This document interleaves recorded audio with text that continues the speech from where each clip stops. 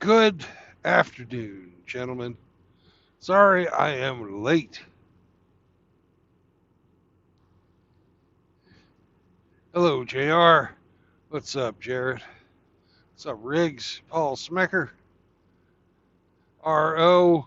Rusty Rivers? Char? That's everybody. Is Emmy here? He's probably here somewhere. Well, anyways, 12 of you guys waiting around for me to get my fucking truck started. Now we're waiting for it to get warm enough because it's my replacement truck, and of course, I didn't bring my fucking ice scraper. So, we've got to heat up the windshield now that we finally have it running. I apologize for being so late. Uh, hey, Sam. Oh, so Flanders sees laptops as sexy.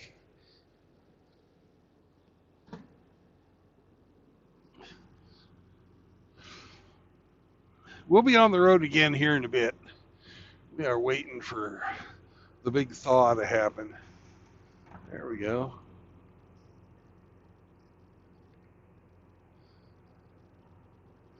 And of course, the piece of shit fucking windshield wiper on this thing breaks. So now I got to go out and fix the fucking windshield wiper. Yay. I love fucking frozen windshield wipers. They're great.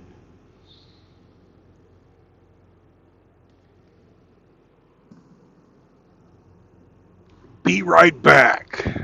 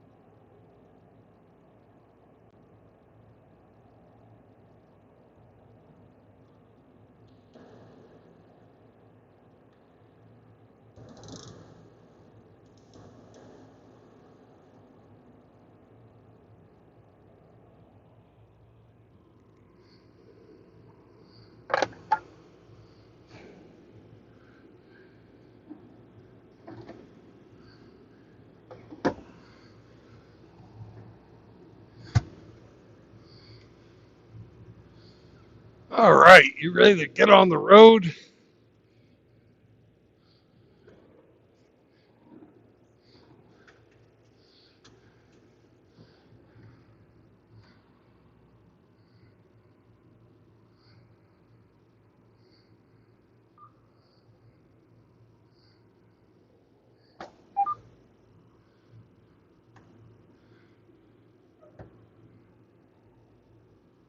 Uh,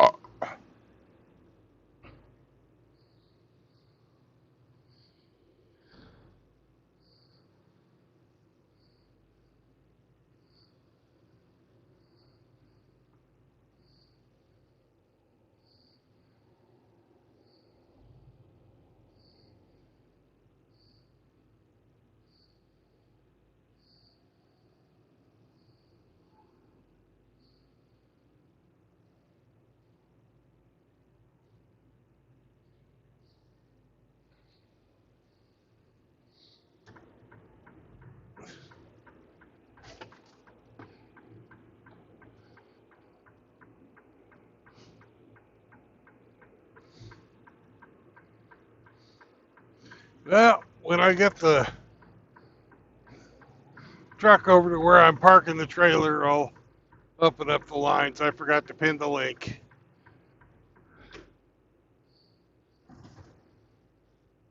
You'll have to excuse me.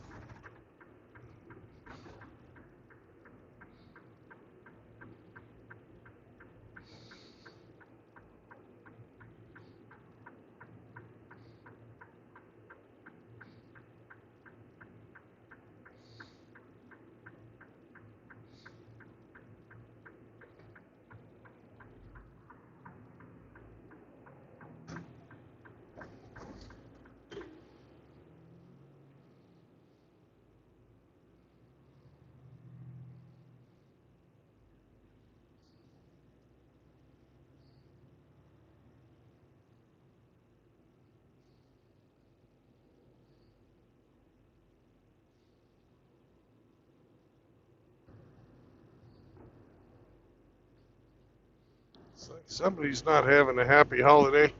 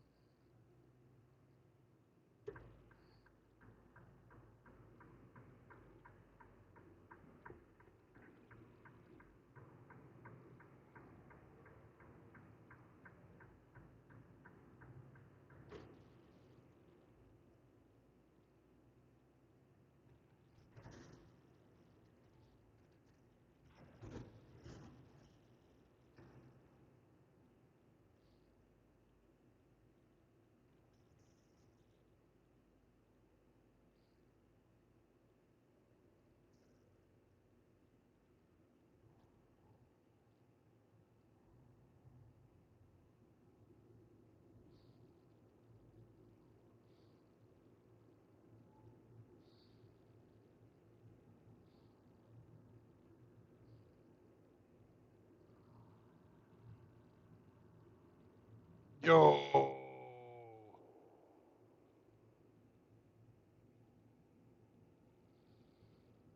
I know we're getting a late start. Outlaw's already up.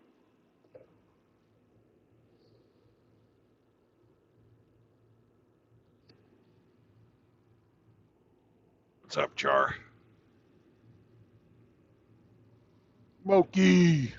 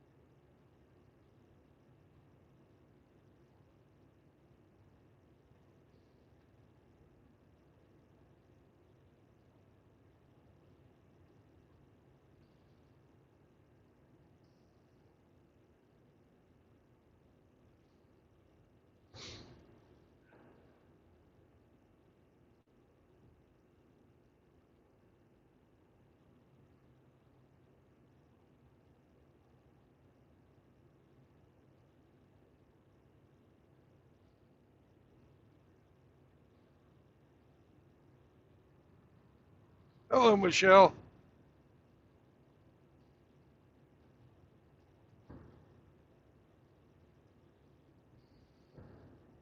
It's going to be about 20 minutes till I open up the phone lines or the call in, the panel, whatever.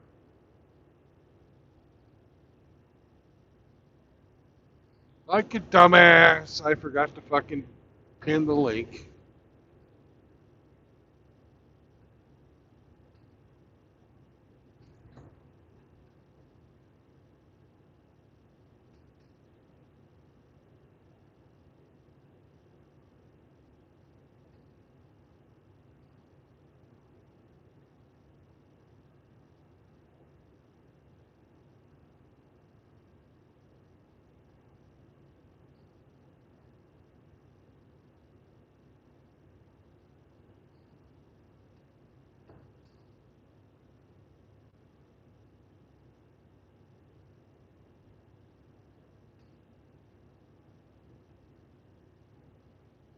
You know how the semi trucks, when it snows, that they get that big old chunk of snow fly off when they're out on the highway? I hope I do that to a Bronco. It's not a Bronco. That's my dream.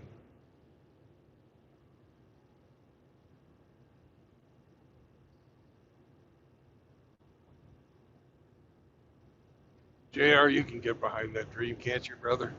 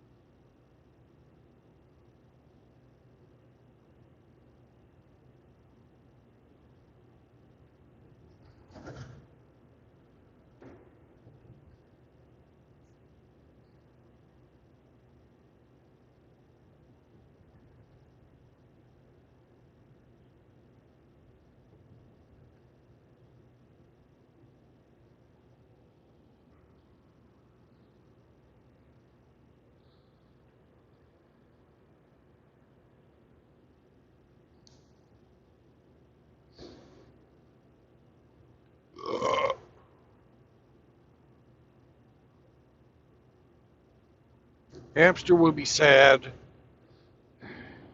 That building that's partially demolished right in front of us was the brewery, Imperial Brewing Company. They're tearing it down. So, no more Imperial Brew. Hell, Hamster probably could have single-handedly kept that place open.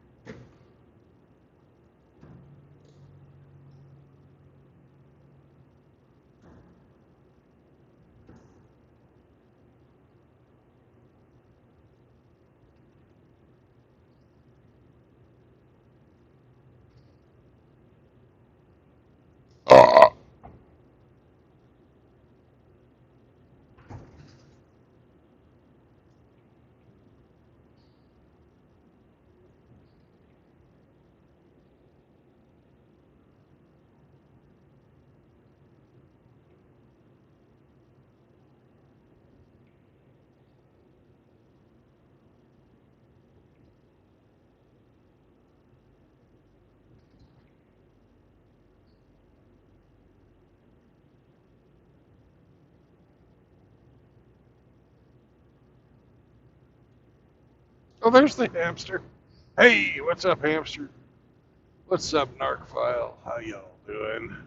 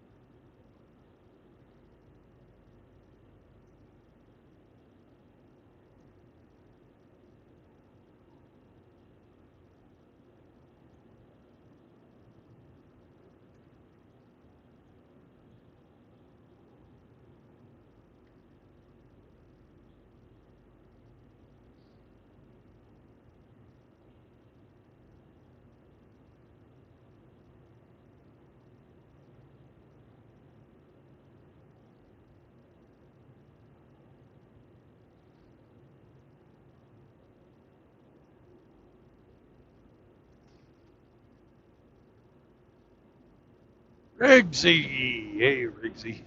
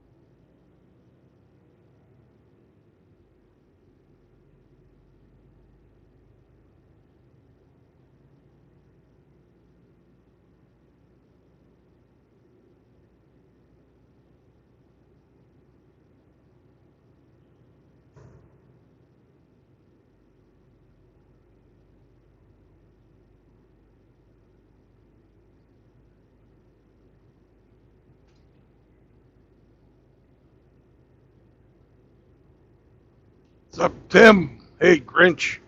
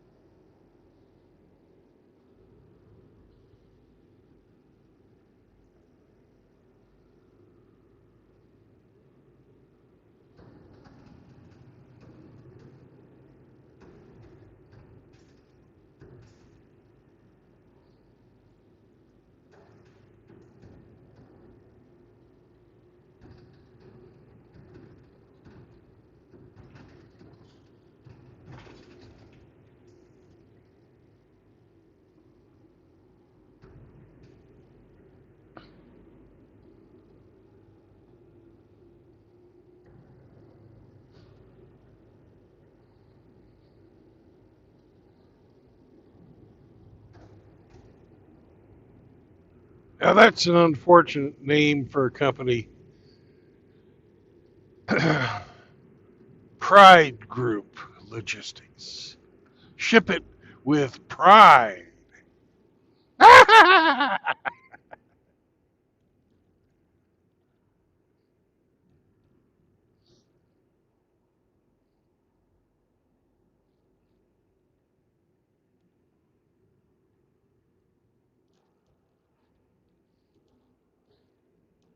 All right.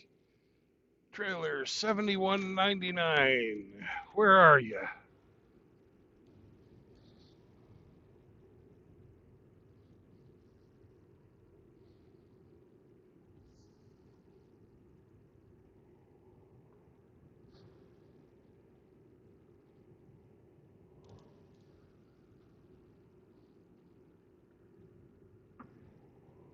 There you are. Right next to this orange truck.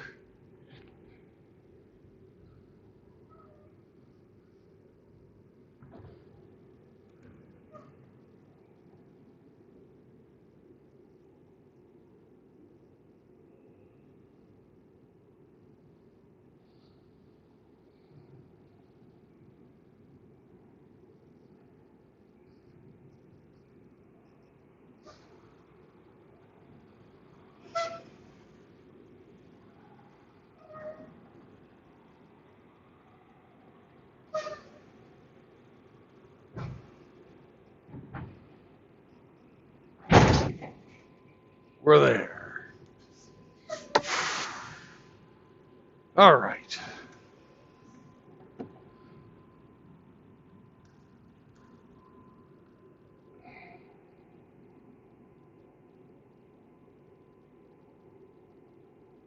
Guests. Invite guest. Copy.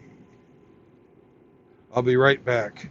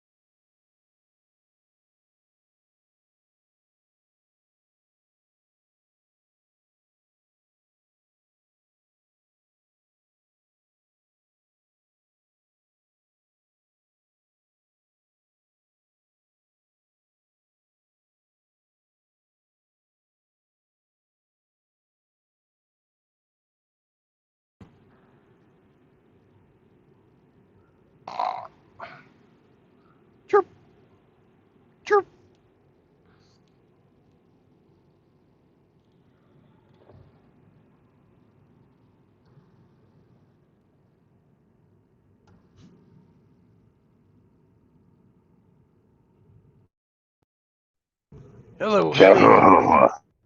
Chihuahua. I gotta go hook up my airlines and electricity and shit. I'll be right back. Okay.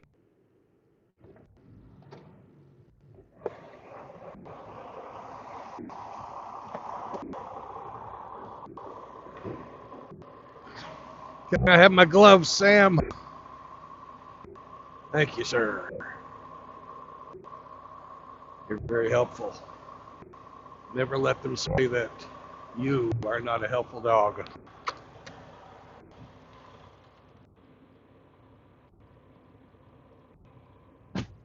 Have you taught him how to hook up airlines yet?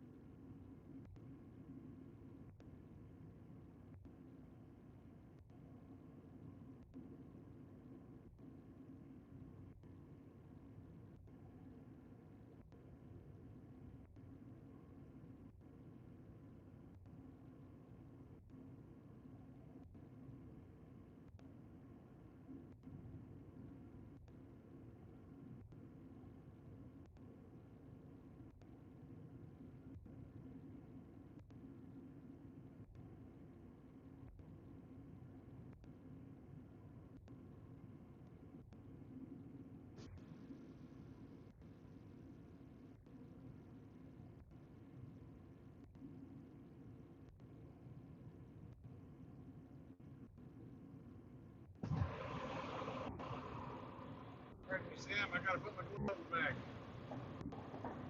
There we go. Ready to roll. Ready to roll.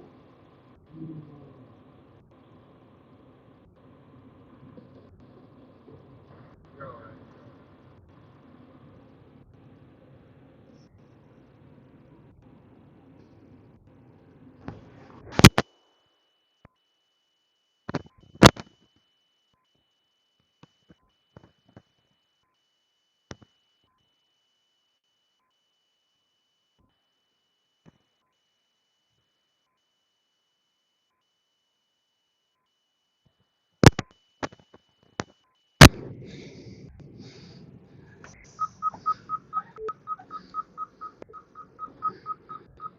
Shut up, truck!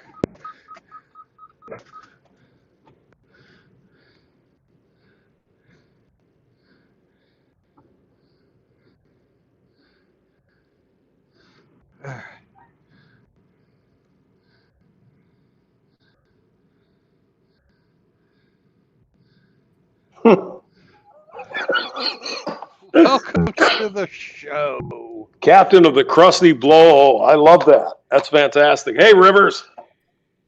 Man, what the hell's going on at this joint? Man, there's some people up in this chat talking shit about my boots. Are you kidding me? Man, you don't talk shit about my boots. I think they did. What about your boots? Look, It's got them talking shit. They got them all crazy up in there. My God. Man, let me tell you something. My boots are anti-moccasin, anti-rattlesnake, anti-copperhead, anti-communism, anti-feminism, and anti-bullshit, and they can resist the blast of a bullet from a .22 caliber gun. Damn. Now beat that. Anti-fouling. Anti-fouling, 2-part epoxy. There they are. Oh, damn. We're getting a foot show here. All right. Cool. Holy shit. I was going to pay for one later, but I'll take these. Solid Kevlar. Oh, yeah. Yeah. Now, these are real pirate boots. And you see, you want them to come up extra high because a lot of times you got ropes that are coming between your legs and they'll hit the boot, you know. That's why that's why the pirates wore very long, tall boots all the way up to their knees. Yeah, but these are the real McCoy guys, so take a They gander. just wore those because they wanted to look like Jamie Davis. You can tuck the sheep's feet into them. Yeah. Yeah.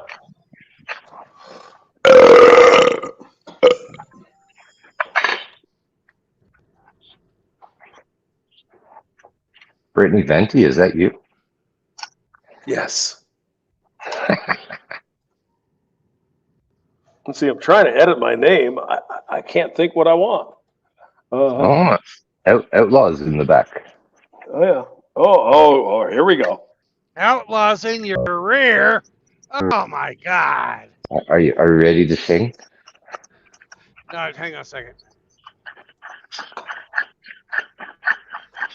I got some serious fucking navigating to do. Try and not drop fucking 78,000 pounds of fucking quarter-inch rod stock. Oh, we don't even have any fucking guessing game today. Oh, you son of a bitch. Well, we already played it.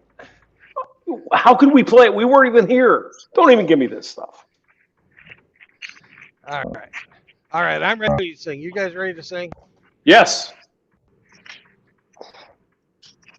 And Hemi, you gotta take care. You gotta take care of the insy outsy for a while. Dude, I can't. My laptop is dead. Ah, your laptop is dead. Okay. It is the sound of my people. Moist.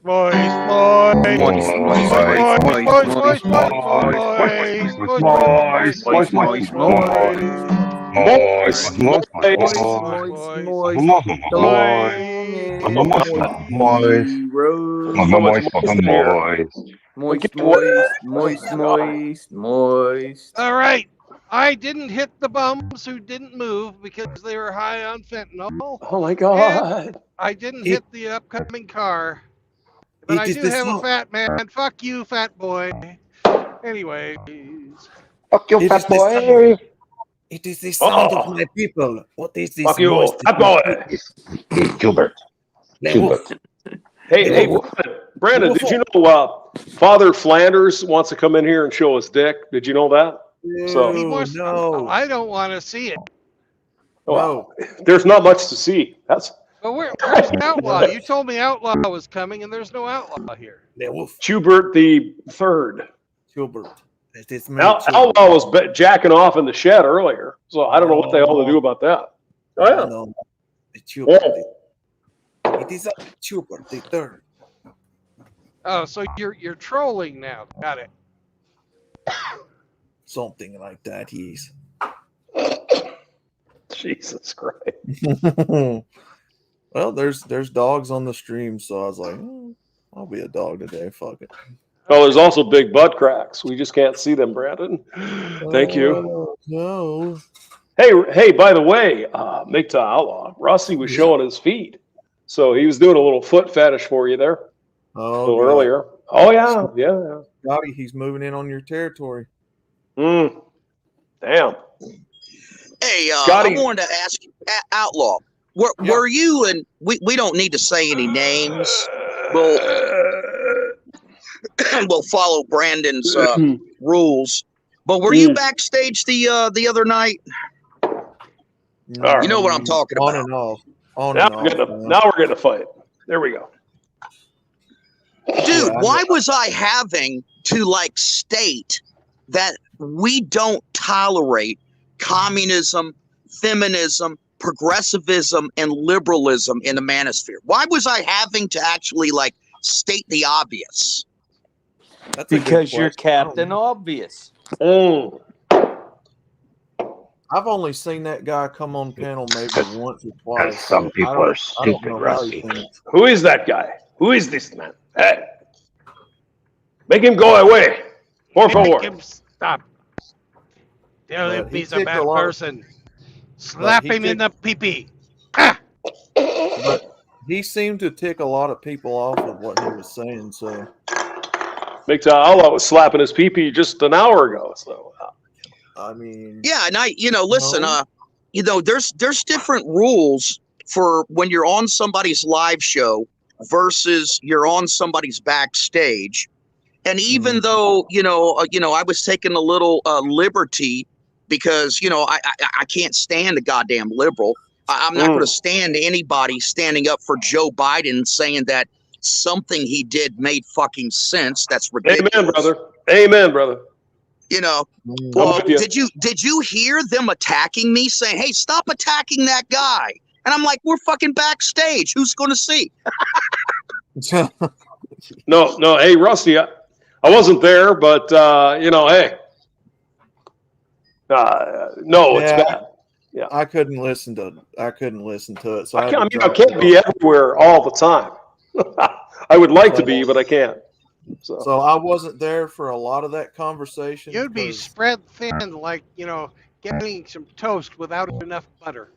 Yeah, it's a very good way to put it. Yes. So, Rusty, I'm sorry. I noticed you didn't come on my stream today, so F you. I was You asleep, communist. man. I You apologize. fucking communist. You goddamn communist. I was asleep. You didn't drop the linky. You could've went on Oh, your but he stream. didn't even show up in the chat, man. I That wanted ain't to the make way to go, We got drunk women there. We got feminism. We got all kinds of shit. He didn't even show up. So I'm feeling bad, man. I'm going to go cry now. I wanted to make fun of the drunk 304s in the police car with you, Hamster. Well, I didn't say anything. Why You didn't were you sleeping. Don't try and bullshit, hamster. Rusty needs a day I off once in a while. Come on. No, I wasn't asleep. I was on a stream. No, Rusty's working hard. I think he posted he's fixing a water heater and shit with 304 somewhere. I don't know. Something. Not yet. But yeah, that's going down today. Tell him, Hamster, I was on your stream today. You were on my stream in the chat, correct. And so was the dope smoking Le Wolf was there. So was Results Oriented. And And you so say was- I never come to your show. Well, you don't very often, but when you do, I get really happy. My dick gets throbbing hard. I was in your channel, your show, and you didn't even say nothing. I did too. Stop it. I said Hey, several hold on a second. Hold on a second. Yeah. Oh, yeah. Captain. Yeah, we got Blades up in here saying this is like being in an old folks' home. Now, hold on a second, Blades. That's not wrong. You didn't know? Now wrong. this may be the Brandon Trueblood Rusty, show. hang on a second, Rusty. Blades, if this was an old folks' home, Red Pill Rhino would be here hitting on the ladies. Dude. Not wrong. Rhino would be hitting up the dudes. It's like, hey, whatever. Just kidding. This is how Fucker, by the way, hey, Brandon, can I tell you one thing? Yes, It's sir. really You pissing me tell off me here one lately. thing. Red Pill Rhino, he drew a whole fucking image of me on his stream on Friday or Saturday, and he didn't invite me. I had a cowboy hat, and I had my whiskers, and I looked all pretty, and he didn't invite me. He invited you know who, man. It's crazy. Yeah, that just Mr. shows True. no respect. Rude. How rude. No respect, man. It's rude, yeah. Yeah. I like whoever started the squirrel thing because that's kind of. Oh, hold on, guys. Uh-oh. He's getting a girl call from his girlfriend. No. His sister. He finally found some Jergens bottle with some extra lotion in it. Right back. Oh. He thought he was out, but it's a Jergens emergency. So hang on. Now, who is Meat Slab? Are you going to say anything, or are you just going to be a meat slab there? That's That Sam. would be me. What's up, guys? I'm just listening for now. Who Just the fuck is listening to me? you guys. I'm sorry, I don't recognize your Oh, voice. Sam Fisher. Sam Fisher. Hey, all right. Yeah. Yeah, Sorry, Sam. Good to see you. it's all good. I changed my name, so you know. Yeah. I like it. It's fucking badass. You know, I agree with Yeah, that. Meat Slab. Yeah, It's from Borderlands.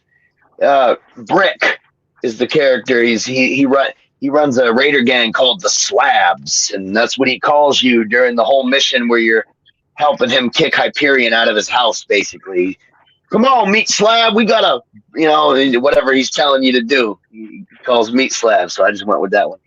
I mean, maybe it's me, but that avatar is looking pretty fucking badass. I like it. It's better than Rusty's boots. I mean, my God. Well, that's actually me. Those boots are kind of gay. The boots are a little gay, yeah. They're a little gay there. Yep.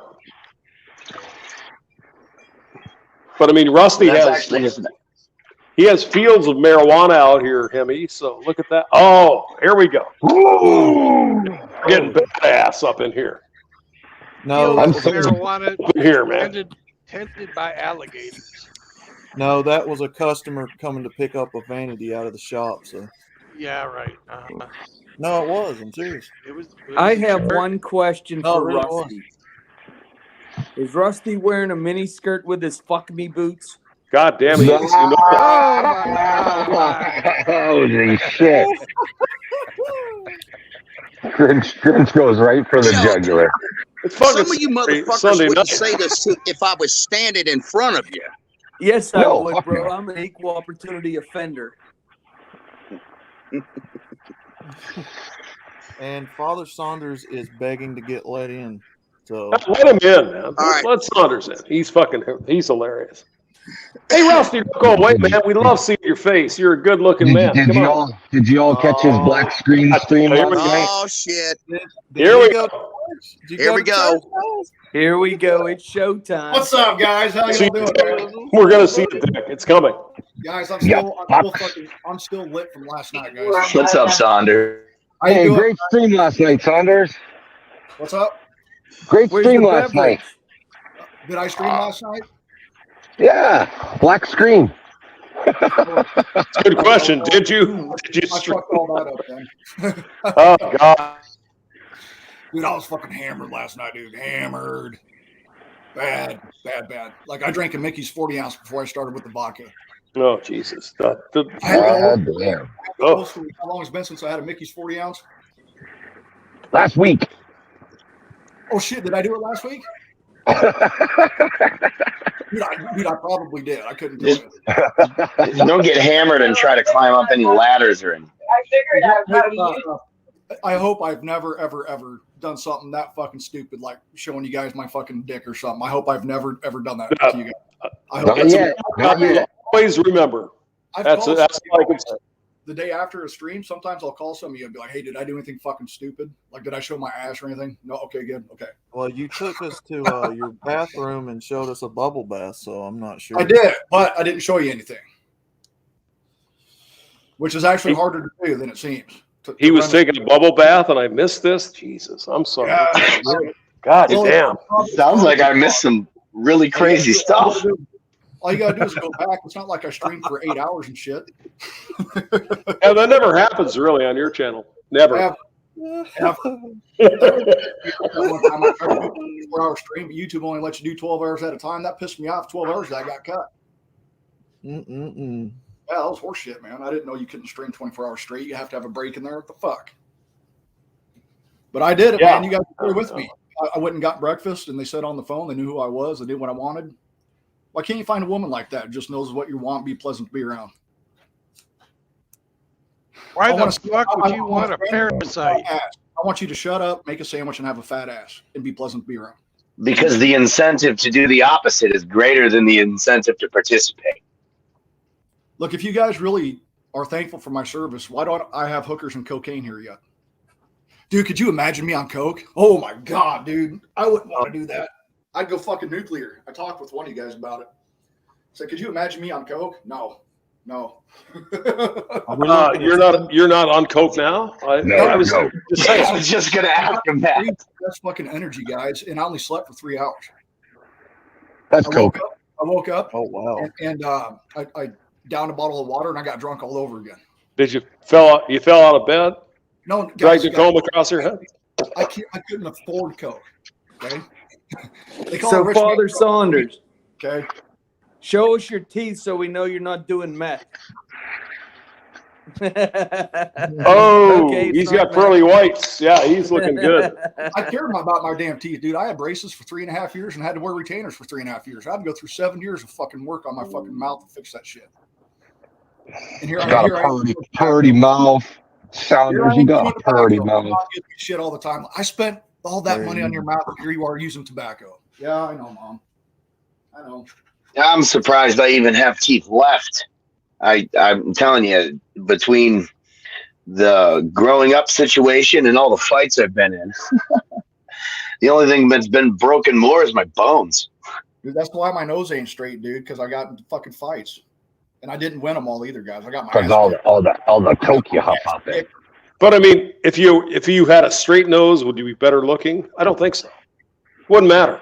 Thank you, by the way, Hamster Sir, for saying I'm a handsome dude. Thank you. Well, I didn't say that exactly, but okay.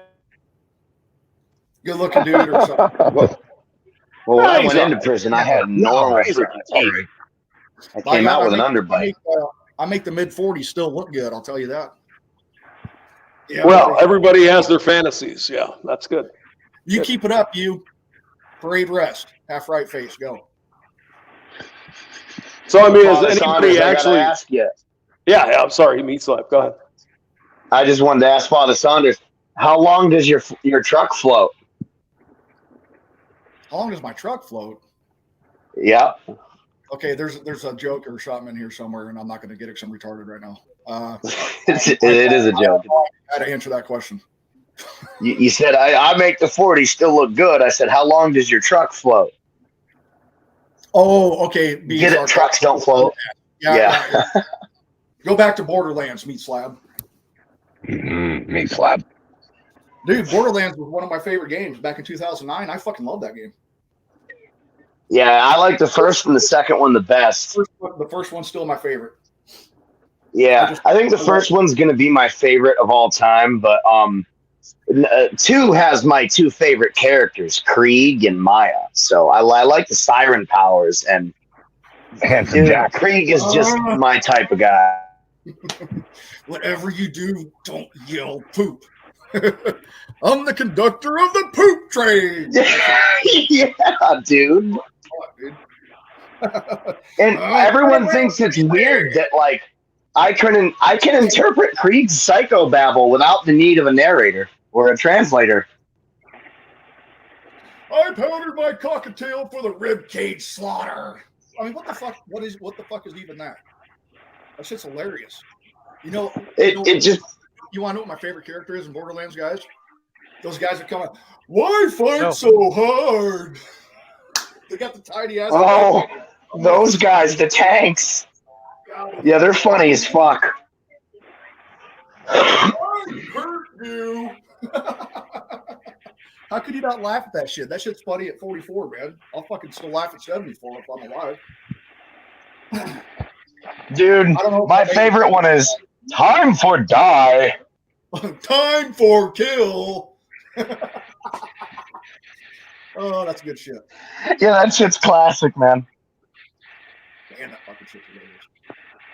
Yeah, I don't know, but seriously, guys, I get these fucking bouts of energy that I have no business having. It's fucking insane to me.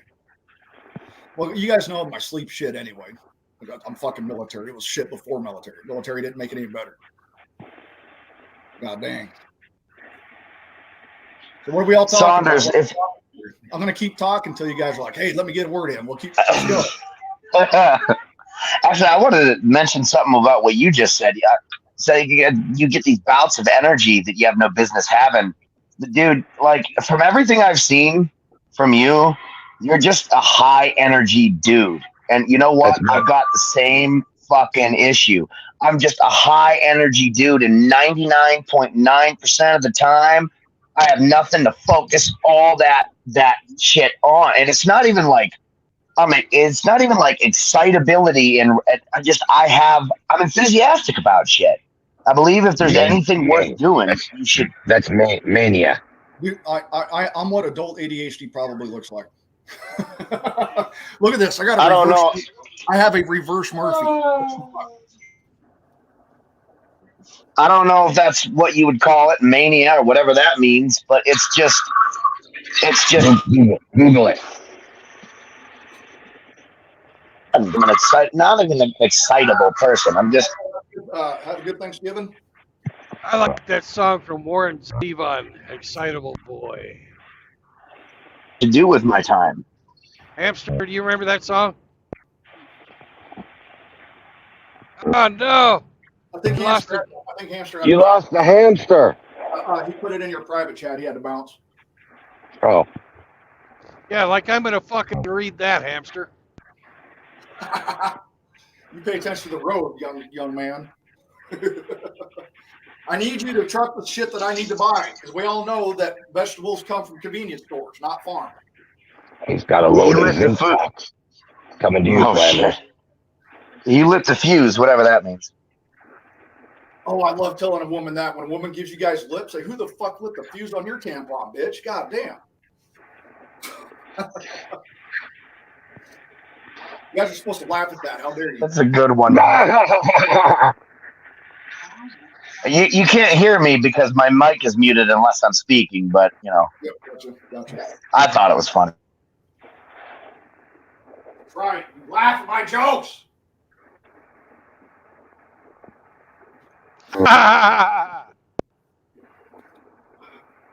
Were you guys there for the veteran stream 2 weeks ago on Reverend 20 Piece? Did you guys check that one? Yes, sir. Dude, it was just a bunch of bald dudes. Like everybody. I was there. Nobody had any hair. Nobody had hair. I had to call attention to it. I'm like, everybody here is fucking bald. Well, hold up, man. I'm not all the way bald. Not yet. I mean, I can still grow hair, but it would be the Hulk Hogan thing, and I ain't doing that shit. Nobody could do the Hulk Hogan look but Hulk fucking Hogan, dude. I would look fucking ridiculous. Could you imagine if I growed it out and I just had the horseshoe? I would look fucking ridiculous. I've recently considered just letting the sides grow out, shaving the top completely, and dyeing my hair orange. Oh, man. Oh, millennial. Even if I had the money, guys, I don't think I would try to do that hair transplant shit. Because if you want to get it done and get it done right, it's gonna cost you $10K just right up front, because you're gonna want it to be done right. And even if it does work, you still have to take finasteride and minoxidil, which can fuck with your dick and shit, to make sure that it blocks the DHT or whatever it is that causes your hair follicles to fucking not be there. I am a bald cell, but it's not over for this bald cell. I still got motherfucking game and looks, motherfucker. Not that I'm looking. Fuck that, guys. If the JJ falls in my lap, falls in my lap. Falls in One blowjob away from the plantation. That's right. And we all have fallacies. But I'm telling you right now that if I did get that BJ, she's out the door. We're not go away. Thank you. Don't even bring her to your house. No, you guys are right. This is my place in Zen. This is my Was it Charlie Sheen that said you're not paying a hooker for sex, you're paying her to leave afterwards? Paying her to leave. Yeah. He's Yeah, now he's got AIDS. Fucking bald cells. Fuck you guys. Yeah. He's got the monster. I mean, it's shitty, but, that's his. No, I just felt like dressing up yesterday because I'm in the same clothes that I passed out in. He should have paid them not to give him AIDS. AIDS? Yeah, Charlie Sheen's got AIDS. Charlie Sheen's got AIDS. Yeah. He should have paid the hookers not to give him AIDS. AIDS, dude. I remember that now. I remember that. Well, I mean, what do you think? If you're sleeping with hundreds and hundreds of women, dude, unprotected, you're rolling the fucking dice, dude. It's stupid. It's just like all these fucking PUAs out there. Fucking, God, have some morality, boys. Don't let a $30 sundress get you on the hook for 18 years, guys. Or for life. That fucker's Life. on the hook for life. He's got to fucking Yeah. take fucking anti-AIDS drugs the rest of his life, or he won't have a life. Yep. Yeah, that's lifetime right there. And that's what I don't understand. It's funny you'd mentioned PUAs.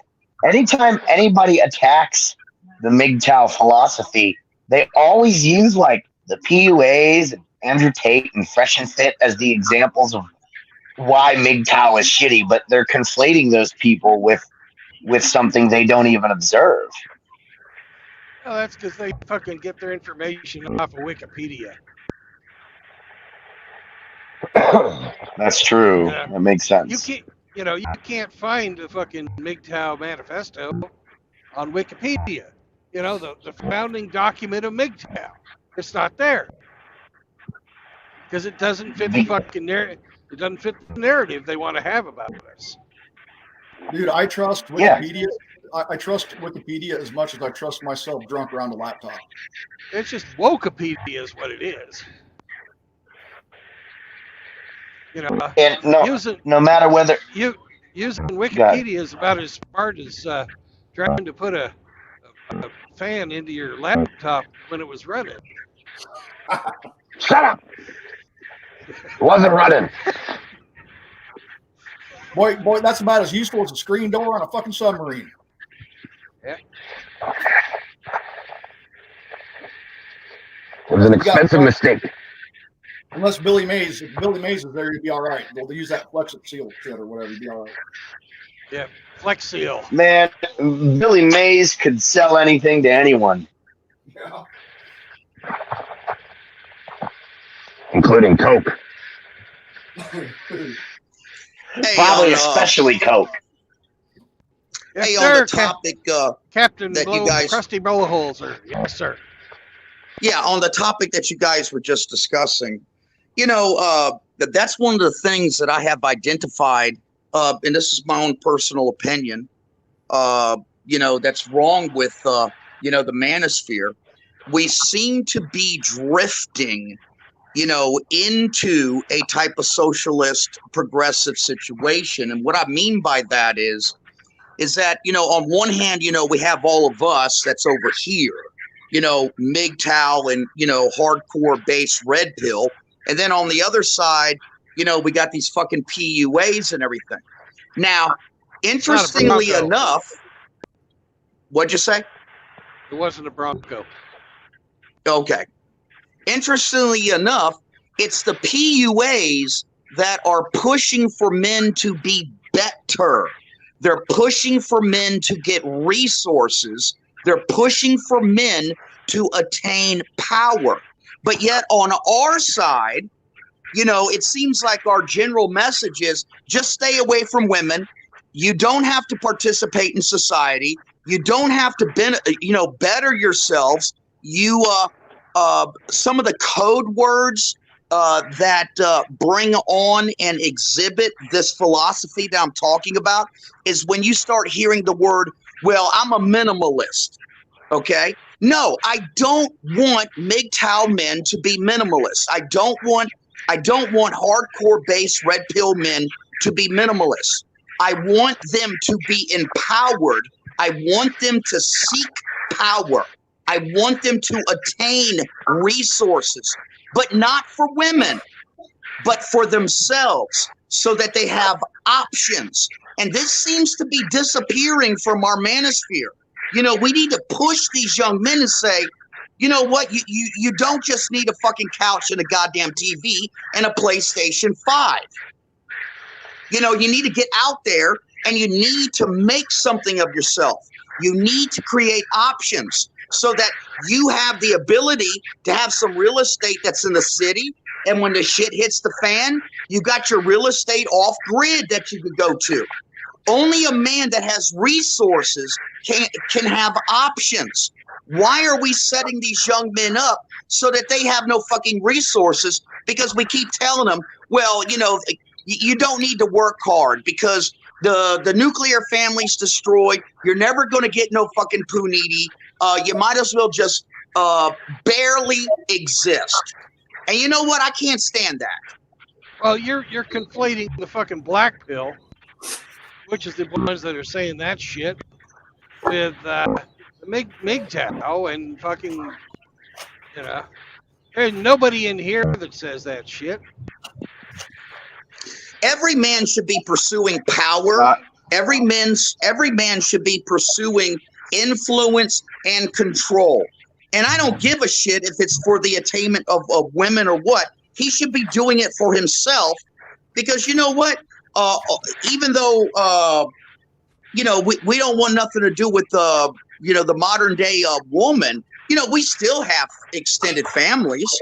I mean, we still have uncles. We got nieces. We got nephews. We have stepchildren. We have our own children.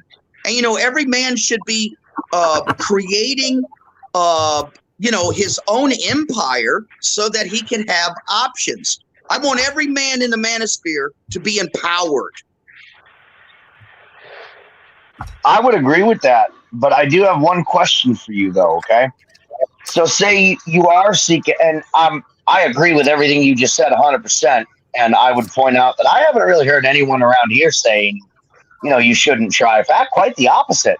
But I would ask you, what about the fact that, okay, to attain such things, you'll have to, in some way, shape, or form, find, a point of interaction with the current system, and then what's going to happen, to get anywhere beyond, that minimalist state, you're going to be expected to play the game, which is likely going to be an expectation that you will compromise your belief systems. How would you say that someone's supposed to handle that exactly? Okay, Sam, I'll answer that question. And it's a very good question, because everything in life is a compromise to one extent or another, except for your religious beliefs. In order to gain power, control, and resources, and to create options for yourself, you are going to have to engage the game. You're going to have to engage the system. But you see, I'm making a huge assumption here. I'm assuming that a red pill guy, he's got the knowledge of all the pitfalls along that highway, and he can avoid them. Yeah, that would be the case, but I meant more along the lines of, okay, so I've recently applied at a plastics manufacturing company for 3 different positions: a machine operator, a maintenance or a maintenance repairman, and I forget what the third one is. It was something to do with shipping and packaging. Anyway, so now let's say if I were to go with that company and I'm there for, 10 years, and I achieve seniority and I get promoted, and at some point the top dog is looking at making me his successor. Well, some partner company comes along and says, okay, well, we're on this woke agenda. You're either going to pay to play or you're going to be fired. Forget not being promoted. You're just going to be fired, right? So what I was meaning more, of course, you're going to have to engage the system. That's unavoidable on some level. I meant more along the lines of, when you're blockaded and you can only achieve a certain level of success without such compromises, how are you supposed to handle that? Because no matter how hard you try, at a certain point, you might very well encounter this, right? And they're going to be like, okay, well, you're going to play, or we're just going to cut you from the company totally. And now that could mean being, ousted for a lot of other jobs that are similar in the area. Kind of like, oh shit, now I forgot the example that I had, but there's been a couple of them recently where people in these companies refused to participate in this alphabet soup crap, and they're not only were they fired, their whole lives were just destroyed. I mean, Yeah, now I obviously have an that's not answer. a good. Go ahead. Yeah, it's I would call it more of a response than an answer. It may not satisfy your requirements, but it's something that I'm reading that Saint Troglodyte wrote in the chats. He said, if you have resources, it can be leveraged against you. I know how I would gain control of you, Rusty. You just told me how. Trog, that is untrue, sir. And I'm going to tie this in with what Sam was just addressing. You see, when I got out of prison, basically, Sam, what you're describing, that's what I faced. Okay. I could not, all of my options, all of my, everything that I could go and do, it was cut off. So I was forced to create my own paycheck. And that's, in short, that's the answer. You see, everybody wants to talk about, well, go over here and get this job and go over here and sign up with them and have somebody else sign your paychecks. Well, the true, I mean, if you, and I know I might step on some toes with this one, but I mean, ultimate MGTOW is you're signing your own paycheck. You don't have anybody directly in control of you. Yes, you still have to operate within the system. You still have to follow rules. But for the most part, you are creating your own wealth. And Saint Troglodyte, I would challenge you to tell me how you're going to take control of me as a creator of my own wealth, a creator of my own destiny, and a creator of my own resources. Go for it. Do you use a bank? Brandon, Tim Elgato's in the backstage. Okay.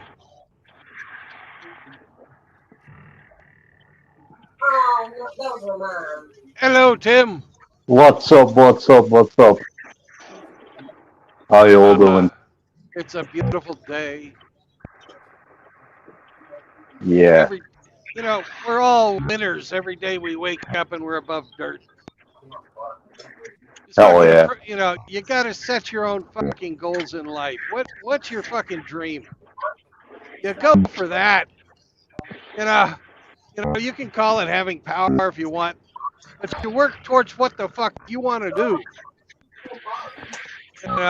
My dream is to reestablish my freaking my arms manufacturing shop. That's my one goal as far as what I would do. You're but gonna have to move out of New York.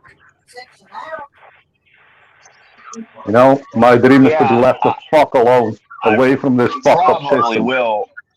The problem I have with that, though, is that would require me to leave my children here, and I just don't. I guess I'm still holding out some hope. There's something I can do to get my children, but I don't know. I just can't bring myself, knowing what is going on with my kids, just can't bring myself to do it. Well, your goals are just long term then. You got, how old's your daughter? 4? 5 now. 5. Okay. The other one's gonna be. So you got 13 years. Get ready. Wait a minute, 13 years to get ready for what exactly? Your dream. The fuck? Oh, I see what you're saying. I get it. All right. Hey, how was my connection, by the way? Oh, your connection's great, Tim. Sounds good, Tim. Let me respond to what Troglodyte responded with. He said, chat, man. Do it in the chat. Oh, you and Mr. E can have your little fun back in the chat. I see. I see. Hey, Tim, okay. What's up? No problem. What's on your mind? I wanted to quickly respond to what Rusty was saying. Hey, I have said, man, go to the gym, fucking work out, be the best version of yourself. And you know why I say this? When shit hits the fucking fan, man, I got big ass arms, I got a 6-pack, I can fucking fight, man. I can defend myself. And I think everyone should be able to defend themselves, man. I mean, there's only a matter of time until this whole system goes to shit. So betterment of yourself is an important part, man, and physical fitness is an important part. The same with fucking mental health. Also, working out improves your mental health by a lot, man. I mean, there's a bunch of upsides to doing that. I agree. I would like to add to Physically, that real mentally, quick. spiritually. Go ahead. I was just going to add, that's great, and I agree. Physical and mental health, and being, exercising and all that. That's fantastic. But don't forget to read, man. Don't forget to study shit. I mean, and don't forget to train with your gear. All that fancy shit doesn't mean a thing if you don't know how to use it. Even if all you're doing is just you're rigging up and just going for a jog in your gear. You're used to carrying it. Your body gets used to, Yep. like, at this point, sometimes I gotta double check if my sidearm is still on my hip or if my blade is still up, because I'm so used to the weight being there, it feels unnatural for it not to be there. You know what I'm saying? You got to focus on your I equipment know. usage and your brain power too. I know exactly what you're saying, man. I used to do like carry weights and stuff when I walk my dog, and nowadays I need to check if I'm even carrying a weight, man. I know exactly what you mean. But you're right. But again, the brain is also a muscle, and it needs training. Well, Tim, I would respond to you by saying that, number one, I agree with everything that you said. However, it's a 1-2 punch. Okay. Not only is it the inches of your arms, it's the inches of your wallet. Okay. If you're only focused on the physical, and if you're only focused on the monetary, then you're doing it wrong. You need to be focused on both. Actually, you need to be focused on your physical, your mental, and your spiritual health. In mental health, I include fucking, exercising your brain in that. But you can't forget your spiritual health because you've got Yep, to that's have the important. morals. You got to have the morals, ethics, values, and fucking principles to live your life correctly.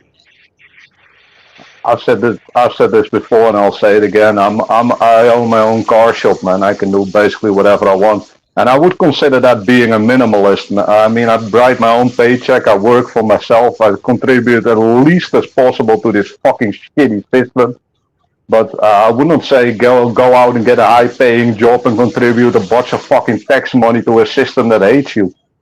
Also, always make sure that you work for yourself and pay yourself, and make sure that everything you do is for the betterment of yourself and not the betterment of this shitty ass society.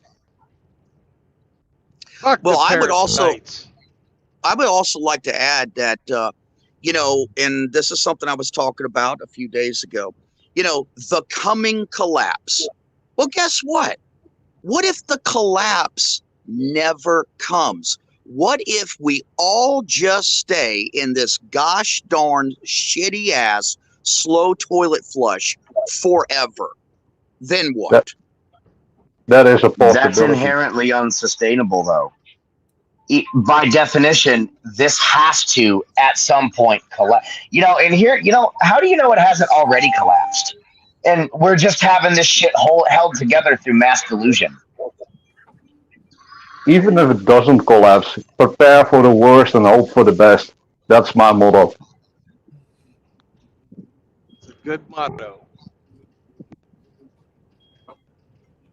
I mean, I have a bunch of fucking survival supplies. I'm not gonna tell you exactly what, but I'm ready when the fucking shit hits the fan. But I hope I never need it, man.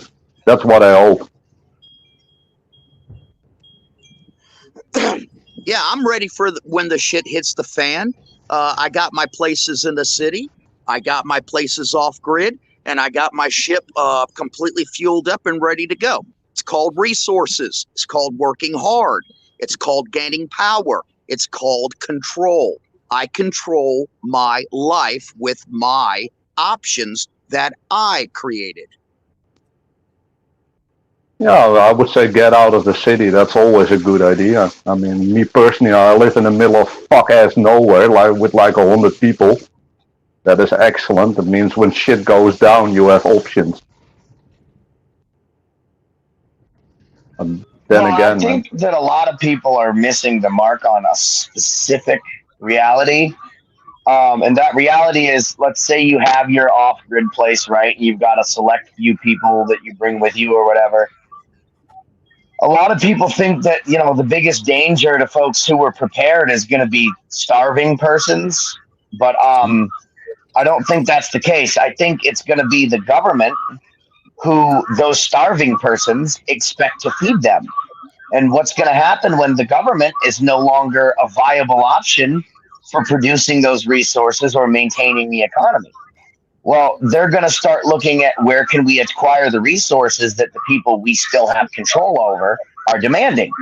Well, they're going to look at people like us, people who have food stores, people who collected the knowledge and the resources and the preparedness levels that we achieve and seek to achieve. And they're going to start coming after the preppers. It's not going to be starving people. It's going to be the government desperately trying to maintain control in a failed system. And they already have the MRAPs and the guns and all that. They're not going to have the same limitations that those who are starving and we do. Hey, True Blood, can you give me a little leeway with Trog, or do you want to keep me from responding to something he said in the chat? Well, I just didn't want you guys fighting back and forth while he's in the chat and you're up on the panel. You know, well, type shit to him. Dude, you know I can't fucking type. I can't hardly see. Come on. Well, but Rusty, the point I was trying to make is when people talk about minimalism, is that's mostly what I mean by that. Do not contribute to the shitty ass system. It doesn't mean sit on your ass and play video games. Yeah, Tim, listen, in your particular case, I completely get you, brother. And I understand that. And for the most part, you know, I link up minimalism with stoicism, and I understand the philosophy completely. It's only when I'm talking about linking up minimalism with other characteristics that it becomes dangerous. It gets tantamount to a socialist type communist situation. Yep. And that's not what we're about in the manosphere. We're about capitalism. We're about pulling up your boots and working hard, you know? Yeah. And that's for I ourselves. I agree. But keep All in right. mind, man, survivalism is working hard, man. You can't sit on your ass and say, give me that, when you need to catch your own fucking food. Yeah. Yo, Rex. You know. Hey, Oh, yeah. Shinobi. And Mr. E, hop on, bud. I know you've been on the panel before. Come on in and talk to Rusty. That way he can get this off his chest, and you can get what you got to say off your chest. And you can shake hands and go have a beer. But I have to say this, though, we got a bunch of infiltrators as well, man. I mean, we all know who they are. And not Oh, you're speaking damn about right, Tim. I'm You're not damn speaking right, about Tim. the same person, but I'm speaking about two other people. And they like to get all kinds of fucking woke bullshit in here with the fucking Transformers and the fucking gay shit. I mean, we gotta keep the fuck out of that, man. Agreed, Tim. You know, it's a dirty, rotten shame that I'm on a panel, even though it's backstage, it's private. There's some pretty fucking big names in the panel, and I'm having to declare, hey, listen, the manosphere is not about communism. It's not about feminism. It's not about socialism. And we sure as hell ain't going to fucking praise Joe Biden. You know, that's a dirty, rotten. Yeah, it's a dirty, rotten shame. I got to do that. I'll say it here, man. Fuck Joe Biden. I don't give a fuck. I mean, I hate everything that man stands for. All the world's leadership is garbage right now. It's all corrupt bullshit, man. That's exactly what it is. Hey, but listen, we do have hope, guys. Did you see the election of the president of Argentina? Did you see the election of the Dutch president? Yeah, These are yes, I fucking did. red pill based bastards, man. Oh. He ain't that red pilled, man. He's conservative. He ain't that red pilled. Well, I know. you know what I'm saying.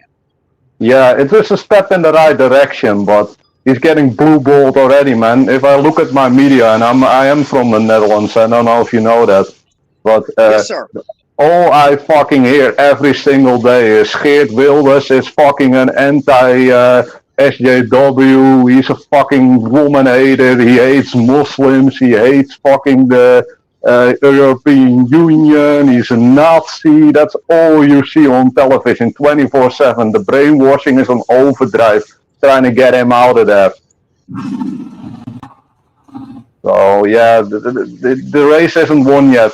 It's a step in the right direction, but like I said, he's a conservative. I would not consider him red pill.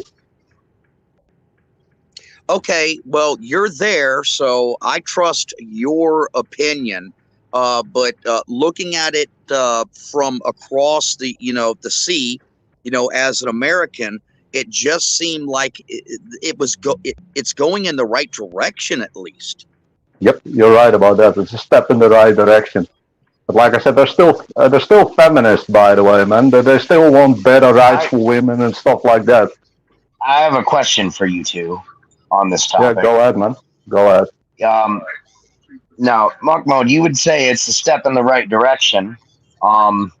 Yep. Rusty thinks there's still hope because of this guy or whatever, but I have a question that maybe might kind of give you a different point of view. What incentive do any governments have to actually heed our words? And when I say incentive, what I mean is... No, they don't. What's up? They do not, because we don't live in a fucking patriarchy. We live in a fucking matriarchy. Bingo. And, there is absolutely no fucking way that we will ever get political fucking power fucking with the current system. It's going to require an active revolution to completely usurp the fucking mechanisms of power that we all have to fucking deal with. And if you think that just this guy gets elected or that guy gets elected, things are going to change, you're fucking jacking yourself off. Thank you. Let me quickly say this. We have something called the European Union. Even if we, as the fucking Netherlands, tomorrow say we're going to take women's rights away, let's say the guy fucking decides that tomorrow, then the European Union will swoop in and it's like, oh no, we have the final say in that. You're going to reverse that law immediately. So what the fuck is my democracy worth? It's worth fucking nothing. Do you understand the European Union is the guys with the last word, and those are fucking all the one world government type people. Globalists. Yeah, people like Klaus Schwab, that says enough. Well, that's what I have always been saying. I mean, it's no longer North versus South. It's no longer conservatism versus liberalism. It is globalist versus nationalist. And the only reason why I brought up those two points of those two different people getting elected is that it is a telltale sign that people are in general rejecting this globalist agenda, and that was the hope I was talking about. Globalist, nationalist, it doesn't matter. It's all still the fucking gynocracy. Just two fucking two sides of the same fucking coin. Yeah, I would agree with that. Here's the problem that I see a lot of people when if this guy gets elected or that person gets in office, things will be different. Well, everyone said that about Trump, right? Oh, I'm going to drain the swamp. And nope, he ended up playing the game. I would prefer to take the guns now and worry about rights later. Now, there are more rights than just the Second Amendment, but if he can say that about the second, why can't he say that about the first or the fifth? Or, any of our personal individual rights? This is the problem. That statement alone tells me that one of the most supported political figures in our country, doesn't know, number one, what rights are, nor does he understand how our country was founded.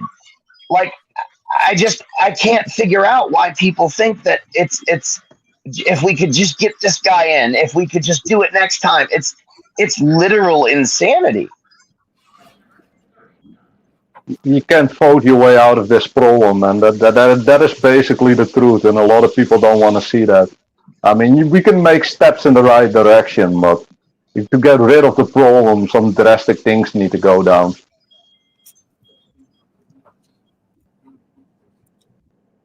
Hence why I say the people of the country need to be educated enough to know how to control this government at all times. In my opinion, there's just too much corruption. That's the real problem. People fucking there for the paycheck and not for their country. Hey, so let me ask you this. Are you guys rejecting the core definition of nationalism, which is borders, language, and culture? Is that what I'm hearing? No. No, at not least really. not from my end.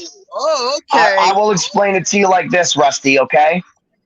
All right. You're familiar with the gun tubers, I'm sure, the people who get on there and they screech and squeal the loudest about I will not comply. Meanwhile, they sit in front of a wall of NFA items they paid a shit ton of tax stamps and got a shit ton of permission slips to own. So here's the question. If national, because I'd say these guys are pretty fucking nationalist, it's about as nationalist as they get. If nationalism was the answer, then how come these guys' movements hasn't done more? To push back the idea that government, they don't have the say so over our rights, but we still got to let government, do its thing to keep quote unquote dangerous people from being armed, when that's the whole point of the 2A. And this doorway, once opened, leads to a whole slew of other civil rights violations, as we have readily seen.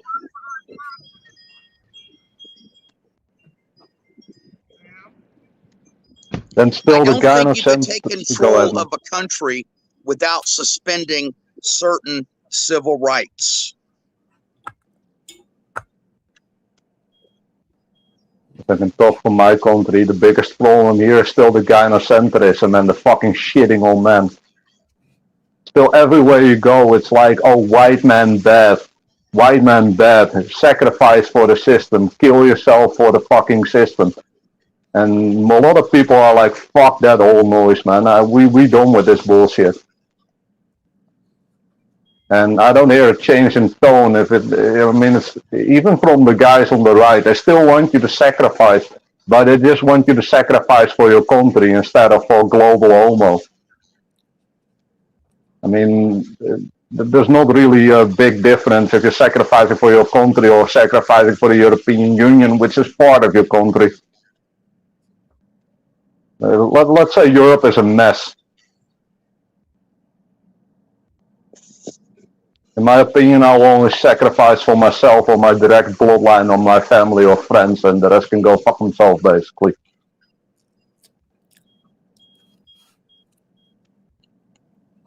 It's maybe a harsh thing to say, but it's not my mess to clean up, basically. I did not screw up my country, and why should I help clean that up? I mean, I want to help clean it up, but every time I do something, it's like you're not allowed to do that.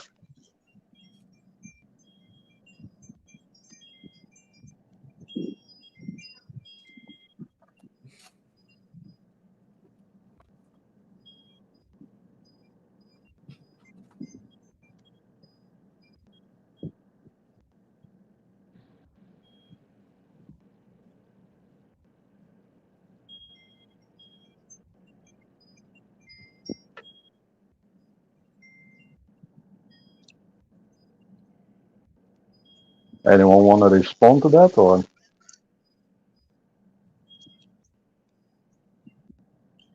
Well, Tim, the only thing I got to say is that as long as there is a government whatever form it may take, we are always going to complain. Somebody is always, their rights are always going to be curtailed. And the only thing that I'm advocating is that a patriarchal system needs to be reestablished in Western civilization for the continuity of the ideals that the ancient Greeks came up with a long time ago. You know, there's nothing new under the sun since the ancient Greeks. And, we've tried this democracy thing. We've tried this democratic republic, and it just seems as though, it keeps falling into the same pattern, of giving into matriarchal influences. And the only thing that I'm advocating is that men need to take control of their own lives, and they need to become empowered. And only through empowerment can change take place.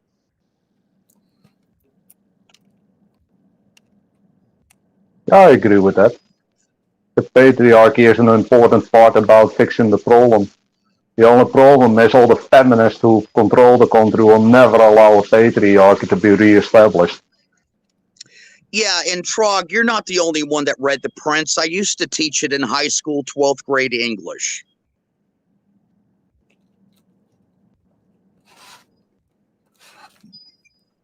I mean, I'm going to be honest with you, man. I've been monk now for, I think, around 15 years. I've decided a long time ago, like, when modern women are so incredibly entitled, I'm just not going to fucking do anything to help the system. I'm going to help myself and make myself the best possible version. And yeah, that's basically all I can do. Yeah, I agree, Tim, 100%.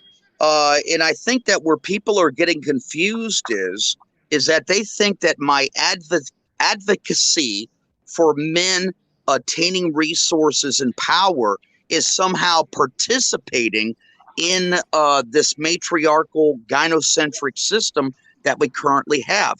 No, you can participate in the system and still deny the matriarchal gynocentric system and make sure all those resources end up in your control.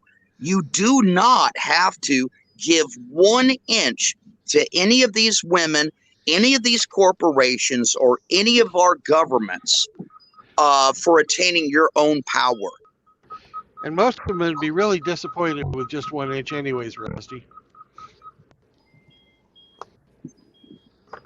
That's funny.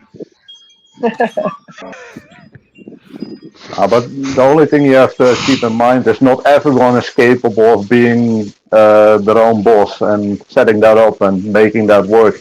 And if you're working for a business, then you are subject to the fucking woke bullshit of that business. I mean, they want you to toe the fucking woke line if you're dependent on your paycheck, and if you're dependent on your paycheck to pay for a house, let's say, then yeah, you might be persuaded to not give up that job because you need the fucking money to pay for the house. Yeah, and keep this in mind, and I'm speaking to True Blood specifically. He's participating in a system. He's paying taxes. And anybody that acquires land, they pay taxes too. They're participating in the system. Just because you're participating in the system and going along with the rules does not mean that you are acknowledging it, that you're condoning it. It just simply means that under the current system, you're playing the game that you need to play. All of us have to pay taxes, period. I think they call that implied consent, though, or passive consent, or something like that. Exactly. But here's the thing, though. Here's now, I'm not knocking anyone who works, for a company or whatever, because I'm trying to do the same thing, because you got to start somewhere, right? Yep. Well, here's my thing, right? So let's say I become my own boss. My first instinct is going to be like, I'm not giving shit to the IRS. Now let them find out, and a bunch of armed gunmen will be sent to my home to take my stuff. So even if you become your own boss, your autonomy is severely limited. And I think that goes to speaking what True Blood said, and this is why I agree with what he said on this instance 100%. It's going to take some really harsh shit. And I think that's why no one wants to confront it. Nobody wants war, man. No sensible person anyway. You know, that's why no one wants to acknowledge it, because it's an ugly reality. And I don't think it gets any uglier. And nobody wants to be forced into a situation where they have to wage war against their fellow men. But at the same time, I don't see another way out. And that saddens me deeply. Sammy, guard the truck. If anybody comes in, you Anybody fight who says they want war has never him in the fought balls. war. Okay, Sam? Good dog. Good dog. Can you guys hear me? I mean, personally, That's why I'm ready for it to happen, because I just want everyone to stop delaying the inevitable. I'm ready to face it. I don't want the nasty things that are going to come with it. I would just say that I'm ready to face that responsibility, as all men really honestly should be.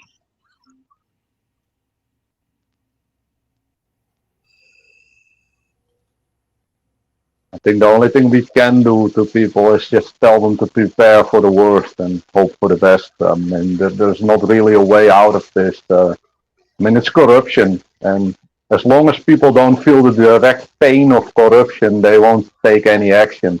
You basically get the government you're tolerating. If you tolerate a really bad government, because why would I do something? Then basically you get the government you tolerate. It's sad, but it's true. But then again, you don't want war either. No, you don't. And like Rusty was saying earlier, like, there's always going to be somebody's rights that are impeded, that are, whatever. Yep. That's true. That's true. There's always going to be some fuckbag who wants to prey on other people. But that doesn't mean that those of us who know better shouldn't try to. I mean, so the problem isn't that their rights are abridged. The problem is that when it happens, there's no recourse. There's no real recourse, specifically here in America. The problem is corruption. That's the biggest problem, basically. These people can do whatever the fuck they want for a bunch of money and just get away with it. Because that's basically what they want. They want money, and they call it lobbying, or they call it making a donation, and then they're gonna do whatever the hell that big factory or whatever the hell is giving the money wants. That's basically how it works. Well, I call it what it is: legalized bribery. Yeah, that's basically what corruption is. Yeah.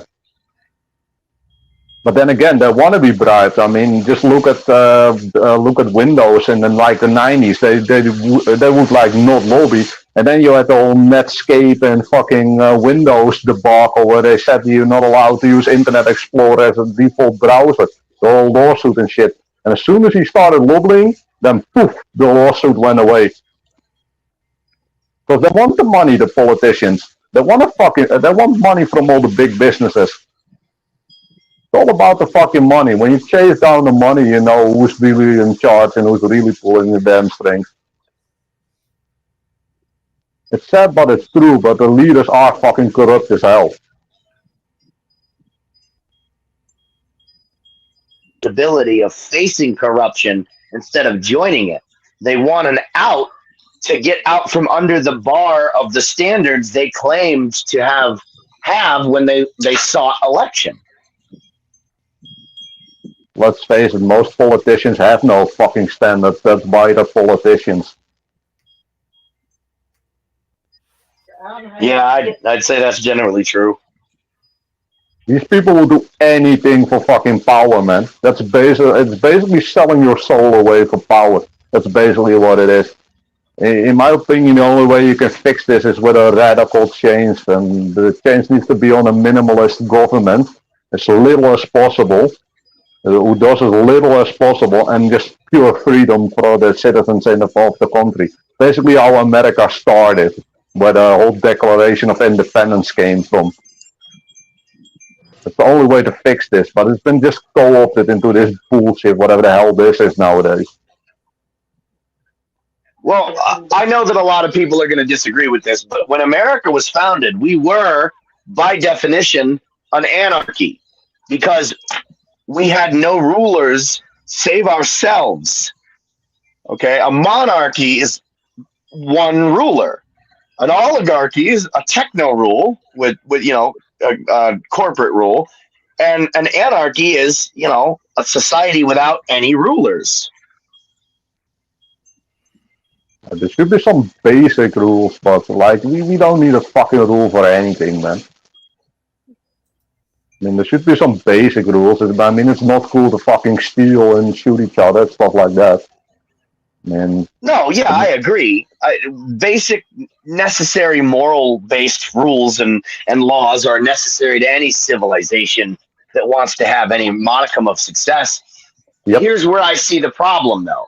Once you start getting all this micromanaging bullshit, okay? Like, here's a good example. Telling a grown-ass person how and where they have to store their arms and ammo. Telling a grown-ass person how many, of a specific item they can and cannot own or have on their property or something like that. We start to get into all these little nitpicky bullshit laws. And what are they for? They're nothing more than to create revenue for the government. I mean, yes, you got a good point there, but what I have an even bigger problem with are all the fucking damn little rules about what should be taught in school. Because that's basically Marxist indoctrination, what they're teaching the children. They're teaching them how to be a good NPC and how to make a bunch of money for the government and to fucking hate the fucking conservatives. That's basically what they're teaching in school nowadays. I mean, I think that's way worse, man. The laws that are on the books are basically what people should be able to know when they leave school. They know if they get the fucking children, then yeah, they can be in power forever. And they basically co-opted the school system to serve their fucking evil ways. Keep that in mind. Well, I mean, growing up, I can't tell you how many times I heard the mantra, just do what you're told and you'll be okay. Oh, I got another one for you. Just work hard and then everything will come your way. Or if you grind hard enough, you can get any woman you want. I mean, I've heard so much fucking bullshit. It's all fucking bullshit. It's all, and keep in mind, the whole fucking civilization is built on the back of men. That's the whole civilization runs on the sacrifice of men.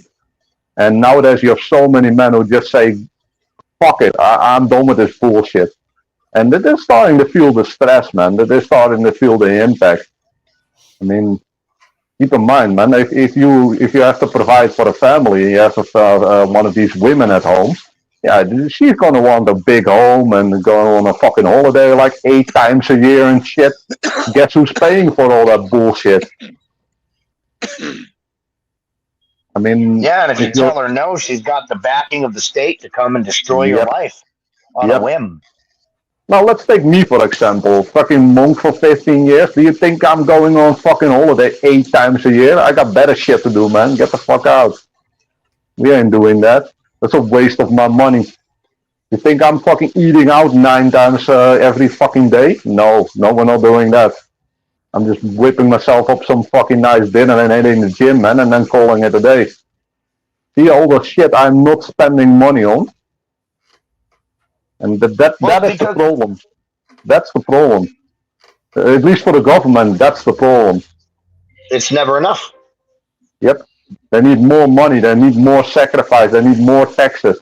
Because if I would have a girlfriend, there's like 8 times more places they can tax me on. When I'm eating out, they can tax me on that. When I'm going to the groceries, they tax me on that. I need a bigger house to house her in. They can tax me on that. When I'm going on holiday, they can tax me on that. all about money, man. More, more, more.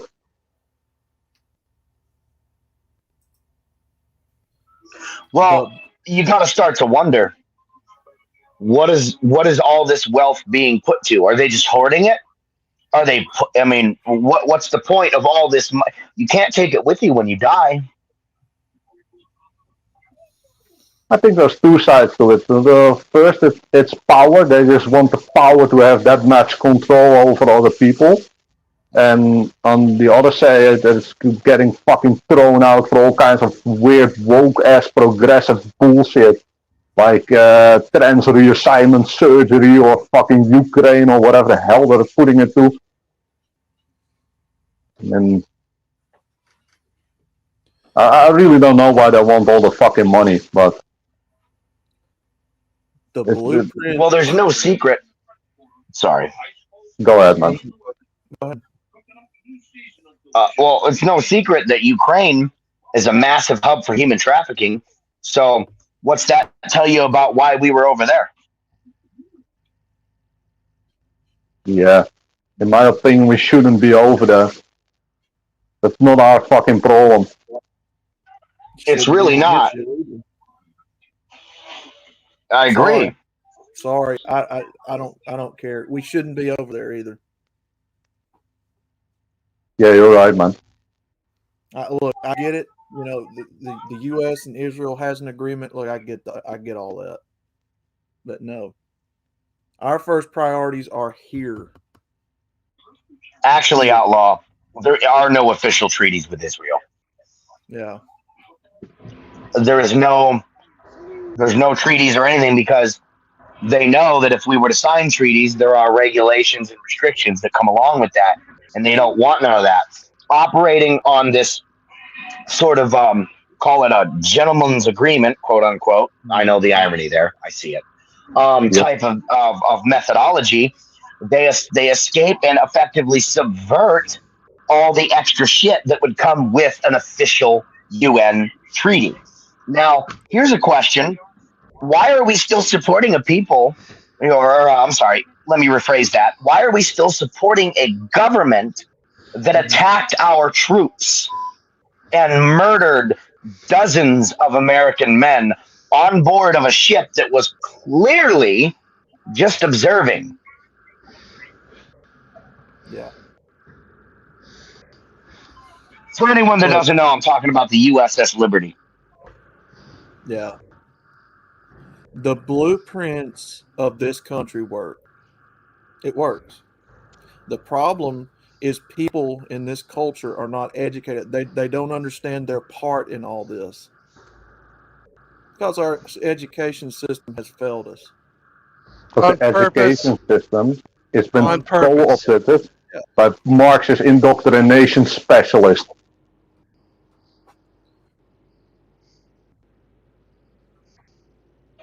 Outlaw was provided a pretty good video on that by someone on one of his streams the other day. Was that the Thanksgiving stream, Outlaw? Yes, that was David Smith, I think, that provided that. Yeah, that's right. That's right. Was that the one with Yuri Besmanov in that? That's it. Yeah, that one was That's the amazing. one. Yeah. Yeah, that one is good. Yeah, I saw that video. For anyone who hasn't seen it, check it out. Is everyone here familiar with John McAfee? I've heard about him. Mm-hmm. He was over in an Italian prison. They got him for quote unquote tax evasion or some shit, I think. He was coming up with a blockchain thing, some kind of software that would make digitalized currency possible, but impossible for the government to control. And he knew they were going to kill him, and he was open about it. They're going to kill me. They're going to Epstein me, And sure enough, some number of weeks later, he was dead in prison, and they reported it as a suicide. They killed him because he was doing something that would remove their power to a certain degree. Mm-hmm. It's all about control, man. Anyhow, guys, I'm sorry, but I have to dip, man. It's been nice talking to all of you. Hell yeah, bro. Hi, Tim. Hey, peace Have out, a, man. have a See you later, great man. day. Yeah, you too, guys. Peace out, stay based, and MGTOW for life, brothers. Yeah. Later on, Elgato. Have a good one, sir. Yeah. That's a base fucking cat now, I'll tell you that. Smart cat.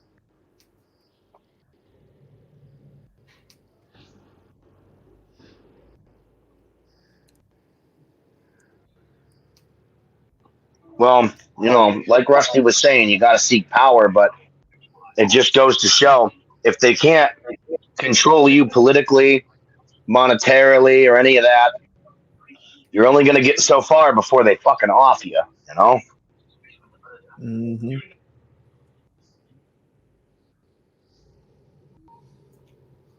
Bunch of freaking weirdos around here. Yeah, bunch of fucking weirdos.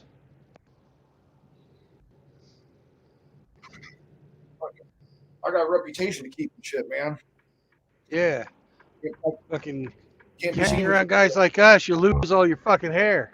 lose all my hair, dude. Yeah. It's already happened. Well, Brandon keeps letting degenerates like me on his panel, so. His original hair loss came from excessive masturbation. No, it's called marriage. I'm going to stick with my statement because I've been married twice and I got more hair. You do have a full head of hair. I'll give you that. That's a really good point. You can come to my studio and I will hook you up with a toupee. I'm pretty much have already embraced my baldness a long time ago. We Just we don't fucking follow rated- Outlaw we into any rated- sheds. Uh-oh. We rated Rad the other day and asked him if he wore a toupee in real life. Everybody went in and rated him and asked him that. That was fucking funny as shit. Hasn't he worn one on his stream before? A wig? I don't know, probably. He does all kinds of crazy shit. I think he's done that once. It looked like a like your typical like 90s haircut type thing. Yeah. Fucking thing. That and that Just fucking top hat that he has, that fucking thing's fucking funny. Big ass Just fucking as a joke, I've been trying to get Scotty to wear a Bob Ross wig. So, wig. Oh, I know one. I know one way to get Scotty to wear a wig, but it won't involve his participation in it. Billy Von Baum can put a wig on him in a picture. Oh yeah, he can do a lot. He can make me look really pretty. Mm-hmm. Man, I respect the hell out of y'all that can do computer shit. I mean, I'm trying to learn how to mod Halo maps, and this shit is just so far beyond me. How y'all guys do that is just, I don't know.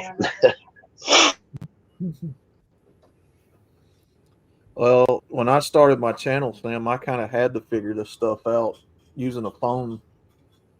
So I was kind of, in a way, forced to learn it if I wanted to make a channel. So I just had to pick it up as I went. Yeah, well, that's why I'm learning to do things like this, because I want to do video game content on my channel as well. I don't want to just get on and do my rant stuff like I usually do. I want there to be I want to create my own intros and shit like that. So I'm learning how to use software like Filmora, Wondershare, and Blender, and things like Assembly and Hex Editor. But yeah, it's a process, man, and I'm already not good at this stuff, so it's something, all right. Well, the best way I can explain it, are you on a phone or a laptop? Well, I have both. I'm actually talking to you guys whenever I get on the stream. I'm on my phone, and whenever I'm streaming myself, I'm on my computer. I think I need to do a video on how to do this. if you're on a phone, I can show you some apps to help get started making intros and stuff. What I use, and it'll help you. I love. Yeah, that'd be great. I fucking love laptops, man. I'll help you out then. So the only apps that I've ever used were, what is that photo editor app? It's Photo Layers, superimpose photos or something. And then for all of your like video clips and stuff, I use Power Director app. And you can download your music, whatever song or whatever, copyright, whatever you're going to use, sound effects, whatever. So why would you stir him into the Power Bottom app? I don't understand that. Oh man, we don't do those.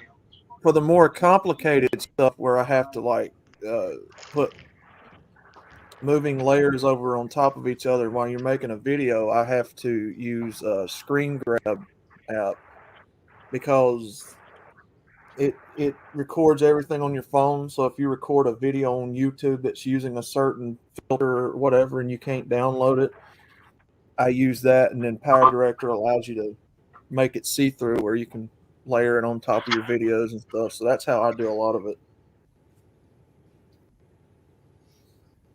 It's really simple once you get it down.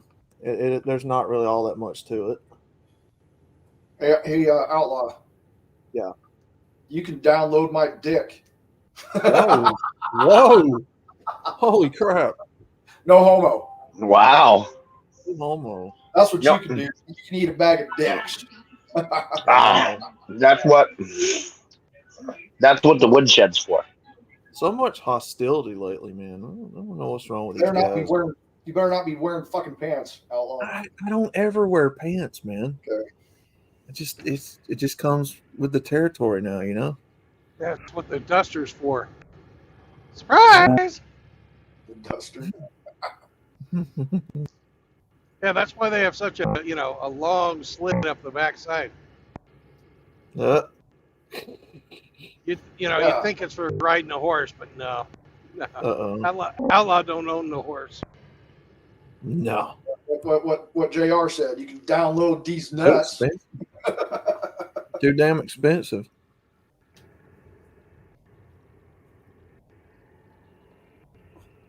Horthy's got to eat a lot of food, cuz I can't afford it. Oh no, sir. No drinking for Father Saunders today, sir. No Long Islands, no shots of vodka, no nothing. I drank enough last night for probably the next 2 days. It seems like you've got a love-hate relationship with alcohol there, Saunders. Oh, it's very much more love than it is hate for sure. Because I just enjoy it. I enjoy how I am on it. I enjoy how talkative I get. I enjoy the feeling it gives me. I really enjoy it. Now, if I drank as often as I used tobacco, I'd have a fucking problem, obviously. I don't know how people wake up and they need a shot, like the real alcoholics, or they get the shakes and shit. I don't know how the hell those guys do it, man, because I have never woken up and wanted to have a drink in my life. That's sort of the same reason I smoke weed, to be honest. I prefer a good J to some booze personally, because it doesn't come, for me anyway, it doesn't come with all the ambulatory impairments. Yeah. But it personally, my biggest issue is just assembling what I want to say and getting it out without fucking it up,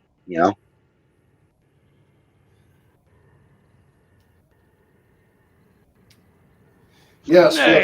Pliskin, you are correct. On my onlyholes.com account, I have a Black Friday sale on onlyholes.com. Onlyholes.com. Visit now.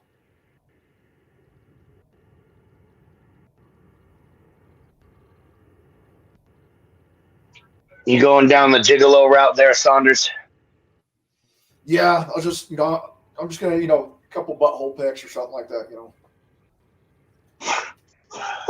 Okay. Because it's fucking funny.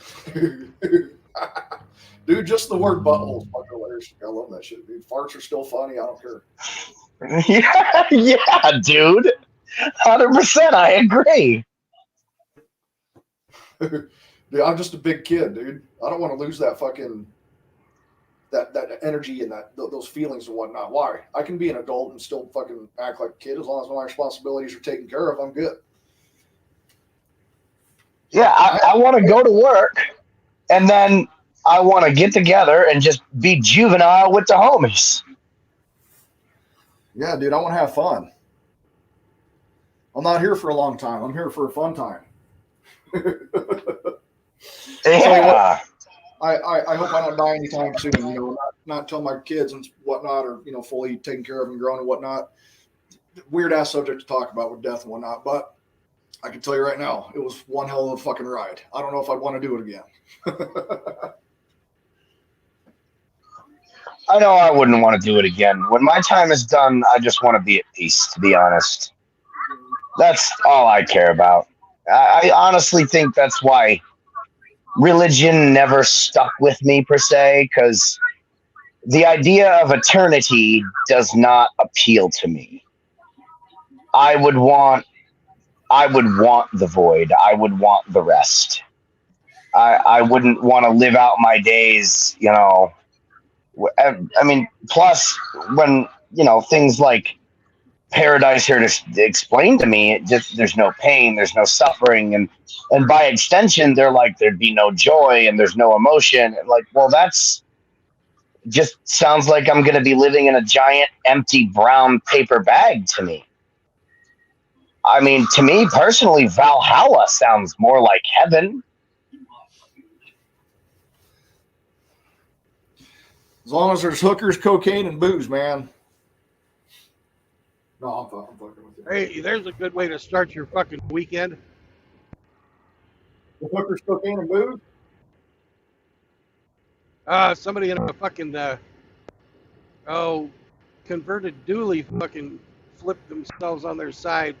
Oh, shit. They're not living the van life no more.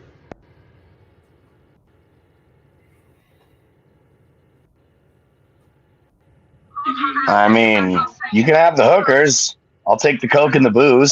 Oh, no, I don't want the hookers either, brother. Well, I guess they're kind of assed out. You're just going to stick with the coke and the booze then. Yeah, I'll just stick with the coke. Actually, and the booze. No, guys, you wouldn't want to see me at my really ass need on to the fucking lay off these fucking poisons that you're putting in your body. Yeah, guys, listen to Brandon. Or knock that shit You're off. you're not yourselves. You know, I ain't gonna force nobody to do nothing, but glorifying that bullshit, that's fucking stupid. You fucking put that shit in your body and then you say you're fucking, it makes you a better person. Fuck that. That's No. you know, if it worked for you, if it works for you, it worked for you. But it's not the way to go through life. That shit does not make anybody a good person. No, that's for sure. I mean, I don't really fuck with coke like that, and I haven't for a long time. In my youth, I've tried almost everything, with the exception of coke is the hardest drug I ever experimented with. But for me, it's just fun and games. I just, just joking around about it. That's all. I've seen people fucking, they're not here anymore. The guys got hooked on meth, they're gone. And they were my age. They're gone. They're dead. They beg, borrow, and steal to get their next hit. Dude, fucking addiction to drugs is a fucking real deal, man. Shit's fucking crazy. I'm so glad I never did any of that shit. I'm so fucking happy. Yep. I know for a fact if I were to ever have gone down that road, I wouldn't be here today. Yeah. That would have been the end of me. I don't think I would have been here either because I have a very addictive personality. And, probably would not have ended well for me. And that shit was put in front of my face. That and crank. They used to do foilies and shit back in the day in college. I'm like, no, thank you. I'm good. You guys do you. I'm just going to drink. Maybe smoke a little ganja. You guys do you. Yeah. I'll still drink occasionally. I don't nearly as much. I mean, let's see. The last time I had a drink, it was like 2-3 months ago. I bought some some ale from a local brewery, and a little bit of liquor. And I mean, shit, I went up into my forge and I got just absolutely bombed. And then all that work on my forge was done in a period of 2 days, and I was pissed out of my mind. So, I mean, for me, that's what booze is about. I go up, I start a fire, I cook some meat on a fire, and I work on my forge, and I get trash, and I just, you know, the only thing to me is missing is I have no brethren there to enjoy the camaraderie with. To me, that's what drinking's about. You shouldn't drink to escape. You should drink for the pleasure, not to avoid reality. Oh, That's my opinion. Dude, I have a lot of that. You've A lot ever of been to one of people my drink streams? just to You've shut been to one of their. my streams, I'm sure you know that. A lot of people drink just to shut their brain off because it won't fucking shut up. You know, your brain just goes like blah blah blah blah blah. And a lot of people fucking drink just to shut that motherfucker up. That's true. I talk even more when I'm drinking. That's one of the reasons. Sometimes I admit, sometimes I overdo it with the weed, and that's actually exactly that reason, True Blood. Like, I'll go get a whole ounce, and sometimes I just need my brain to shut up because the world around me gets to me, man. I'm at odds with my environment, literally, and I have no control over it. And to me, it's the way I see it is it's my conscience in the back of my mind screaming, motherfucker, do something about this. Do something about this. Motherfucker, stand up. Do something. You know what I mean? And it drives me nuts. So I'll just bomb out on bud and then sleep for 2 days. I know it's not healthy, but I don't know what else to do. I'm glad you brought that up because that's definitely a thing. My brain never shuts the fuck off, ever. Even if I look like I'm relaxing in my chair, my brain does not shut the fuck off, ever. My head is never quiet. And it's nerve-wracking. It's exhausting.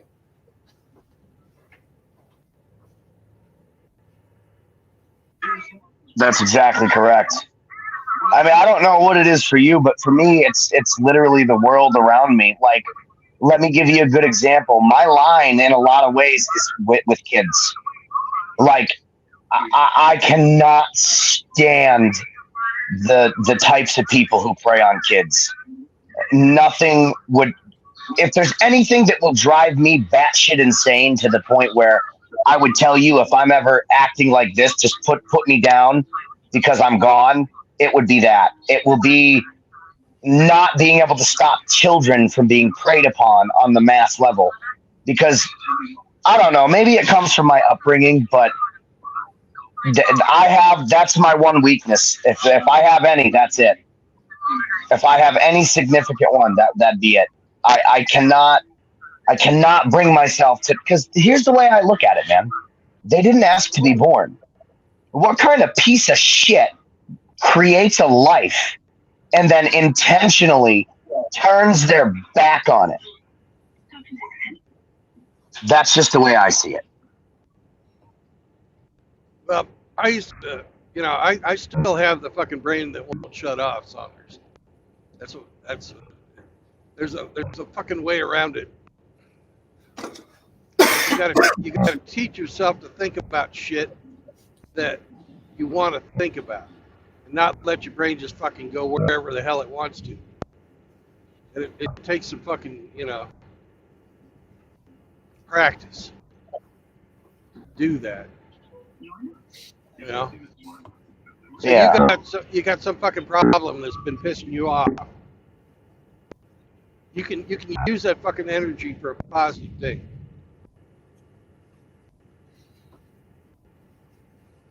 You know what I'm talking about? I definitely do. And honestly, that's what I do with my forge, True Blood. Whenever I'm having a fucked up day, I usually in any way I can, I go and pour that into my work up on the hill. But I think where I start to, because see, I want to protect children. I want to do things that are beneficial, not just to me. I'd like to be helpful to others, but I also want the people who I'm lending my time, attention, and energy to deserve such dedication. I don't want to do that for you know, a system that would just as likely traffic kids as protect them. Well, So for me, it's you got to that live in the present and not worry about these hypotheticals, man. Right now, is there any kids around to protect? well, I would say no, but then again, yes, because my job is to protect my kids, and unfortunately, You can't do it right now. So that's true. you need to define the problem and define it very clearly and define it in stark terms. It's going to be fucking painful to fucking define the problem because half the time we are the problem. It's not just society. It's not just women. It's us too. We're let's face it, a bunch of fuck ups, and everybody here falls into that category at one period of time or another. And it's not until you learn how to fucking deal with shit that you get out of that category. So, and you gotta fucking be honest with yourself about who you are as a person, and then figure out what can I fucking do to make this shit the way I want it to be. Whatever the problem is, it doesn't matter if it's fucking kids or fucking, whether or not you feel like shaving your cat's balls. You just gotta focus. You gotta fucking get your brain to work on the problem that you want it to work on, not the problem it's fucking bringing up and saying from your fucking subconscious. Because it's just gonna lead you in a bunch of random directions. You'll never get a goddamn thing done, and you'll be exhausted, like Saunders is talking about. And you won't have a fucking thing to show for it. That's true. I'm not saying that we weren't at any point our own problem or a problem to anyone. I mean, everyone's imperfect. I agree with you, though. I'm my own worst enemy. I was literally just gonna say that. It's sort of you're your own worst enemy idea, and I get it. I can be. I do have a tendency to dwell on shit that at the time I can't control, and the reason is because a lot of the shit that I dwell on is because I know it to be wrong, and I know that if the roles were reversed, it would be others looking at me like, dude, what the fuck are you doing? You know what I'm saying? And I don't know. I think that I just need to learn to accept that fact a little more readily than I do. Here's a question, Saunders. You have a lot. It sounds like you know a lot of this shit, man. Like you understand what I would go through here. How did you do it in the military, man? Because you had to have some semblance, some grasp on it. Dude, it was brutal. I would sit there and counting down the fucking days left based on how many loads of laundry I did in a week. So I did laundry every week. I'm like, oh, I've got 47 more loads of laundry and I'm out of this bitch. I would just keep my mind. Let me tell you something. Trying to force myself to go to sleep at 10 o'clock every night because you got to be up at 4:30 is very hard for me. It was hard before the military. It was terrible in the military. It's terrible now because I am a night owl, always have been. Even when I was in high school, it was hard for me to fall asleep before 1:30 in the morning. It was awful. But I don't know, to be honest with you, how I got through a lot of what I did. I couldn't wait to get out. I just rogered it, kept my head low.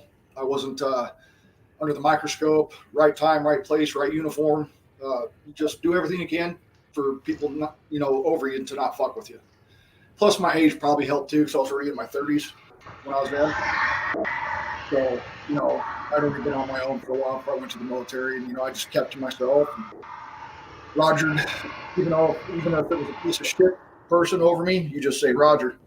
In reality, it's like, fuck you. You're lucky you're wearing that rank, you son of a bitch. Talk to me like that outside of work, you fuck. That shit does happen for sure. I definitely know the feeling. I have that issue with cops, to be honest, local cops. A lot of them will just approach you for the sake of starting shit with you, knowing full well that you can't do shit to them because they're wearing that uniform. But if you run into Well, since you brought that up, dude, you don't want to fuck up in the military, guys. I'll tell you why. you have two different justice systems that'll come after you. So let's just say you get caught drunk driving. You're gonna have to deal with the civil side, and you got to deal with the military punishment. So you get fucked twice. So whatever it is that they do on the civil side, you're gonna get extra duty. You're gonna get you're probably gonna get demoted. You're gonna have a bar to enlistment or re-enlistment, or a bar to increase in rank on top of all the civil shit, the court and all that stuff. So yeah, you don't want to fuck up in the military.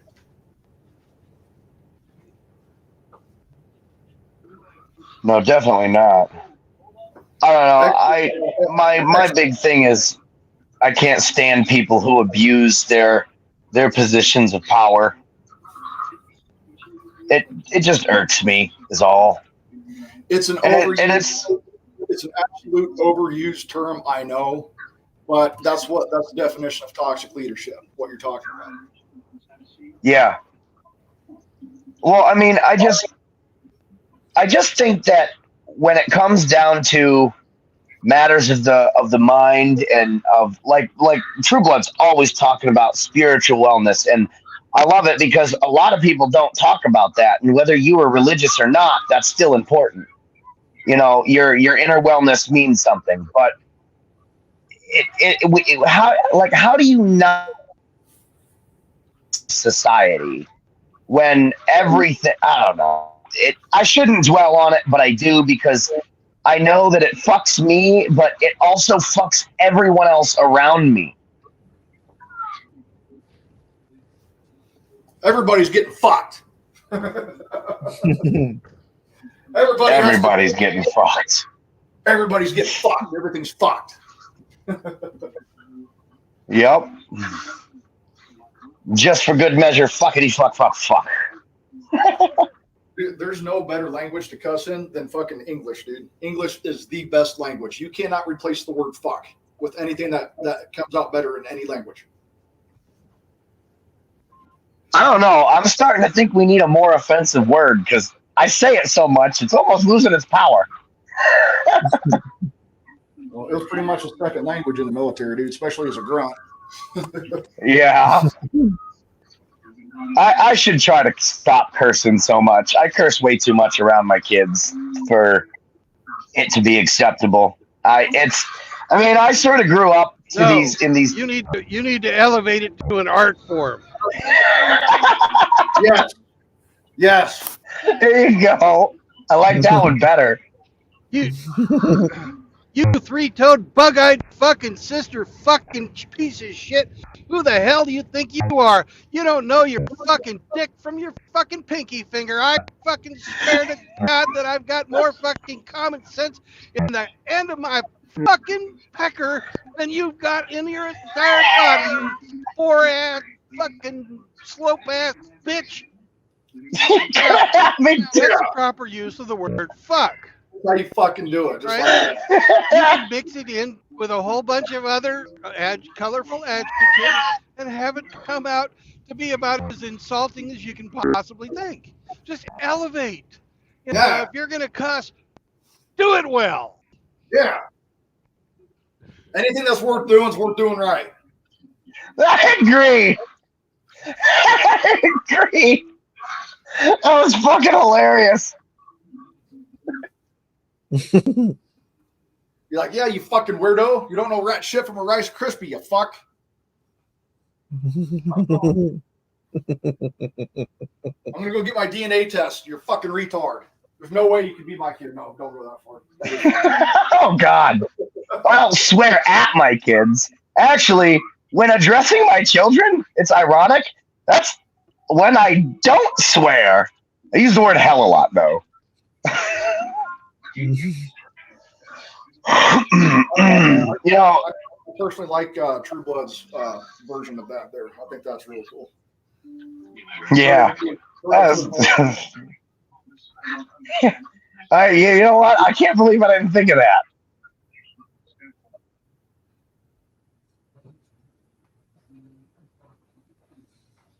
Dude,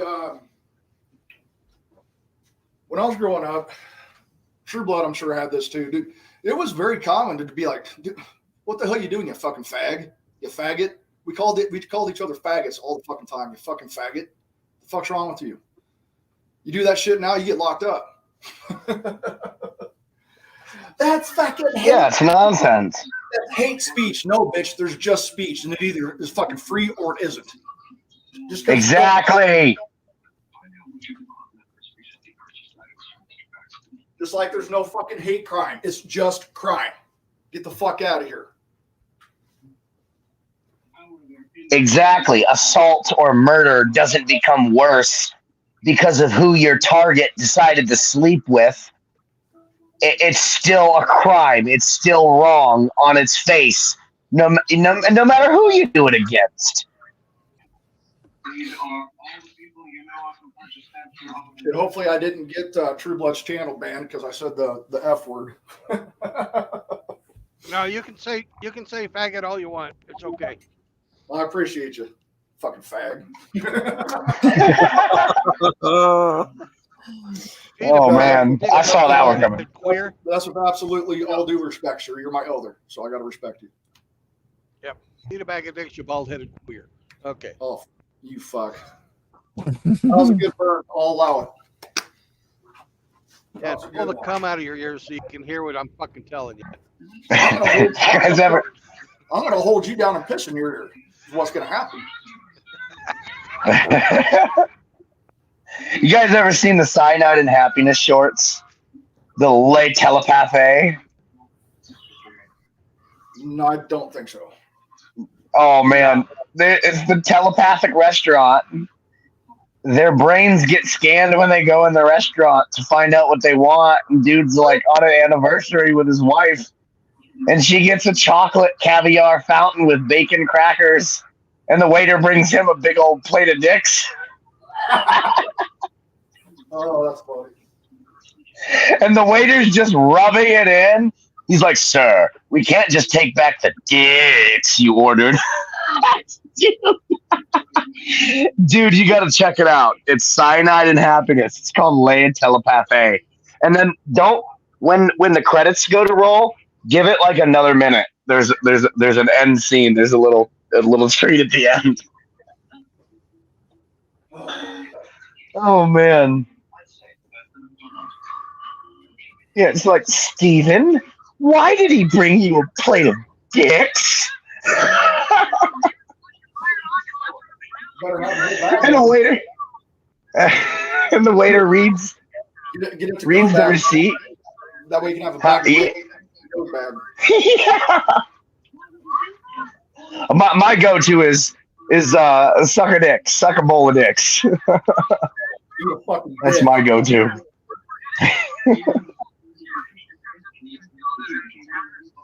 or what am I? When someone says something ridiculous, like, I'm not surprised to hear such words come out of your filthy fucking sewer. Yeah. Cock holster and cum catcher are two of my go-tos. That fucking mouth like a fucking petri dish of fucking every different disease out there. No kidding. A modern drag.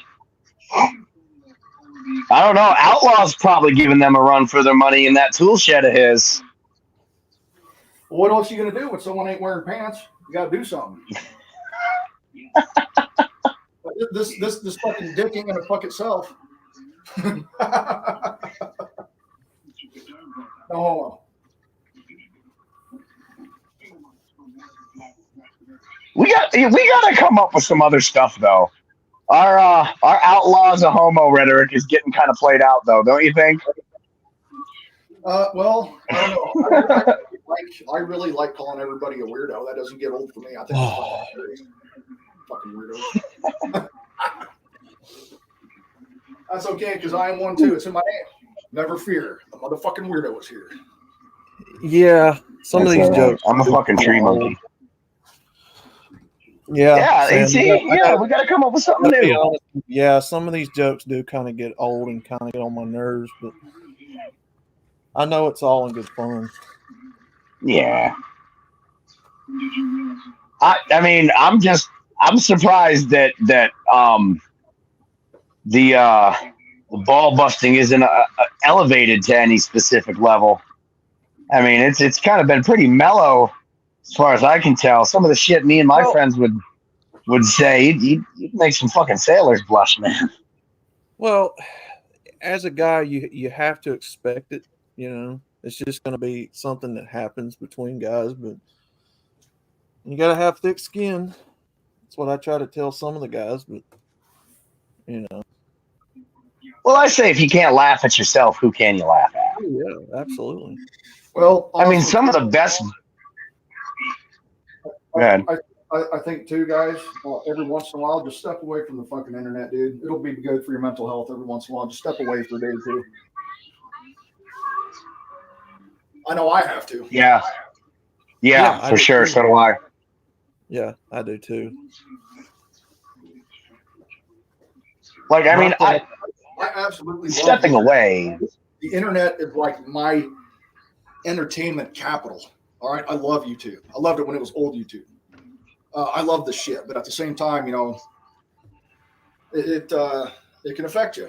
It can mentally affect you. It can, I don't know. It can fuck with you. If you ever find that it's fucking with you, or you're exhausted, you don't want to look at nothing, just step away for a couple of days and come back. It'll always be there. That's what I do. I start to feel like when I see something online, my brain just stops properly working, and my reaction is just, oh man, what the fuck? It sucks because you get so desensitized to shit when you look at that shit every day. It's like, oh, it's another day. 800 people died today in this explosion and whatnot. It's like every day. It's like it doesn't stop. There's always negative shit all the time. You got to turn it off. Well, that's why I watch like Cyanide and Happiness and Meat Canyon, and I don't know if you guys have ever heard Flash Gets. My humor is vulgar. There's just no way to put it. I like dirty, crude, lowbrow humor because it's chaotic, it's often fairly random, and it's always over the top. And for me, that's hilarious. So, you know, I like shit like that. And that's not everybody.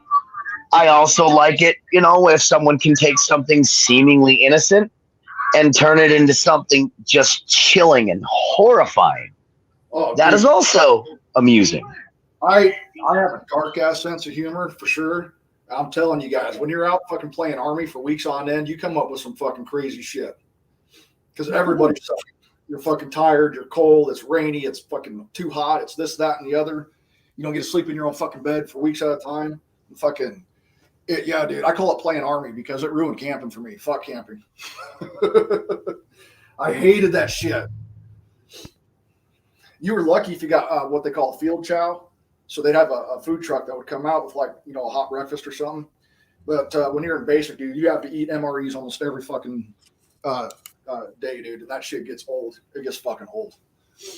I don't know where I was going with that, but there you go. Well, I think the point you were trying to make is that you got to come up with ways to entertain yourself, to insulate yourself against the darkness of life. If you give me 2 sticks, I'll entertain myself for hours, dude. Yeah. God gave me everything I need to entertain myself. Oh, yeah, I do. Seriously, this is real too. I'm sure True Blood can back this up too. Guys, you got to love yourself, man. I love my company. Dude, I love hanging out with me. Fuck yeah.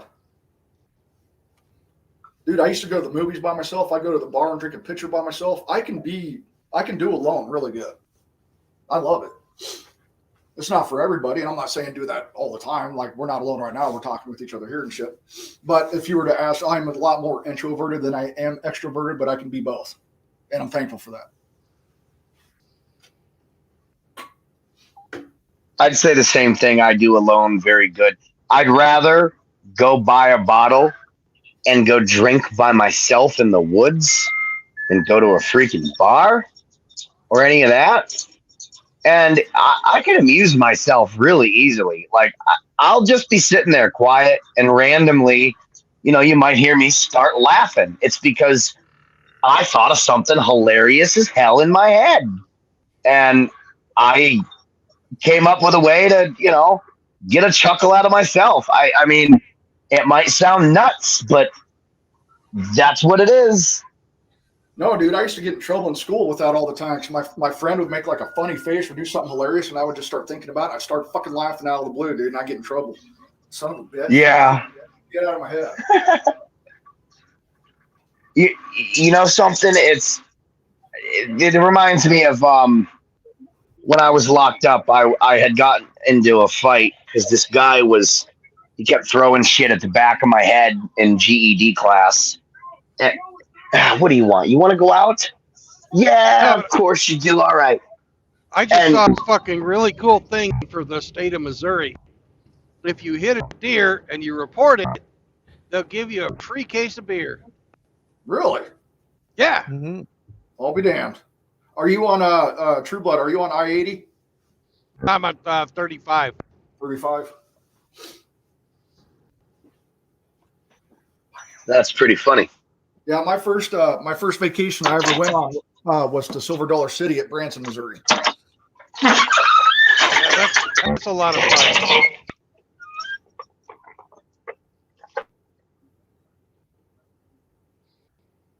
Yeah, here's the sign right now. If you guys want to look at it, it says, "Kill a deer, free case of beer." That's pretty You fucking just have cool, to dude. fucking report it. Sounds like a good deal to me. All right. You got to wonder how many people are swerving to hit the deer. Oh, you don't want that, dude, because fucking dealing with insurance claims is a motherfucker. Dude, I mean, That's why they make it so much harder than it needs to be. I swear to That's God. that's why you put push bars and brush guards on your vehicle. Dude, I've been giving you just in case Outlaws money. got the idea. Just in case money for 15 years, bitch. Take care of me, motherfucker. That's why I pay my premium every month. Fucking help me out. Son of a bitch. Yeah. Well, insurance companies are going to do their best to give you as little money back as they're going to do everything they can to keep as much of your money as possible. Well, you know what should happen, guys? I do have a solution. I do have a solution to this. It should be capped. For example, let's just say you're doing your car insurance, Jesus Christ, your car insurance. You guys still there? Yeah. Okay, the screen. I hear you. Got a loading screen thing on there, so I was like, "Oh shit, did he?" Okay. What the fuck was I talking about? Oh, insurance. Have it capped. Let's just say hypothetically $5,000. Once you reach $5,000 over time, if you don't have any claims, it should be there, and it should not start up again until you make a claim. There should be like a cap. There should be a limit. Senor. Well,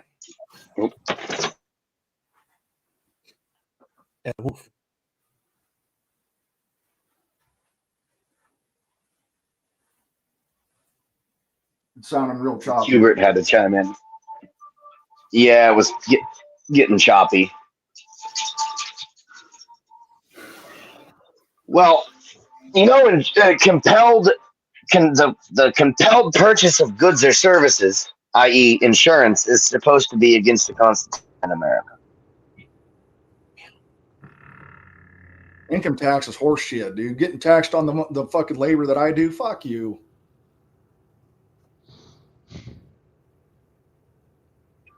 Well, I agree with that, and that it was never supposed to be that way. I can understand the state tax and the federal tax, to help fucking upkeep on the fucking, emergency services, the roads, the military. I get all that. Okay, I get it. But it shouldn't be, you shouldn't be giving 30% plus of your fucking check away every month, just right off the bat. Fuck that. I agree. Well, the problem is we're supposed to be the military, Saunders. The only time I got tax free was when I shopped on the damn base. You don't have to pay tax if you shop at the commissary on base. And when I was deployed, they didn't tax you. So if you deploy and you're a high enough rank, or you have a family, which gets you even more money, you make bank. Now you're getting shot at and blown up, but you're making bank too. I don't know if that's a fair trade-off. No, it's not.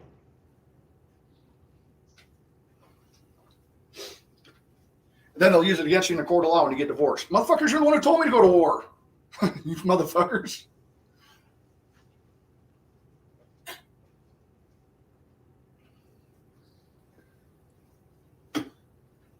He's military trained. He's got PTSD. Everything you guys can to fucking get a good outcome, to where the father can't be in the kid's life and they get all this fucking money and blah blah blah blah blah. Fucks.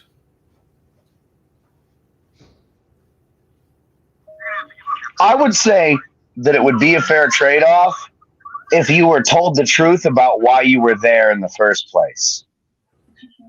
Well, I'll tell you one thing.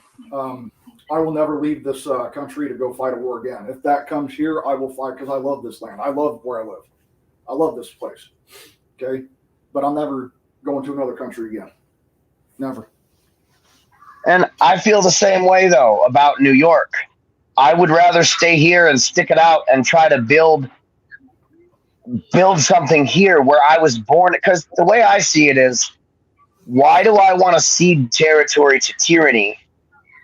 Instead, I'd like to build my munitions empire right here in direct defiance of the corrupt. I feel the same. I would not want to leave my home, especially. I mean, you guys get fucking treated like garbage, man. You vets, y'all get treated horribly, and it's by the freaking government who you know employed you in the first place, mostly. I mean, I never served in the military, but that shit pisses me off, man. Like, I don't know. It just seems like it's a waste of breath to try to tell people, you know, thanks for your service, and then turn around and, well, what do you mean thanks? Why don't you show this person some appreciation? Help the dude out. A lot of these vets, they're on the streets. They're just discarded and basically told, fuck you, have a nice life. Yeah, thank you for your service, man. Now we're going to play a game. What's a game? It's called Hide and Go Fuck Yourself. Yeah, exactly. So what's the point of saying, well, thank you for your service, if you're not going to do anything to show appreciation? It's all bullshit. Yeah, when you're on the outside, and you're I absolutely fucking hate it when people say thank you for your service. Okay. I fucking hate it. You know what I agree. I just say thanks for appreciating it, and I just keep moving. Well, you know, some number of years ago, I stopped saying that shit. You know, if I met a veteran, I would tell him, you know, I appreciate what you did. Well, more or less, I try to say it in such a way as I appreciate that you're willing to fight for freedom. And if I know the person enough, and hell, I don't even got to know him, I do what I like. Hey, man, you ever need anything, give me a holler, especially with people who are local. I mean, if somebody who went overseas and came back and was just basically discarded, showed up to me and was like, hey, you know, I'm fucked. I do whatever I can to help this person. Not because they were Help me, Father Saunders is all fucked up. You need some help. You need some Jesus in your life. You know, the thing about it is I do it out of respect, because these vets need respect more than what they get in this country.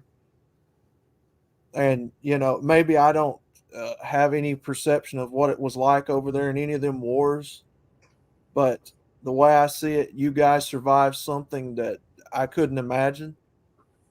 Why shouldn't we respect our vets, man? Well, there's nothing wrong with respecting the vets. It's just when I hear it, and I think to myself, oh, you're thanking me for fucking supporting, you know, Halliburton. Yeah. You know, look at the fucking stupid shit I fucking did. The Russians were fucking scary bastards. Yeah, we went boo to them and they fucking caved.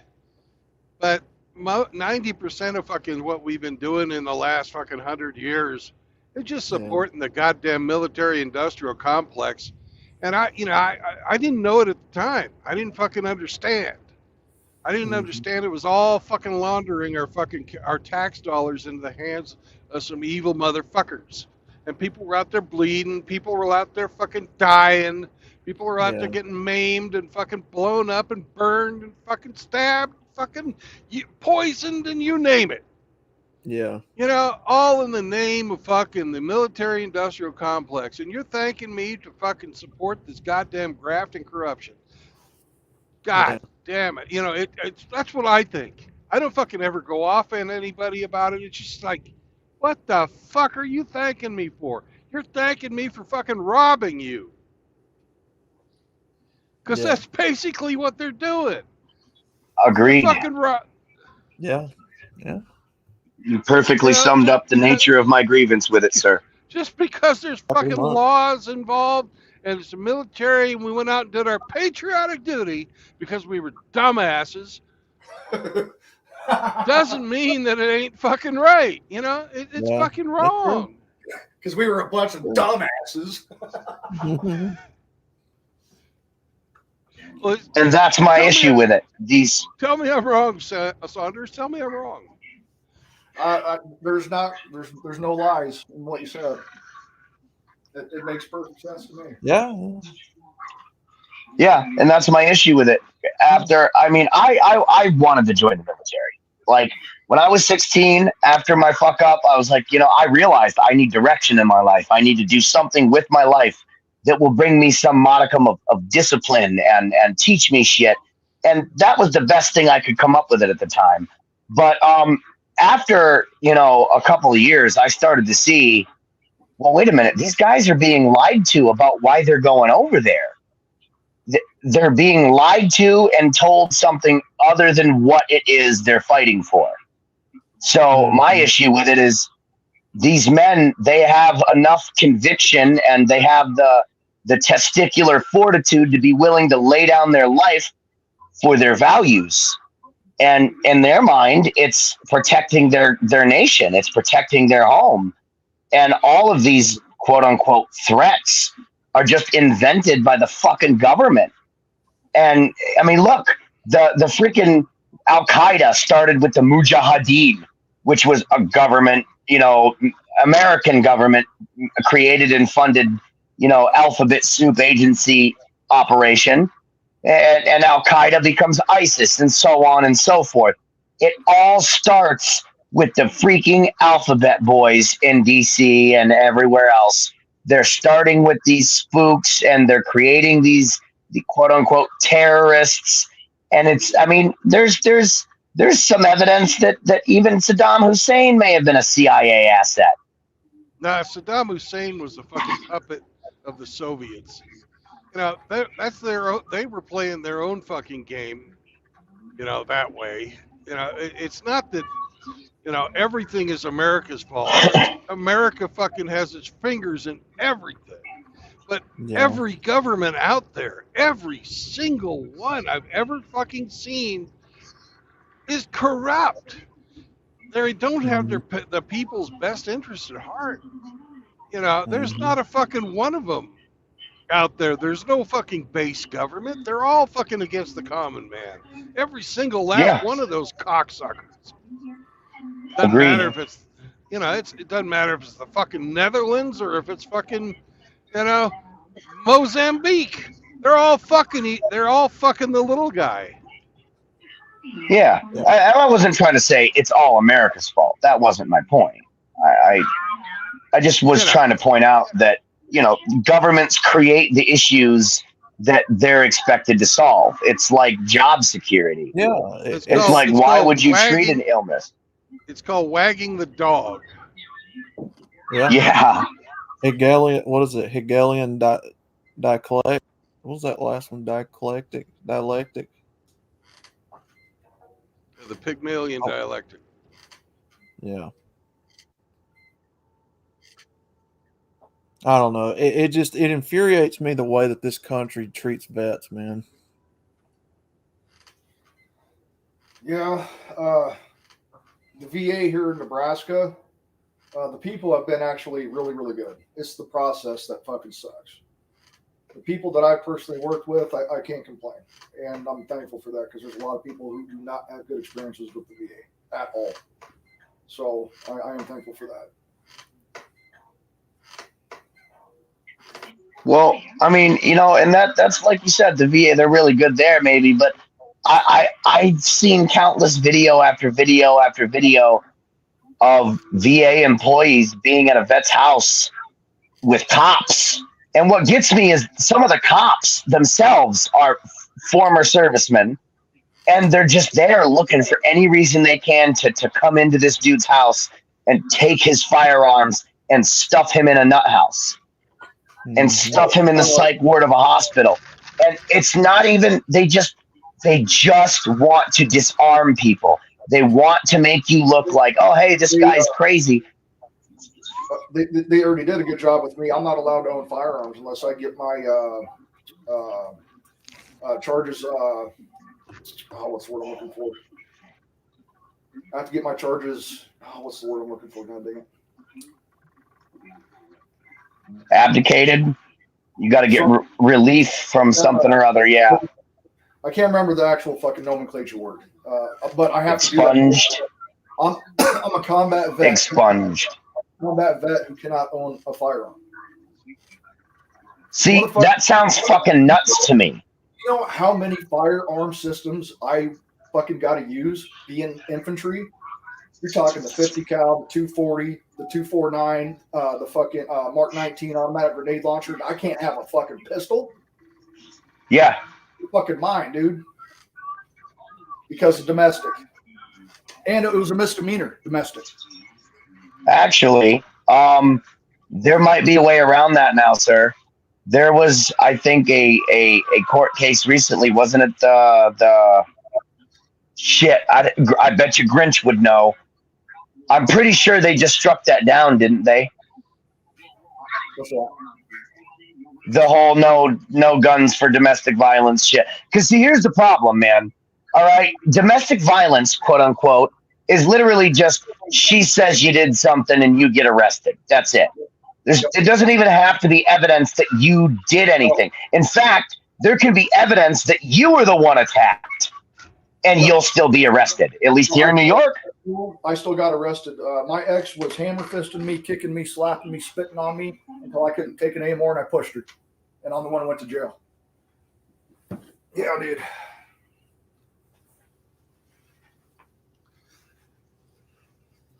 And I also lost not one but two. I was kicked out of both my properties. I owned two properties at one time, and they kicked me out of fucking both and put a fucking protecting order on me. That's garbage. I don't know how that's not considered theft of any kind. Yep, I had no contact. I got served papers by the sheriff. I went 834 days without seeing my kids at one time, and then 1,221 days before I got to see them without supervision every other weekend. And some of you guys have went years and years and years longer than that even. It's fucking horrible. Man, I can't imagine that. It was hell for me just not getting to see my kids for 7 months at a time. You know, I can't see them now because trying to take my kid to school, trying to, still not being with her, but trying to be an involved father and trying to make sure that the responsibilities I know she's neglecting were met, even if I had to go out of my way to meet them, despite the fact that the court, according to the court, that's her responsibility. Fucking, just trying to take my kid to school and telling her that, I'm not going to let you talk to me like that without any pushback, and I'm going to record this shit this time. Getting fucking hit, and my daughter knows it. Getting hit in the side of the head with an ashtray. I'm sitting there. My kids are hiding behind me, crying. Got a fucking knot and a cut, and I'm bleeding out of my head. And it's, you're going to jail, buddy. You're getting arrested. You're going to jail. You're going to jail. Yep. And you're going to jail.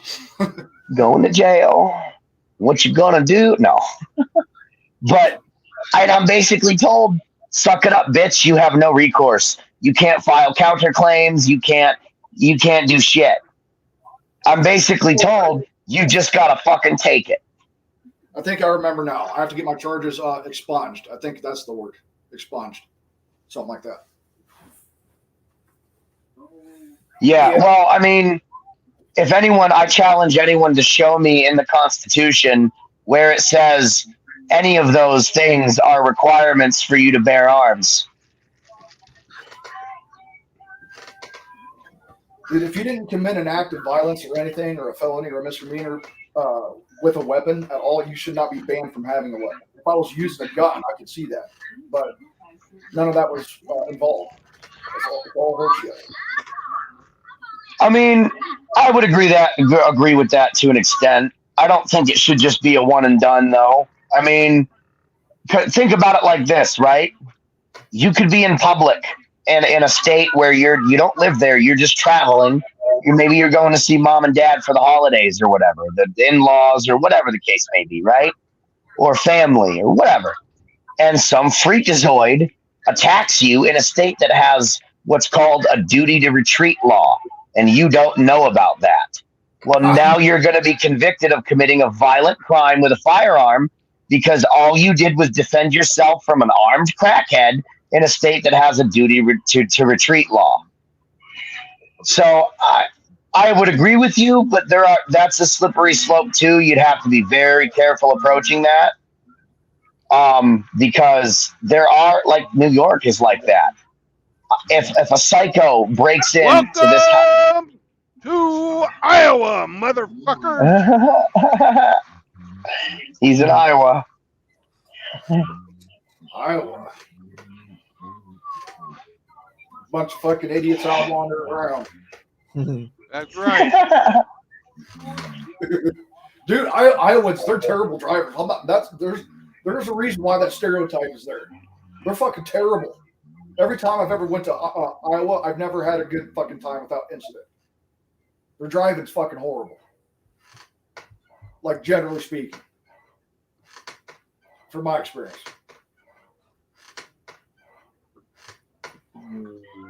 I've never been to Iowa, so I can't speak on that.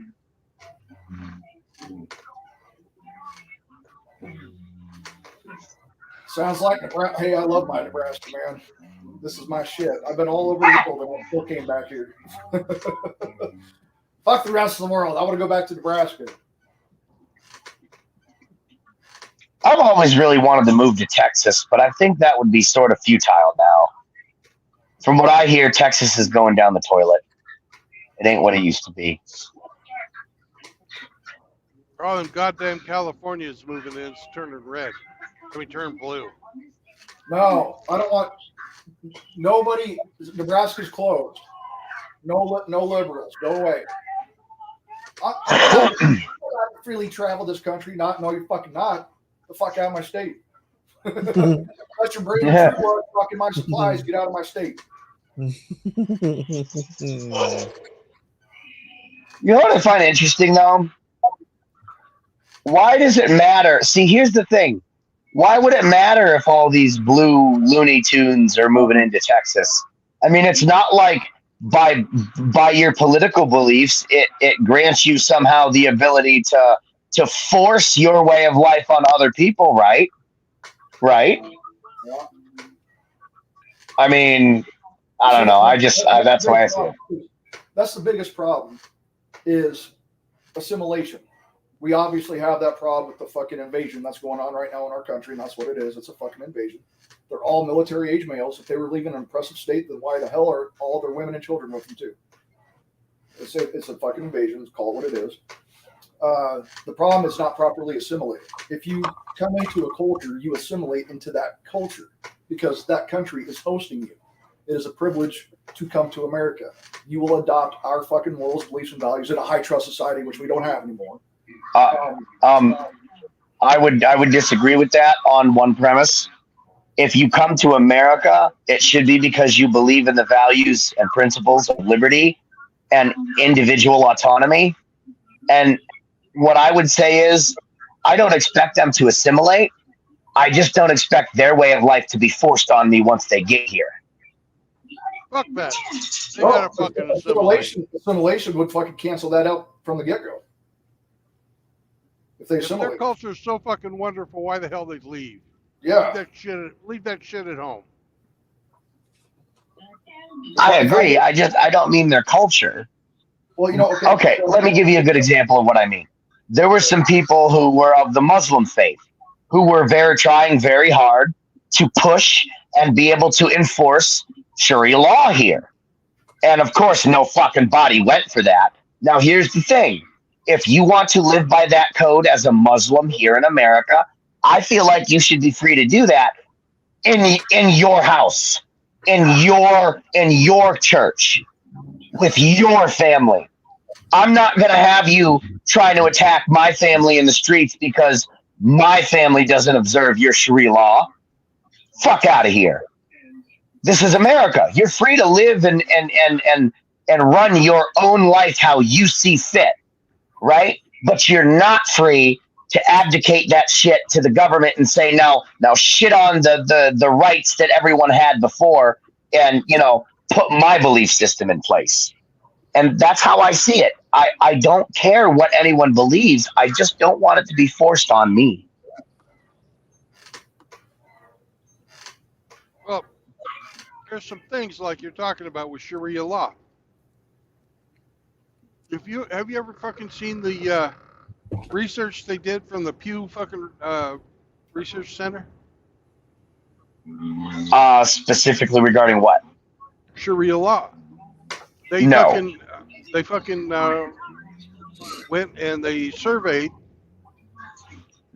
in like 9 or 10 predominantly Muslim countries that were at the time they did the survey secular. 95% of them wanted Sharia law, right? Then they did the same survey. What percentage? 95%. Okay. Then they did the same survey to the Muslims who were living in Europe. There was no difference.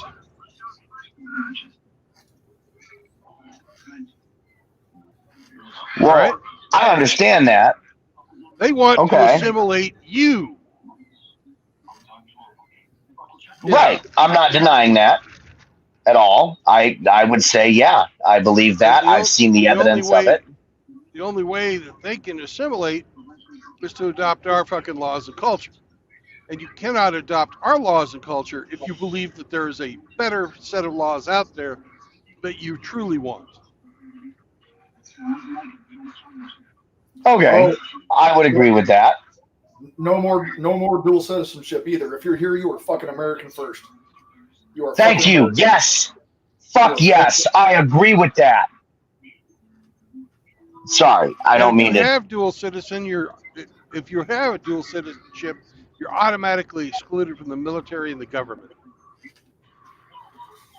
Yeah. Agreed. I've always said that. There's no African American. There's either American or you're not. There's no Italian American. You're not an Italy-based citizen in an American. No, there's no dual. Fuck that. You're either American or you're Austrian. You're either American or you're British. You're either and I would say that Americans can come from any country. I would wholeheartedly agree with that sentiment because anybody from anywhere can believe in the tenets of freedom. And really, that's what America is about: not being ruled by other men. The base tenet of our society is supposed to be individual autonomy.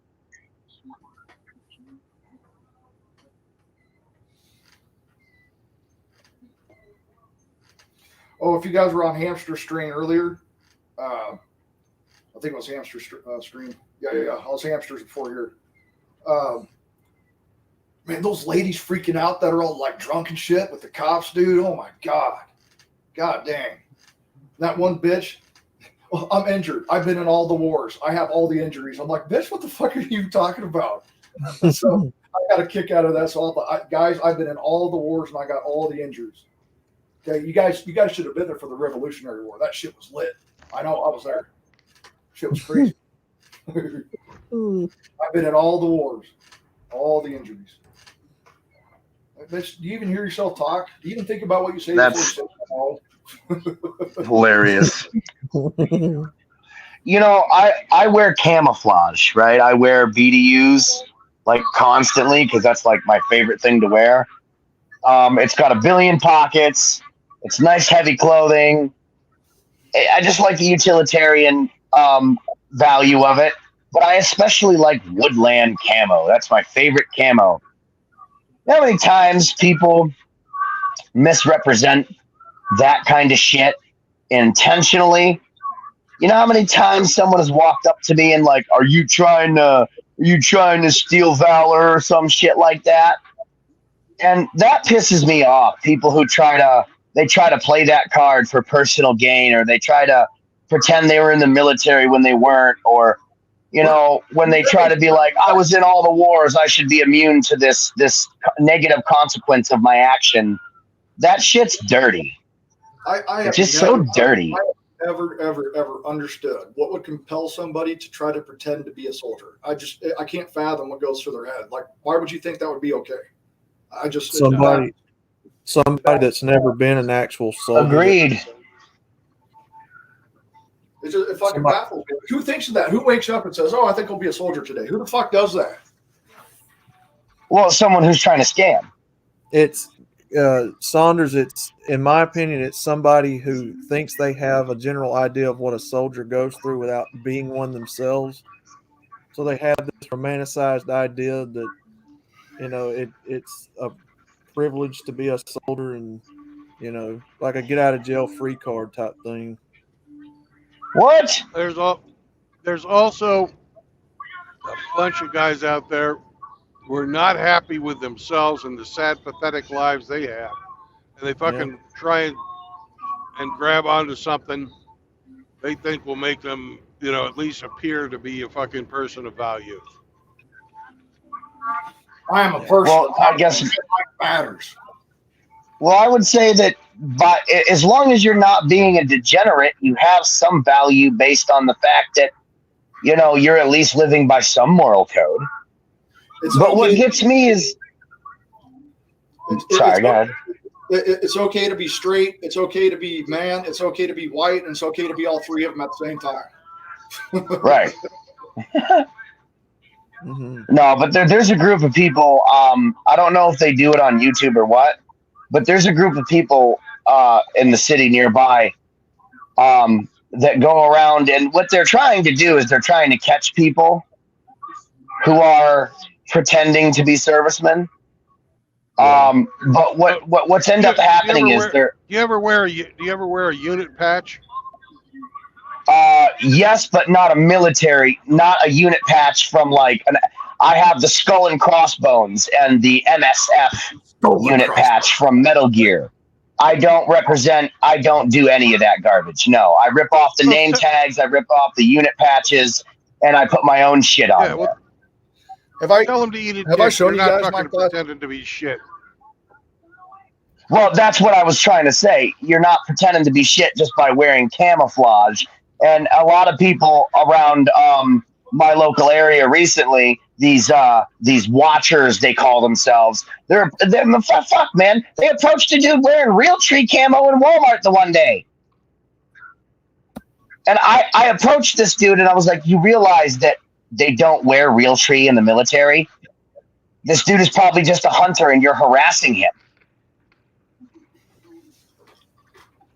That was the point I was trying to make. It's got more consequences than just, the whole immediate effect. Consequences and fucking repercussions up in here. Have you guys? Yeah. Tell them to eat it. Have I ever showed you guys? Tell them to eat a dick. You're not pretending to be shit. Eat them. Yeah. That's pretty much what it boils down to. I'm going to show you guys my Class A uniform. I still have them. 1 second here. I'll show you my military uniform. Man, that shit was tight. I hated when they went to the blues, dude. There's nothing like Army fucking green, like the World War II shit. There's my shit. Look at those sections. Class A's. I can still feel those are sharp, aren't they? Look at those fucking. Yeah. I like that. Hell yeah, man. Hell Sharp. yeah. You ought to see me, man. I got to shake the women off me when I put that on. No, not really. I mean, I've seen uniform. Yeah, exactly. Seen a lot of chicks say that. Bitch, I'm old enough to be your dad. Go away. Hey, Father Saunders, you might be able to. You've got some experience with being in the service, you are by default a dangerous man who was trained to be so. So I've come up with a theory why these young women like bad boys so much. Would you care to hear it? Sure.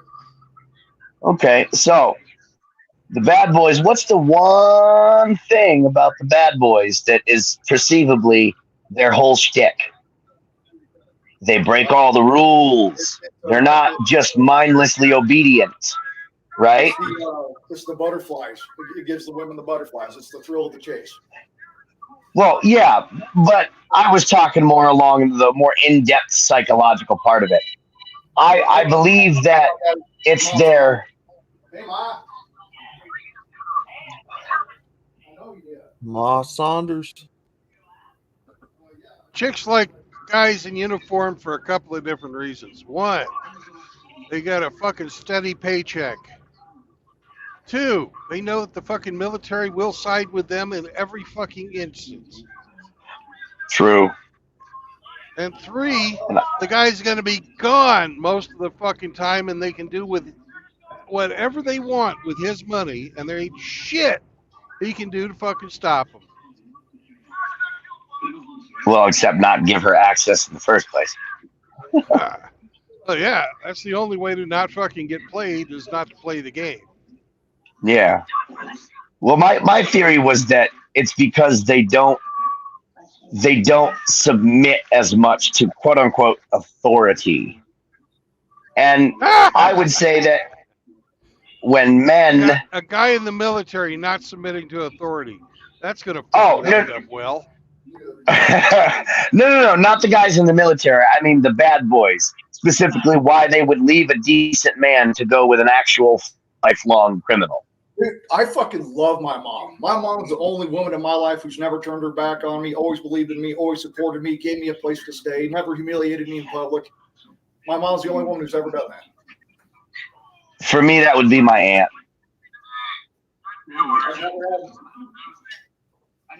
This woman has had my back when literally nobody else has gave a shit. Shit, if it wasn't for my mom, I would have been fucking homeless for fuck's sake, dude. When I got divorced. Yeah, dude, I left that. We all got to have one person like that. I left my divorce with the clothes on my back, dude. I had to start from fucking square one. Yeah, I've had to do that a couple of times. Rebuild everything from nothing. Dude, it sucks. I'm too old for that shit now. I don't want to do it again. I don't want to play anymore. I'm honestly worn out on it, to be truthful. I'm doing it again now, and honestly, if I can't maintain this time, I honestly think I'm just gonna say fuck it. Nah. Because this time I'm gonna be building a business of my own. I'm gonna do what I can to be working for myself. I'm gonna be taking Rhino and True Blood's advice. Business is dude, I'd love to be my own boss. You just fucking suck it up. You just fucking suck it up and start over. You ain't no fucking make a. Okay, I'll give you that. About a temporary problem. Businesses fail, but that's different than having what you built destroyed early. Dude, there's no fucking difference. You know, I fucking had 2 businesses fail on me in the last 10 years. You know, one of them was because the political situation changed in the country while I was selling my shit. And I was no longer, my partner was no longer related to somebody in power. Boom, automatic change of fucking taxes, no more profit, bye-bye business. The second one, I had a fucking English school in Kiev. Russians invade. Time to get the fuck out. Sell the business for pennies on the dollar. Bye-bye, no more business. You know? So I'm starting over. You just can't fucking quit. Don't be a little Okay, bitch. but here's a question. Here's a question, True Blood. All that business that you made, right? Did you have a bank account where any profits you might have made were stored? Did you lose your entire house when the business fell? Did you No, lose I lost all my of your houses. possessions?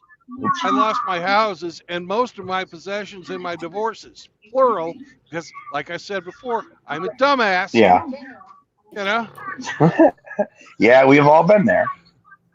Well, I'm just saying, for me, what it looked like was, at the time when I was making money off yard work, I could have went on for another. You know what? If that hadn't been interrupted, that business probably would not have failed. I bet I'd own a fleet of trucks right now, at least 4, and a couple of cars. I'd probably have some heavy equipment. I guarantee you I'd have my own tractor and excavator. You're playing hypotheticals, man. You're living in a dream world. It doesn't exist. It never happened. You got to suck it up and move on. That's all there is to it.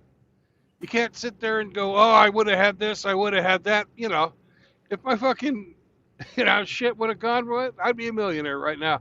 But it didn't happen that way. So you just fucking figure something else out and do it. Ain't no reason to fucking end your life. Just money. Oh, I didn't say end my life. You said, let's just say fuck it and not do it anymore, or not move on. You know, that's what I interpreted what you said as.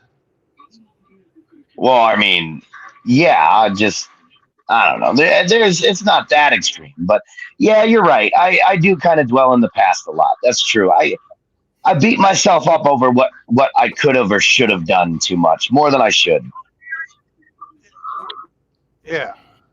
And, a lot of the stuff you're beating yourself up about or fucking getting pissed off about never happened. It might have happened.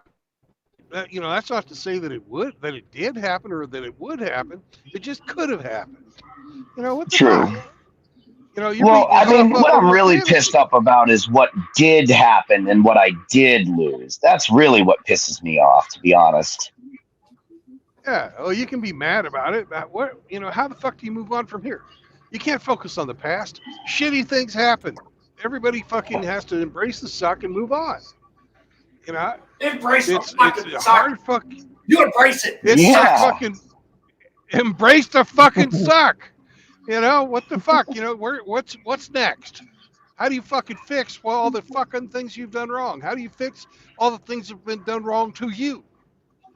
What can you fix? What can't you fix? Work on the shit you can fix. It's pretty fucking simple, but it takes a long time and it takes a long, hard look at yourself. Yes. See, this is where a lot of people fail. They fail before they start. Okay, what's the first step to solving a problem? The very first step is identifying that problem. You have to have that good look in the mirror, and you have to just, this is what it is. Okay, so what is in my control? Another thing that I could add is, instead of thinking about 3 or 4 different things, because our minds never shut off, try to train yourself, like True Blood's saying. Can you just focus on one at that time for that day? And then try to, what I'm saying, make all your goals attainable. If your goals here, cool, but make little attainable shit. That way it still motivates you to keep going. Does that make sense? How do you eat it? It does. One slice at a time. That's right.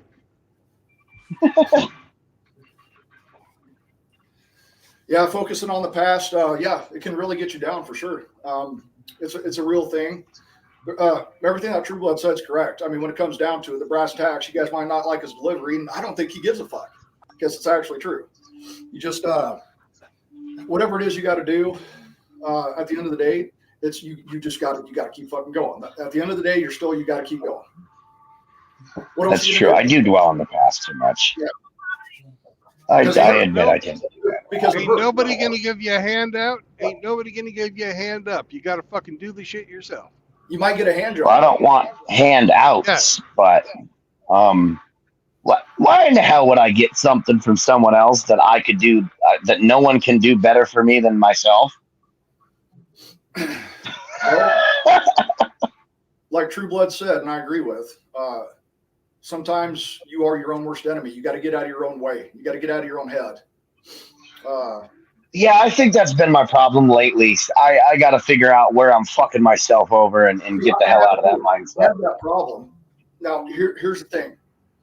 I know that these things in life, there's always going to be things that cause me stress or anxiety.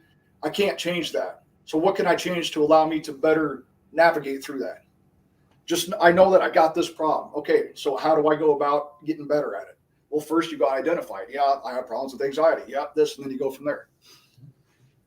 But you have to have that talk with yourself, like True Blood says. You got to get real with yourself. You got to get real with yourself. Admit your mistakes. Admit your fuck ups. Capitalize on your strengths. Try to minimize your weaknesses.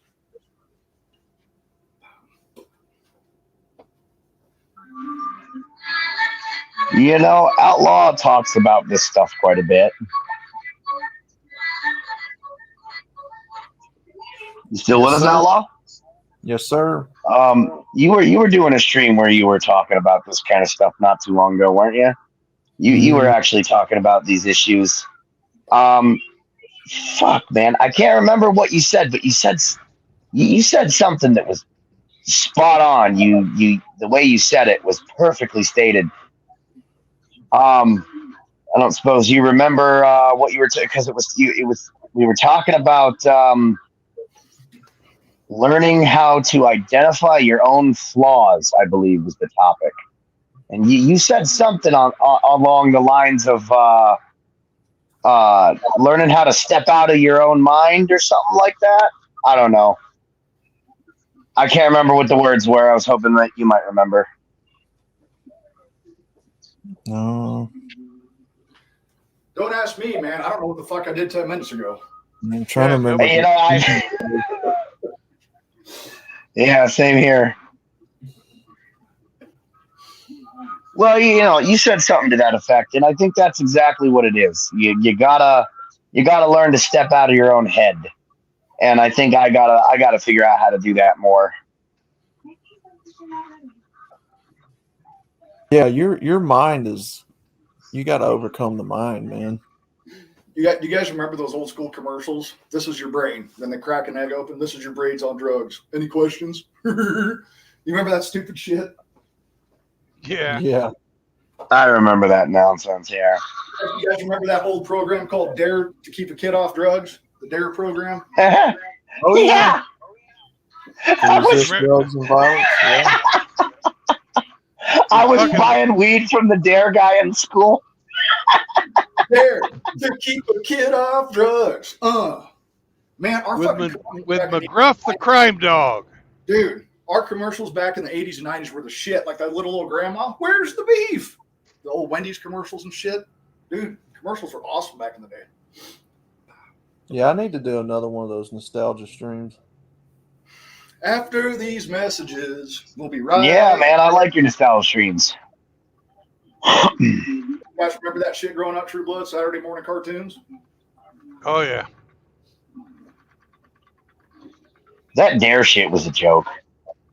Yeah, I would go as far as saying it pushed more kids to experiment with drugs than it kept off of drugs. Oh, Pliskin, that is a nostalgia right there. I actually used to wear Cavalry shit back in the day, in the 90s. Well, at the same time that the government's pushing Dare, you got the fucking CIA funding the goddamn Contra rebels, you know, with fucking cocaine. And then fucking the goddamn government is funding the fucking importation of marijuana to fund some other goddamn thing. And they're fucking saying, don't do drugs, but buy our drugs so we can fucking have these off-the-book fucking CIA programs that Congress won't approve. You know, I got a better idea. It's so fucked up. Dude, I got a better idea. Just give all the drugs to me. I want all the drugs. Remember, I've been in all the wars. I have all the injuries, so I need all the drugs. There you go. Give them all to Saunders. No drugs for anybody. I'm taking my drugs and fucking going home. You can have all the rest, but I want that ganja. I want the ganja. I'll throw a blunt your way every once in a while. How about that? Here's a question: If you had to give up puniti for the rest of your life, or you could only have one chemical substance recreationally for any purpose, no matter how it is. Ask that again. Okay, if you well, giving up panini is probably the wrong allegory, but if you had to give up anyone, basically, you have to give up every single drug except one recreationally. Which one are you picking? Which one are you going to keep? Well, I'm definitely keeping my tobacco for sure. Or I would say the True Blood said caffeine. Yeah, you can't go without the coffee, man. I will admit to you right now, I am fucking addicted to fucking chewing tobacco, man. I admit it. I love that shit. I'm fucking addicted as fuck, dude. I can't get no more. Yeah. Don't ever start this. Let me tell you guys something, especially you young cats. If you're I've been to NA meetings and AA meetings because when I went to college, I went to colleges and I got an associate's degree in human services. I had to go to these meetings, ask for permission to sit in the circle and all that shit for my class. One thing, all these people who severely abused drugs and severely used alcohol, they all had one thing in common. All of them. Every single one of them still used tobacco and drank coffee. That's how hard it is to get rid of tobacco. They were kicking meth, they were kicking alcohol, they were kicking fucking crank coke, but they still were addicted to tobacco. That's how hard that shit is to quit. When I was 20, I didn't get to have tobacco. I quit cold turkey. Yeah, I didn't get to have tobacco for 14 weeks and 6 days when I was in basic. Guess what I did the day I graduated basic? I bought food. Got yourself a big old can of chew. I did. Yep. Mm-hmm. If there was a time to quit, man, I missed my window. I should have just stopped, man. But it is what it is. Plus, when you're in the military, everybody uses tobacco in the fucking military. It might as well be fucking tobacco and Red Bull. That's what the military runs on. Yeah. Well, Saunders, they say, it's once it's out of your system for 3 days, you're pretty much, that's bullshit. Garbage. I straight up stopped smoking for 2 whole years. Didn't even think about it for a year and 6 months. But my life got hard, and guess what? The first thing I thought of was, give me a fucking cigarette. And once that craving happened, it was like I never kicked the habit at all. Oh, seriously? And I've tried to quit several times after. Saunders on LSD. I don't know if you guys can handle that smoke. Saunders on LSD. Oh man. No, man, I'm good. Yeah, I tried LSD once when I was young, and no thanks. No thanks. I'm good, man. I'm gonna stick with my couple of vices that I have, and I'm good. Senior citizen gigolo. I'm not the oldest one in here. Brandon's old boy. Brandon's like 10 years my senior. I'm probably the youngest dude in this panel right now. Senior citizen. We had a guy in here earlier that's 16. Damn. Who was that? I remember. Oh, wow. I did a stream once, and I found out this kid was like 19. I remember that, dude. I'm like, holy shit, you're only 19? Fucking crazy, dude. It's crazy. I wish I had fucking access to this when I was 19. He's fucking somebody Diamond right now, but he used to be known as Rexus when he first came on. Oh, yeah. I know. It's crazy when you get teenagers watching this shit, man. Wow. I can't understand why any teenager want to watch a fucking 56-year-old man drive a truck.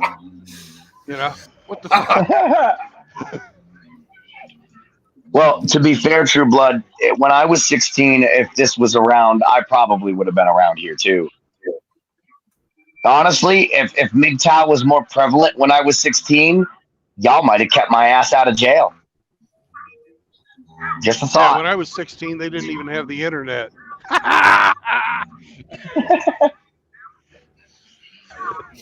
Brandon was 16. The Model 2 came out. Oh, jeez. Brandon's got a signed copy of the fucking Bible.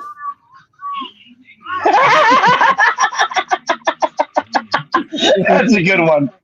That's good. I like that. Old Testament bitches. I got it signed by fucking Noah. That's why Brandon don't play. He's not nice. Did he sign it in Molly? Did he sign it in Molly and Percocet? Dude, anyone who's read the Bible knows Old Testament didn't fuck the fuck around, dude. I don't know. I question whether or not the Bible's been tampered with beyond recognition now, though. Just like all recorded history, man. You know what I would love to do?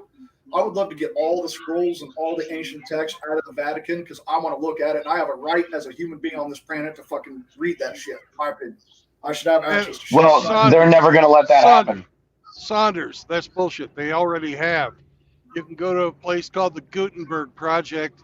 It's all been digitized. You can read it yourself. Oh, you can? Yeah. Oh shit, I didn't know that. Can you put that? Can you put that in your wait? Art, no, you're driving. What was that again? Let me write. How the fuck am I going to do that, man? I know. Hold on, Saunders. I'll go find it for you. I caught myself. I forgot you were driving. I'll go find it. I forgot you were driving. Hey, What was that again? Hey, Saunders, can you kill your video? Yeah. All right. Now, let's see if I can get this to come up and not fucking knock me out of the stream again.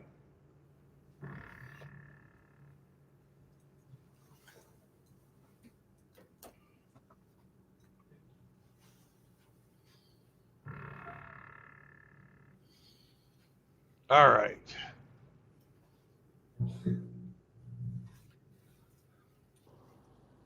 Yep, we got some snow over the weekend, guys. Looks like Iowa did too. I'm sure you guys got more. Yeah, they only got 3. They only got 3 inches here.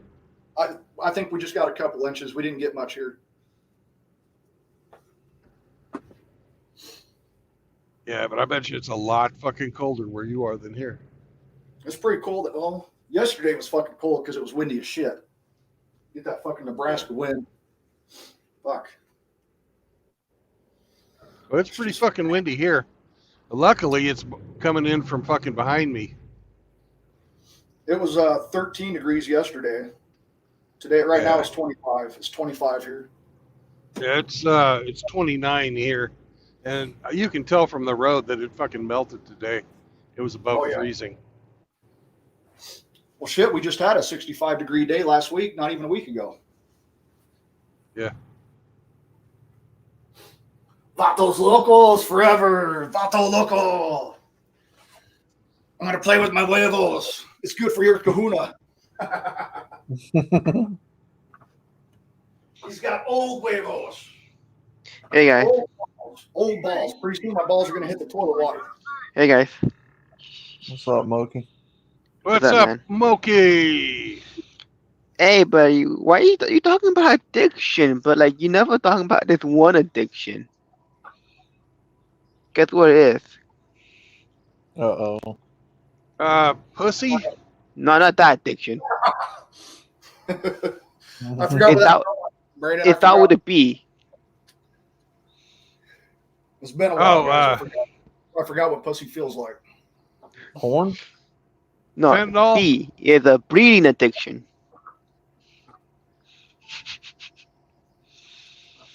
We have us human being got a breeding addiction.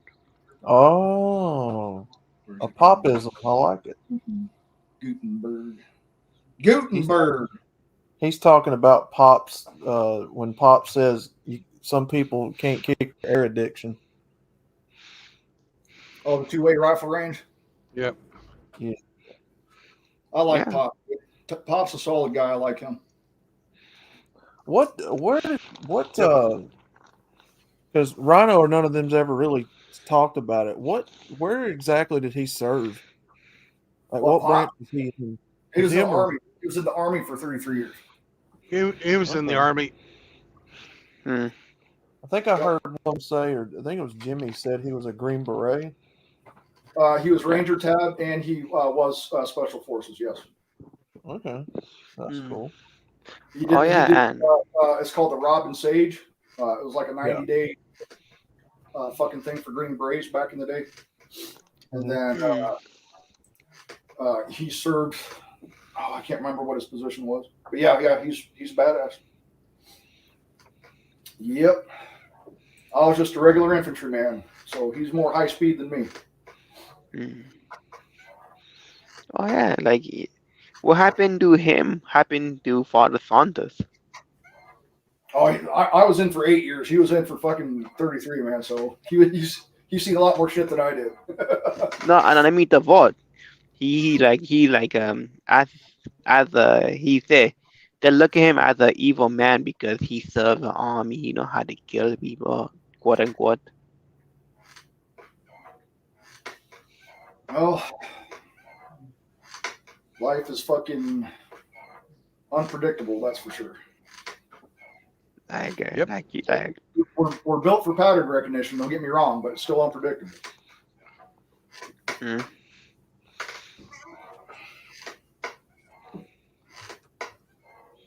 Yeah. Seraphim says they got 6 inches of snow. Yeah, but Seraphim lives in the fucking Alps. They'd probably be getting snow for a month, He if lives in not the longer. fucking Alps. Yeah, he's a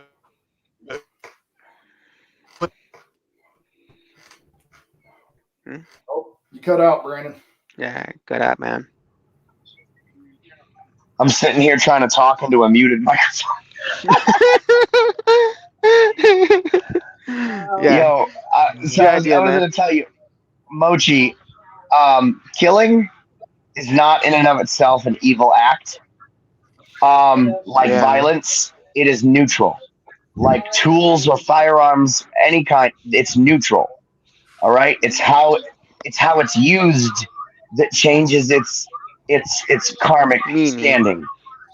Okay, if you're taking lives to protect, you're not evil for doing so, especially if you're given no other choice. If you're using a gun to defend, it's not evil. I know. Have you ever watched Mark Bathio? What is it? Have you watched Mark Bathio? You don't know him, huh? I know. No, I don't think so. Yeah. It's a little hard to hear you. You sound on my end. You sound like you're really far away, dude. Like you're at a distance. I think it might be just my connection. It's Smokey. Yeah, it's me. I got a different mic. Oh, now you sound. Now I can hear you. Yeah. Yeah, yeah. You know what? Well, why don't you post me a link to the channel, Monkey? Which one? The channel. What would you say it was called again? Mark Appio. Mark Bathio. Oh, okay. Yeah, why don't you post a link for me? I have not heard of that dude. What's he talk about? When I say this, he very like sandpaper-ish. Okay. Like he would sometimes piss you off.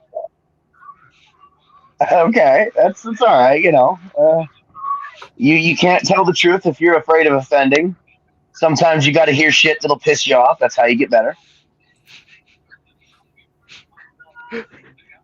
Oh man, when he go off rant about how stupid people are, bro. he say these motherfuckers don't know how to fucking set a box up. That's stupid. How to expect to fight against the people who try to get a drill, all getting a drill grown when they're that stupid. God. Good point. I mean, that's a good point. I kind of talk about things like that sometimes. You know, how in the fuck do stupid people, make it by every day? You'd think some of them would end up, exiting the gene pool. Yeah. Like, Stupid people need to quit reading.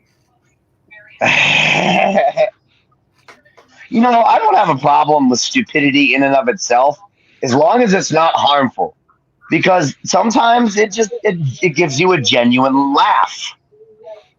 It's when it becomes harmful that it's a problem. I don't want to play in this clown world no more. I want to go back to normal. I'm tired of clown world. Can we stop playing clown world now? Yeah, Like I know what you mean. I don't know. Well, I was never playing Clown World. Well, That just kind of. so we told the rest of the world to quit playing around then. Mm. So I won't play that shit anymore because it's fucking gay as hell. I know. Agreed. Yeah. Yeah, that's gay as hell. Needs some more Vagisil. You know what I say is to coexist is to surrender. Oh shit! What? Mm. Gay? Oh, Gay? Riggs. No more links, Riggs. Oh, if you open a Riggs fucking link, dude, you do so at your own risk. I know. Never, ever, ever open a link from Riggs. Hey, you know what, Riggs? You know what, Riggs? It's funny.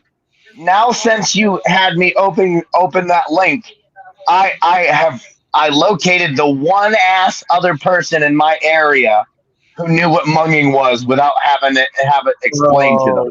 Jeez, Oh, I don't want to hear that. Here we go again. Every time I don't want to hear forget that. word, get it out of my brain, somebody brings it up. Jesus. Well, I didn't know what it was. We're just and the only other time. How tall is this underpass? It doesn't say. How tall is it? It looks like I can fit. Will I be doing the drive of shame tomorrow? Maybe. Oh, I may. But yeah, try. As long as you don't fuck a fat bitch, you won't be driving with shame. Hell is, hell is fraught with cats who ask that same question. True Blood. I think I can fit. Can I fit? It looks like I can fit. I'm not kidding, Sam. Every time I forget that word, somebody. I didn't know. No. It's just okay. I'm just saying. And then I get it.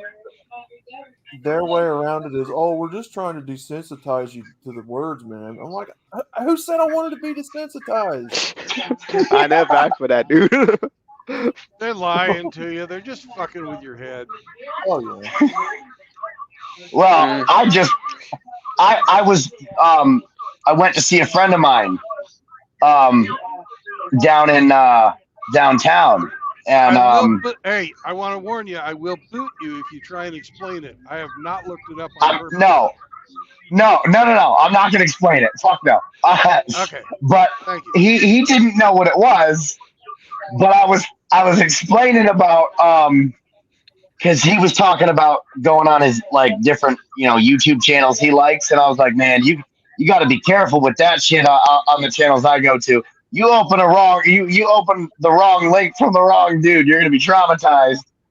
And he wanted an example, so I explained to him exactly what link I was talking about, and his girlfriend starts laughing. And I was like, you know what that is? And she's like, yeah. I'm like, oh man.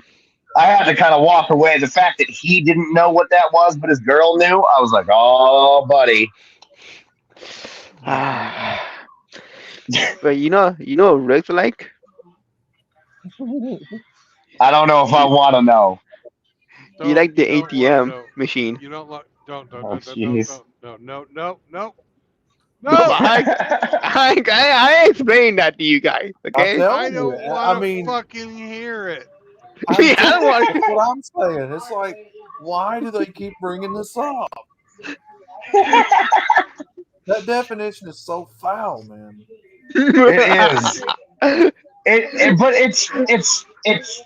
I had to take a minute. I physically had to stop listening to the stream and just collect myself after opening that link. Oh. Oh man, no kidding. Yeah, I had the misfortune of thinking, okay, it can't possibly be worse than oh, it wasn't worse, but it was just as bad. So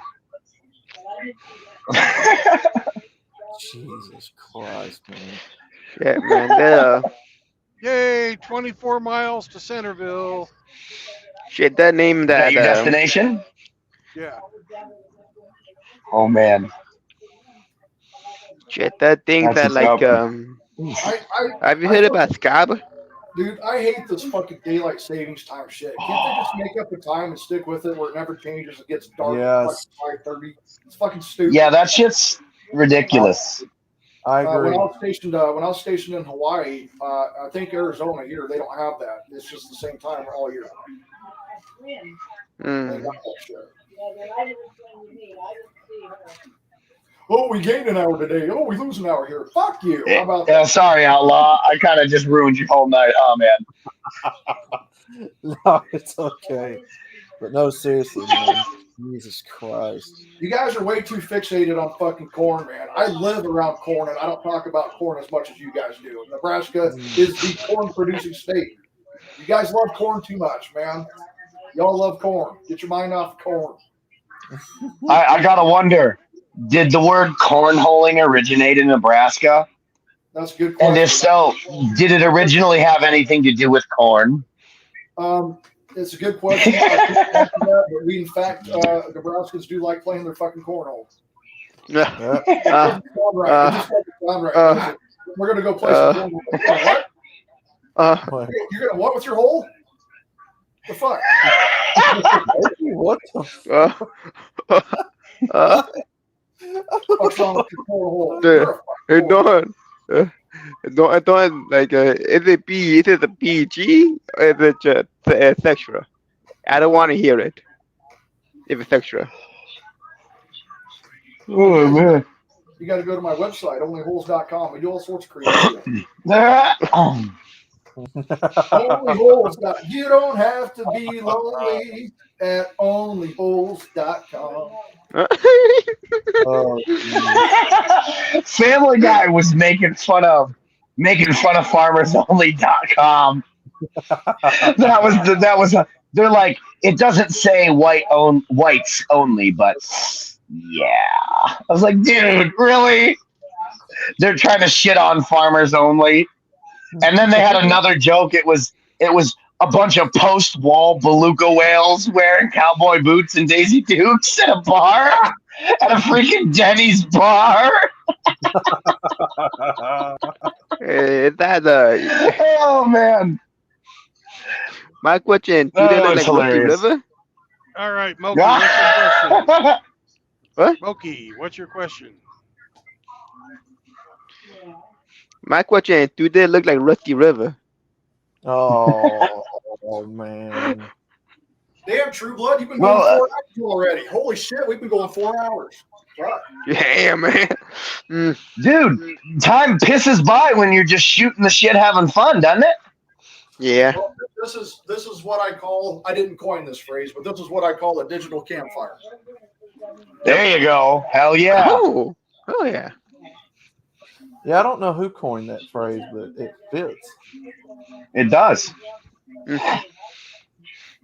I wish I had stronger service because I would be doing live streams literally around a freaking campfire. I'd get myself a UPS and plug my computer into that, and I'd do live streams right up at the forge, man. That's something I've wanted to do since I started doing my vids, is straight up live campfires.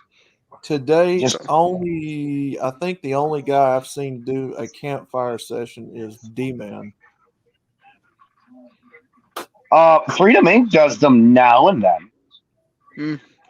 You sound like None on the back, Texas. You got Mile High Ronan just popped in the chat. Hey, Ronan. Correct me if I'm wrong, guys. Isn't a Ronin a expelled samurai? Yes. It's a masterless yes. samurai. A masterless. There you go. Masterless. That's right.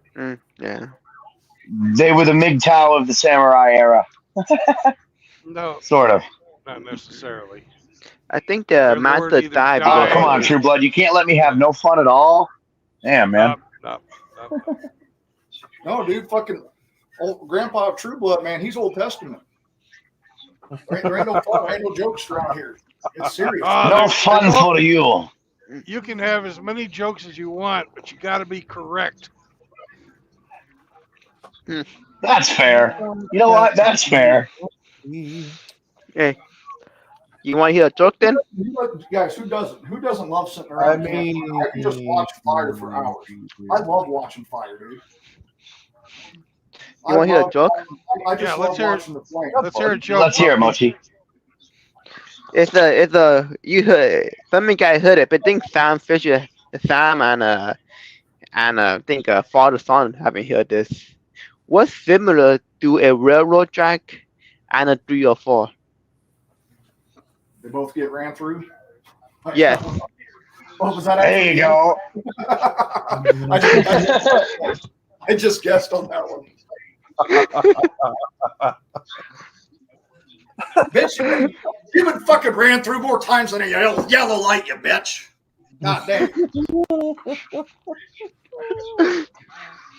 Ran through. What does marriage have in common with a hurricane? They both suck. It's exciting at first, but ends in disaster. There's more to it. There is more to it, but that's all I can remember. Okay. What were you going to say?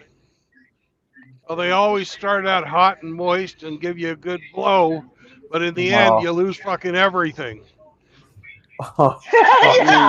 Damn. There you go. That's the original version. He's got it. Yeah. There's a joke I forget. I forget the term of it. Is when you're under your boyfriend this is a 304. You're under your boyfriend umbrella. She ain't wet. Something like that. I know what you're talking about. I can't remember exactly how it goes too, but yeah, me too. You talking about when you shark? Because at my age, you don't ever trust a fart, man. I would say you don't trust a fart at any age. Don't trust a fart. Yep, never waste a hard on, and never trust a fart. Amen. Amen. So saith the good Lord. Never waste a hard on. Well, there's another one I like. Just because there's snow on the roof doesn't mean there's no fire in the furnace. That was fucking rated R for fucking retarded. That's what that was.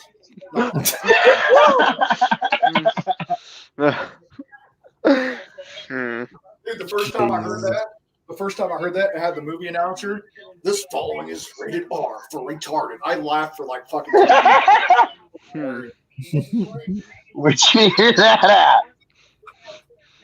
Dude, I mean, I was like gut laughing. I was crying and everything, dude. I needed that. That was a gut fucking laugh, dude. God dang. I think most nothing things need to come with that warning. There's nothing better, guys, than laughing so fucking hard you can't catch your breath and you start crying. Those are the best fucking times. Oh yeah. You ain't lying. That was fucking awesome, dude. I love laughing. Blandy, you know Spanish, right?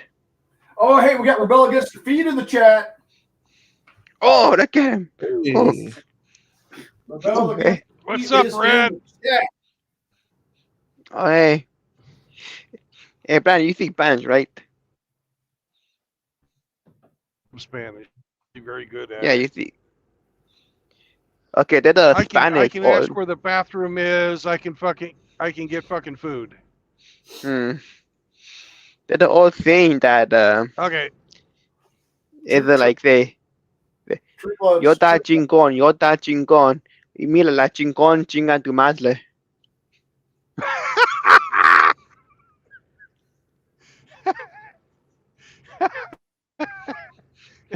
What the hell? Chincon is, I don't know, but there's a kid outside in his fucking shorts with boots on, walking his dog with no shirt.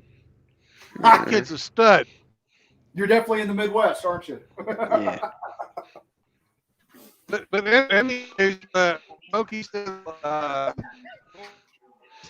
Pendejo. that's the fuck, and then Chinga tu madre is I'm gonna fuck your mother. Debate, So yeah, I something don't like get that. the Yeah. joke. It's basically about ego. It's like hey man, I'm a shit. Or the shit fucking your mom now. Dude, I'm a white boy. I'm a fucking gringo. I don't know what. Yeah, no. It's about ego. Fucking gringo. It's about somebody have a big ego that I'm a crab. Makes sense. Or somebody better than you fucking your mom. Oh, damn, I fucked up. Your mama stepped on the scale. Fucking shit said to be continued. It said one at a time. That's a good one. Yeah. You know what I hated growing up? Find out next time on Dragon Ball Z. Fuck you. Oh man. On the next Dragon Ball Z. And you know that, but you know what? That's a good thing about TV back in the day. It saved you from binging because after you were done with the series, then there was nothing left. Yeah. You were left disappointed. Then when you got to see the next one the next week, the first 5 minutes is filler from the previous week, and you're like, "Fuck!" Commercial already. Already wasted 5 minutes. Sam, that's why I Goku think doing the spirit bomb. Goku spirit bomb takes 14 Ah. of fucking just sitting there yelling. Yeah, yeah. that's why I can't sit down and What's up, binge Ella? watch. That's why I can't sit down and binge watch anything because if I do, I get depressed when I get to the end of it. Yeah, yeah, same here. That's why if I watch anything to that level, it's only what I've already seen. You know, if it's something new, I'll wait. I start getting, but I'm weird, man. I start getting depressed like about 5 to 10 episodes before the end of the series.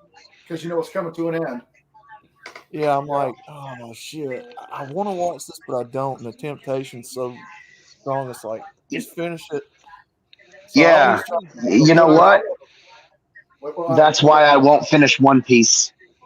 That's why I'm a fucking anime nerd too. I will wait until there's at least like 10 episodes because I can't just do 1 or 2. Yeah. So if I watch anything, I try to make it a habit to have at least 2 or more shows on tap. If you want to go down the One Piece fucking rabbit hole, dude, just watching 1 episode a day would take you like 1,100 days. That's okay. Yeah, dude, it's like 1,100 fucking episodes, dude. It's fucking. Well, it would take longer than that now. There's more than that now. Yeah. I mean, this might sound sad, man, but I am obsessed with One Piece. That shit knows how to get you. Zoro is my boy. Yeah. Zoro's yeah. my boy. Fucking Kenpachi's my boy in Bleach, and Vegeta's my boy in Dragon Ball. Oh, you talking about like that scene in One Piece where he feeds that dog? Stuff like that. What is that? That episode where he gives the dog some dog food? Homeless dog. It was like a homeless dog. I don't think I've gotten that far. Is that early on? I'm trying to remember what episode that was. I haven't moved past like the 200s yet. I stopped watching about like episode 200 every time. I tried to start I have 3 recommendations for you guys. I highly recommend Demon Slayer. I think it's absolutely fantastic. I recommend Jujutsu. Demon Slayer's the shit. I think Jujutsu Kaisen's absolutely fantastic. And Kengan Ashura. You guys ever heard of Kengan Ashura? I haven't read that. If you're nope. a fan of Baki, you'll love it, and it's even better than Baki by far, in my opinion. It's just about fighting. That's it. But it's fucking awesome. Oh, I think I heard about that then, yeah. The Muscle anime, I think they call it. I forget. The very first anime I ever watched, I think, was Vampire Hunter D back in the mid-'80s. Have you guys ever heard of Hellsing? Oh, yeah. I heard about that, yeah. That's bloody as fuck, dude. Yeah, Van That shit's Helsing. cool. Helsing is the shit. Helsing, Dude, that anime made me want a semi-automatic 454 pistol. I am obsessed. I am obsessed with getting I want to handcraft my own semi-automatic 454 now. Take your fucking arm off. That's okay. I like the big guns, man. Listen, I'm that dude where if you hand me a shoulder-mounted 950, I will not decline to shoot it. You can warn me. That's going to put you on your ass. Challenge accepted, sir. All right, you also got to yell before you fire it. You got to yell out, "Back blast area clear." Yeah. Back blast area clear. Boom. Well, that's not even a joke. Have you seen the videos for the Fat Mac? I used to shoot fucking AT4s, man, 84mm rockets. Dude. Kick back from that shit. You don't want to be anywhere near behind it. Oh my God. The most fun I ever had in the military, the most fucking fun I ever had was shooting the Mark 19, the automatic fucking 40mm grenade launcher. That was so fucking fun. Oh my God, dude. What? So fucking fun. They allowed us to shoot down to a draw where there was a fucking car that we used for target practice, but the rounds are so expensive that a lot of people just fired the dummy rounds. I actually got to fire the live ones for a 5-round burst. It was fucking awesome. Doom, doom, doom, doom, doom. Boom, boom, boom, boom, boom. I'm like, oh my God, that just put testosterone in me. Yeah. Hey Sam, I dare to shoot a 20 millimeter. Oh, the 20 Mike. I never got to fire one of those. Well, what do you mean by that though? Like, do you want me to? Because I'm going to tell you right now. Hey, I don't care how strong you are. You're not shoulder mounting that shit. Even shoulder mounting a 950 is pushing it. Bullshit. And you're talking to a dude who can one-hand 12 gauges, okay? Bullshit. I shoulder fired your fucking mom. I can shoulder fire that shit.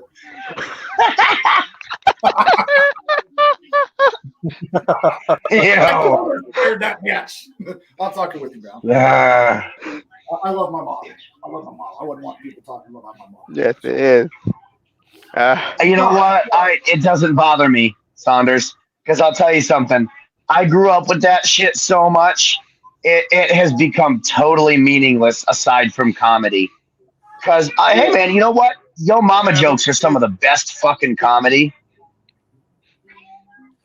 They are, but that's one of the rules in this fucking chats. We don't go after each other's families. Yeah. You know, you can dig on people for whatever, but don't go after their moms or kids, fucking parents. It's all right. Saunders is just mad because he's going bald. He says he's taking it with dignity, but you know. Keep it up. Keep it up. We'll hold you down. See, there you go. Perfectly legitimate.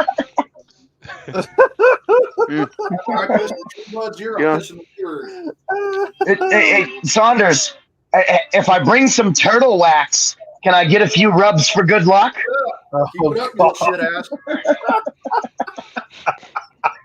Hey, Saunders, shoot a 700 nitro. Ooh, those are fun. Those are fun. I only got to shoot one of those like twice in my whole life, but I've always wanted to shoot another. Oh man, that fucking nitro, man. Holy shit. That kicks. It's got kick to it. It's fun. I like the kick. I mean, everyone says that with like, I dare you, but yeah, I'll do it. You're threatening me with a good time.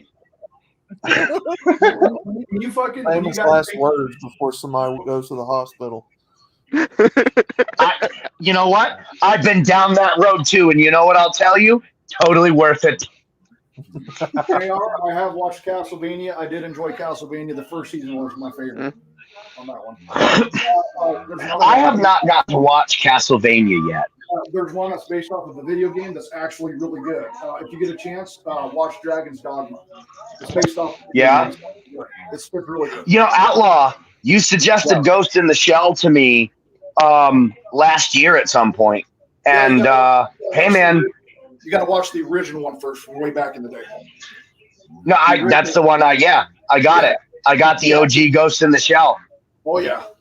It's good. Dude, that shit is fucking awesome. I like fucking Wicked City, and I like Akira. I'm gonna go, guys. Yeah. Okay. See you later, bro. Dude, I will All right, never Mochi, take it easy, brother. Later, Moki. have a good one. Dude, I will nerd the fuck out on some anime. I'll nerd the fuck out on some Dungeons and Dragons too, man. I still play Dungeons and Dragons. I'm the DM with my son every other weekend. Fuck yeah, dude. Well, if you live down here, Saunders, we just had a game store open up. Oh, did you? With Warhammer, what is it? Warhammer 40K, Magic the Oh, I Gathering. love me some Warhammer 40K. Oh, you Dude, don't You know, know I've never played the tabletop. I don't have the miniatures, but I have got into the lore. The lore is absolutely fantastic on 40K. And would I like love the me video game. Warhammer 40K Inquisitor Martyr. It's like an action RPG like Diablo, but set in the 40K universe. It's fucking fun. you would like MGTOW Mando then because he's diehard into Warhammer 40K. Oh, dude, there's so much lore. It's so over the fucking top, but it's so awesome. Dude, did you see what they were doing to fucking Mando in the chat the other night? Uh-oh. Well, there was some guy that was talking about how Mando's helmet looks like a penis, and Crusader Nate was like, "Choose your words carefully," and the guy came back to him, "Ooh, so manly! Oh, give me a spanking! Come on, Nate, punish me! I've been naughty." You know? Completely fucking trolling him. It was beautiful. You bust a nut in your pants, JR. You first. Oh man. Listen, if you can take a joke and you can dish out a joke, I'd say that's the height of having some balls. Oh, dude, I can appreciate a damn good burn. I'll even tell you guys, hey, that's a good burn. I'll allow it. That was a good one. Hell yeah. I mean, there's a line. You can't be outright disrespectful, but fuck yeah. You gotta have, there is a line. Yeah, it's got to be funny. Yeah. It can't just be nasty for the sake of being nasty. Mm-hmm. There's a line. If you cross that line, we're gonna go North Korea on your ass, motherfucker. I love our fucking trolls, man. We got the best fucking trolls in the manosphere. Hell yeah, dude. We also have all the occupations in this fucking sphere covered. All of it. From construction workers to truck drivers to farmers to soldiers to police to fucking plumbers to electricians. We got it all, dude. We don't have a chemical engineer anymore. Oh man. I don't know about a chemical engineer, but I know some light chemistry. Hold on, let me go get my mop gear on. I got to go get my army mop gear on if we're going to be fucking with chemicals. You know what I don't? You know what I never, ever, ever want to do again, ever in my life, is fucking get gassed in the gas chamber again. That was horrible. Get gassed in a gas chamber. Yeah, that's part of your training. Yeah, you gotta go. You gotta go in and fucking and recite your fucking general orders while you're fucking being fucking CS gassed. While you're being CS gassed. Oh. Oh damn. When I've never been in a gas chamber, but I was in the yard upstate and there was a riot that broke out and I got gassed along with the other dudes. Oh. They didn't care. They gassed everybody. Dude, who the fuck is the booty warrior in the fucking chat? He's actually got the guy who the booty warrior's based off of. Oh, that's hilarious, dude. All I care about. Police Johnson in the chat over here. Look, I like you. I told you we had the best. Oh God. We had the best fucking trolls, man. I want your booty. Oh yeah, I remember that Boondocks. Yeah, we can do this the easy way or the hard way. I like you and I want you. Yeah. What did you say that? Mister. Dude, I gotta stay away from prison, dude, because I got a fat ass for a white boy. That's a hell of a thing to say. Oh. I got a fucking bubble butt, dude. Bubble butt. Yeah, I gotta stay away from them fucking creeps too, because I've had every girlfriend I've ever had has complimented my ass.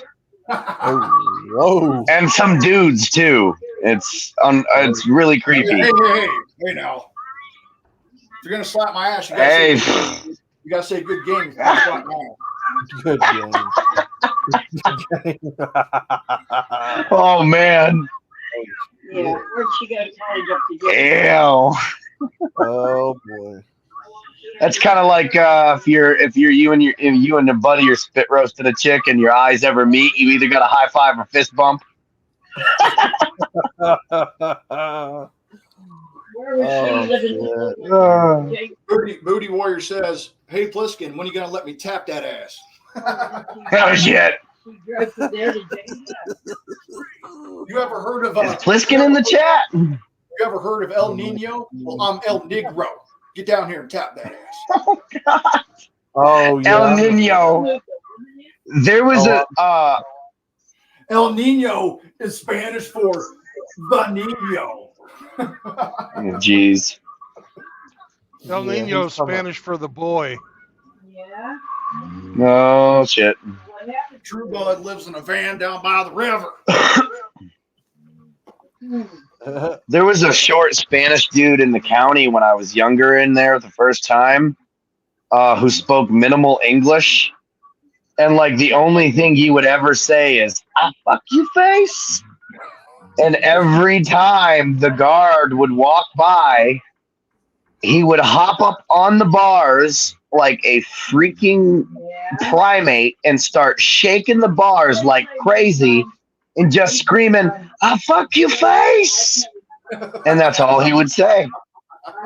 And they would approach him and be like, "Hey man, you got to go to court today." His response, "I fuck you face." No. Chow time, "I fuck you face." Speaking of face fucking, It was hilarious. Speaking of fucking face fucking, I got a story for you. I was at a house party once, and it was getting late into the night, right? So everybody's pretty good liquored up. I always loved having a good house party, dude. I fucking had the most fun of my life at house parties. This dude was so fucking drunk. That he was passed out. This guy's passed out on the couch like he was out. His buddy comes up, pulls his pants down, and starts fucking his face with his ball slapping his cheek. Dude, I could not believe it. I was watching, dude. I'm like, is this seriously fucking happening right now? This is fucking hilarious. But at the same time, I felt horrible because I would not want to be the one passed out and someone put their balls in my fucking face, dude. What the fuck?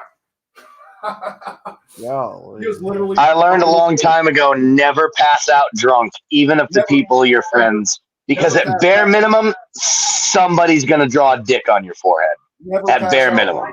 That's the problem. Never pass out first. Well, it might have been. Yeah. Yeah, you guys know the rules, man. Yeah, but I mean, I'm not going to lie. If my homeboy passes out before everyone else, I'm going to want to draw a dick on his forehead. Well, morning, dickhead. Yeah. I was so mad at my friends. We're still, we didn't really, have a falling out. We just kind of drifted apart. But I used to hang out with a couple of dudes that I'd go hunting with all the time. And I was the first one to pass out at a, like a campfire party or whatever. And they let all their girlfriends fucking paint my face up, they took off my shoes and painted my toenails, the whole works, man. Barrettes in my hair.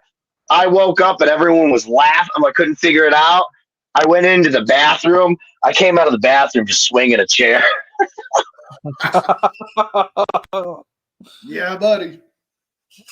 So I'm all fucking painted up like some kind of fag swinging this old person bathroom chair.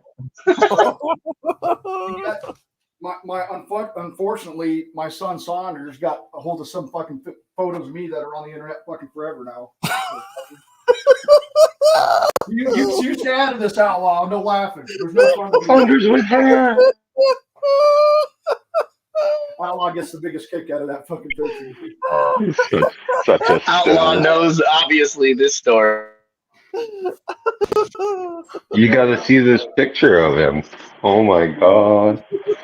Yeah, Outlaw's reaction makes me want to see it now. Well, I'm not going to show you, so there. Post a link. Post a link. It's enough to disown that boy over, that's for sure. Well, it warrants an ass whooping for sure.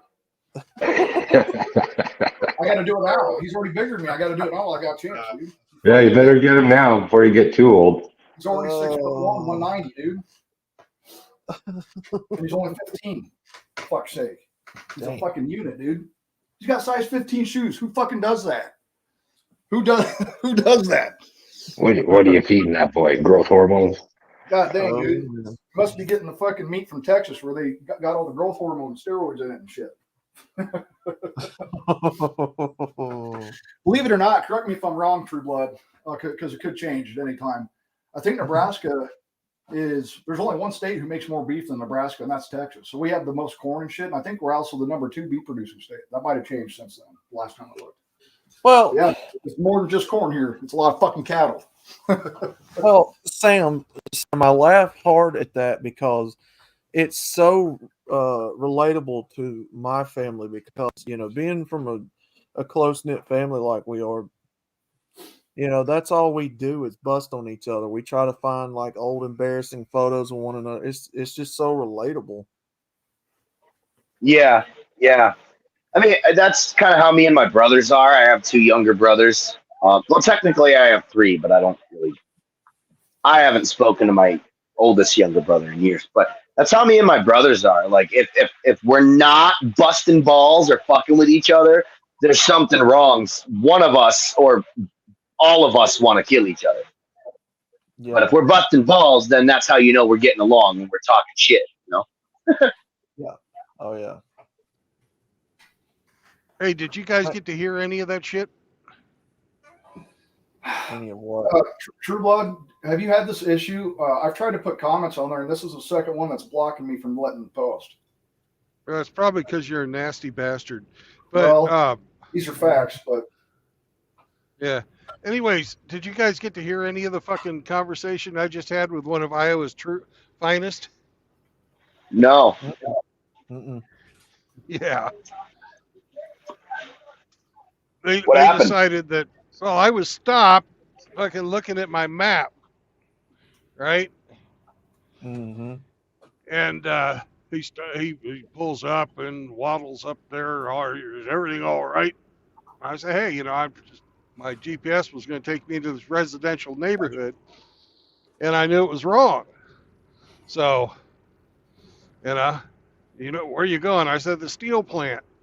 Oh, you know where you're going now? And we're sitting fucking 30 feet away from the steel plant sign. Yeah, I think I forgot. I got it figured out now. Thanks. What the fuck? So never trust your GPS and, never expect an intelligent conversation from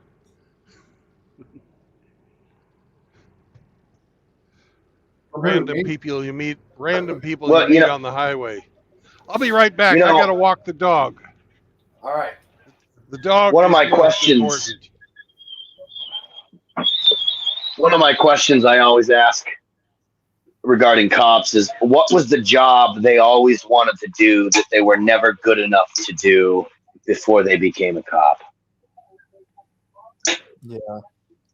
I mean, don't get me wrong. Maybe some of them are genuinely good people when they're out of the uniform. Believe it or not, I actually contemplated being an officer. I contemplated trying to try out for SWAT when I got done with infantry. I thought it would have been a nice fit. I decided against it. That's probably a good choice. I'm really glad because, the police force and the military, they're just not good right now. It's just not a good time to be an officer or a soldier at all. Well, my personal belief is if you're going to... Go ahead. you're already guilty in the fucking court of public opinion if you try to do your fucking job, dude. Like, I'd be afraid to do my job because, like, okay, are they going to crucify me before the full story gets out? Look at the January 6th fuckers and shit, dude. Fucking A, man. They'll fucking throw you. If they want you disappeared, they'll disappear your ass. I just know there's very little faith in the quote unquote justice system around here, and well, Saunders, if you're doing your job as a cop, the actual job you're supposed to do as a police officer, the quote unquote court of public opinion that you talk about, will actually be exclusively limited to real criminals, people who don't want consequences for their actions. But what I think is the real problem with police today. You know what? Take my recent example. I'm sitting with my kids behind me, bleeding from my head, and I was the one arrested and charged. That's the problem. It's not that you're doing, a cop stuff. It's that I have a problem with mindless order followers. Well, I don't have a problem with people who genuinely want to protect their community, Well, you can thank the corrupt courts and fucking Duluth model for most of that shit. Yeah. Yeah, I looked it up. They're using the modified Duluth model up here. That's what they're calling it, the modified Duluth model. They added some shit. That's all. Or altered some shit, I should say. Of course they did. It's for the woman. They'll never be happy. You could add 100 things to it and still wouldn't be enough. You kidding? You could give the world to the modern woman, and they would still bitch at you from the fucking packaging that you gave the world her in. It's like, bitch, I just gave you the world. Well, it wasn't packaged right. What the fuck? That's like being pissed off getting $1 million and it's all in 20s. Do you think I'm going to get pissed off if it's in 20s? Fuck no, it's $1 million. I don't give a fuck. Well, why is it right? Are you fucking serious? Are you seriously right now bitching about getting $1 million? How do you bitch about the funny part about that is, Saunders, I've actually went through that exact experience. I gave an ex a heart necklace. It cost me like $2,000 at the time because it was real precious metals like gold and shit and real fucking gems. It was real. Like it was all real high-end jewelry. And I gave it to her as like a 1-year Valentine's gift or whatever. And her first response was, "Why is the packaging so ugly? Why'd you wrap it in such ugly paper? And it's Christmas. This is Valentine's Day, not Christmas." Like she had a complaint about the fucking wrapping. Like that's real. That's not even a joke. They straight up will find anything. Yeah. You could out of 100 things that you do. You could do 99 of those 100 things correct, and you will always only hear about the one time that you might have fucked up. But bitch, I just did exactly 99 things, over the course of time, what have you, and I fuck up once, and this is what you remember. You don't remember all the fucking awesome times before this one fuck up. And in most cases, it's not even that much of a fuck up. They make it to be a lot bigger than what it is. Oh, yeah, definitely. You know what I've never, ever heard from a woman, and she actually meant it with her actions? I've never heard a woman say, "I'm sorry," and actually thank you. Oh. Yeah. Give a women. A Mile High Ronan said, "Give a woman heaven, she'll complain about the view. Give her hell, she'll pay the rent." It's funny because it's true. Ha! Yup.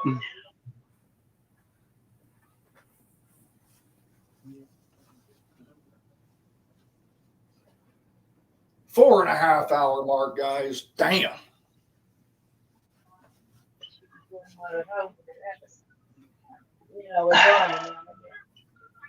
That's what happens when you're having fun. Good combo.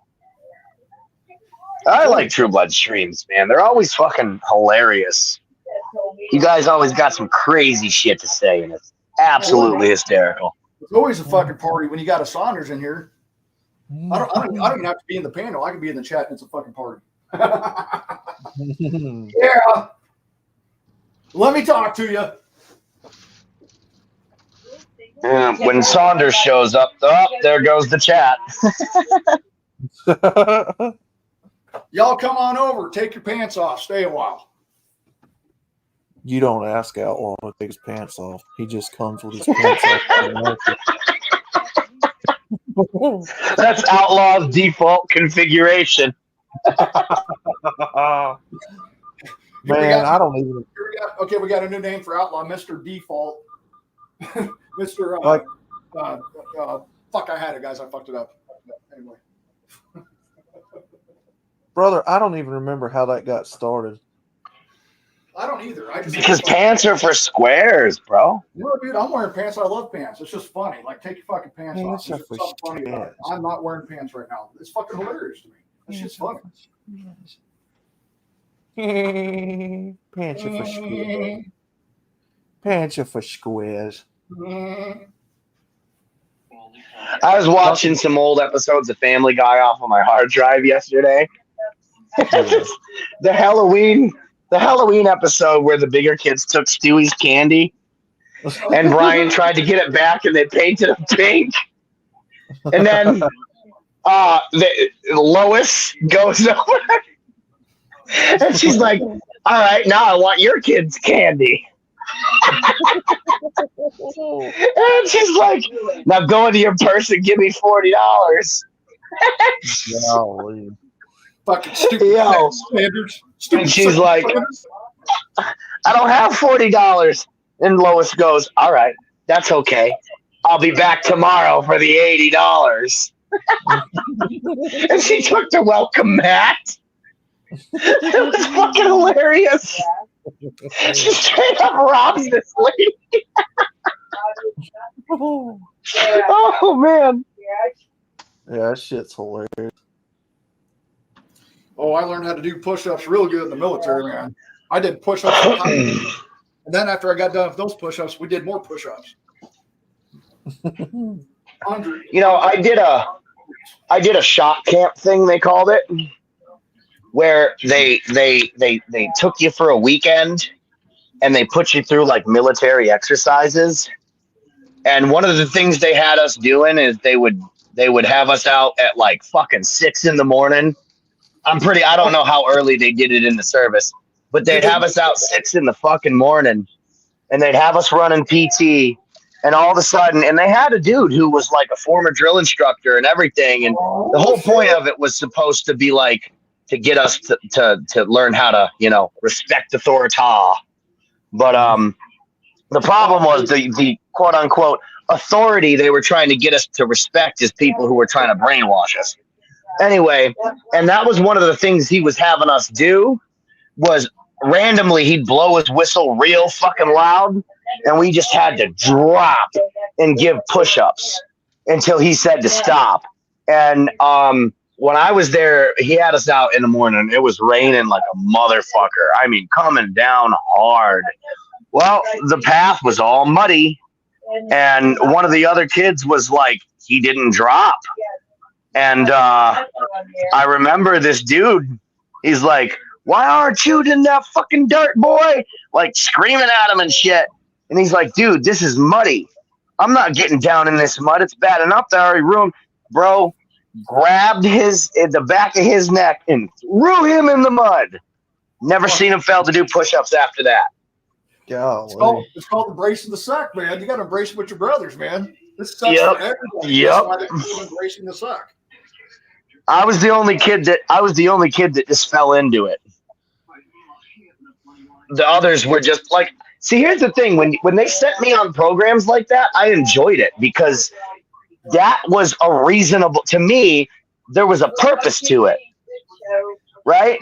But when I got back to those places, it was while out time because you're just going to tell me do what you're told and you'll be okay. And I know that that's bullshit. Did they like go full drill sergeant? Like, did they do the cadence like 1, 2, 3, 1, 1, 2, Yeah. 3? Did they do that? Oh yeah. They did. I was only there for one weekend, but me off. Want my milk and cookies? Wah, no, they did have us singing some shit like that. What do they call those little songs? I don't know, but I've been. What is it?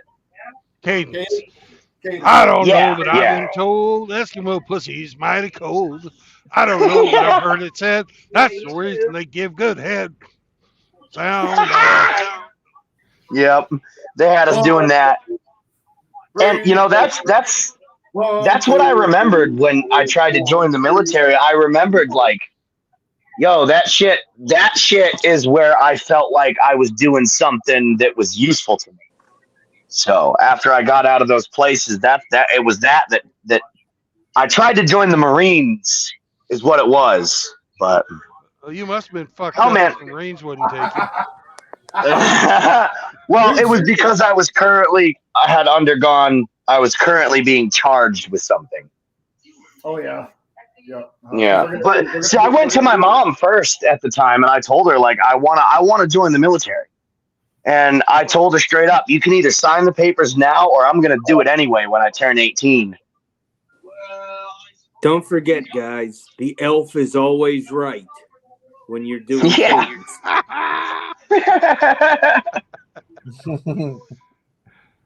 And what he's talking about is when the Marines march, they go elf, elf, elf, right? Elf. Yeah, I knew that. I have a couple of friends that were in the service talking about. Low righty-do. Say what? After a few elves, you do the low righty-do. Low righty-do. Righty-do, righty-lo. Yep. I remember doing all that shit.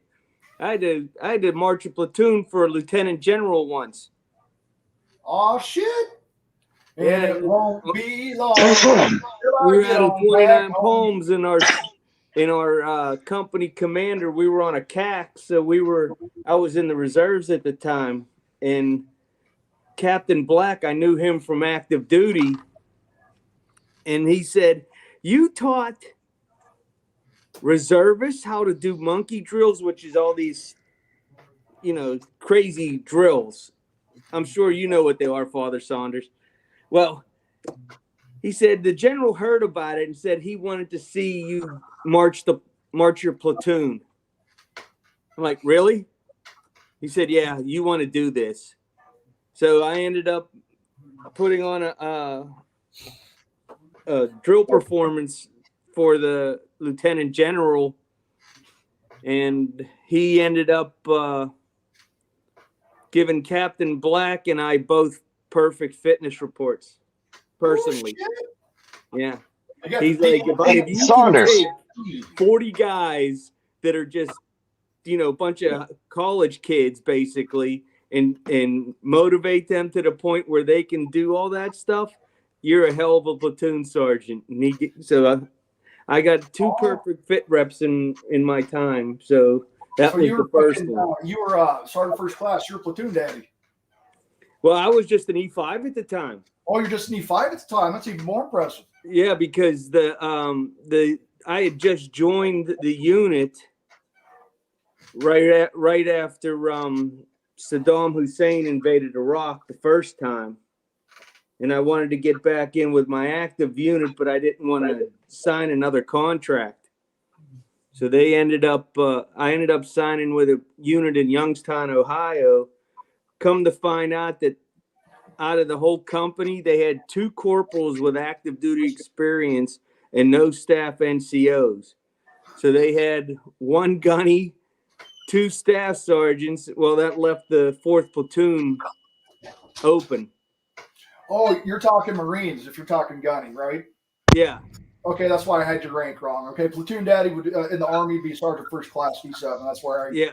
So I was filling a E7 billet as an E5. Yeah. That's fucking awesome, dude. Yeah.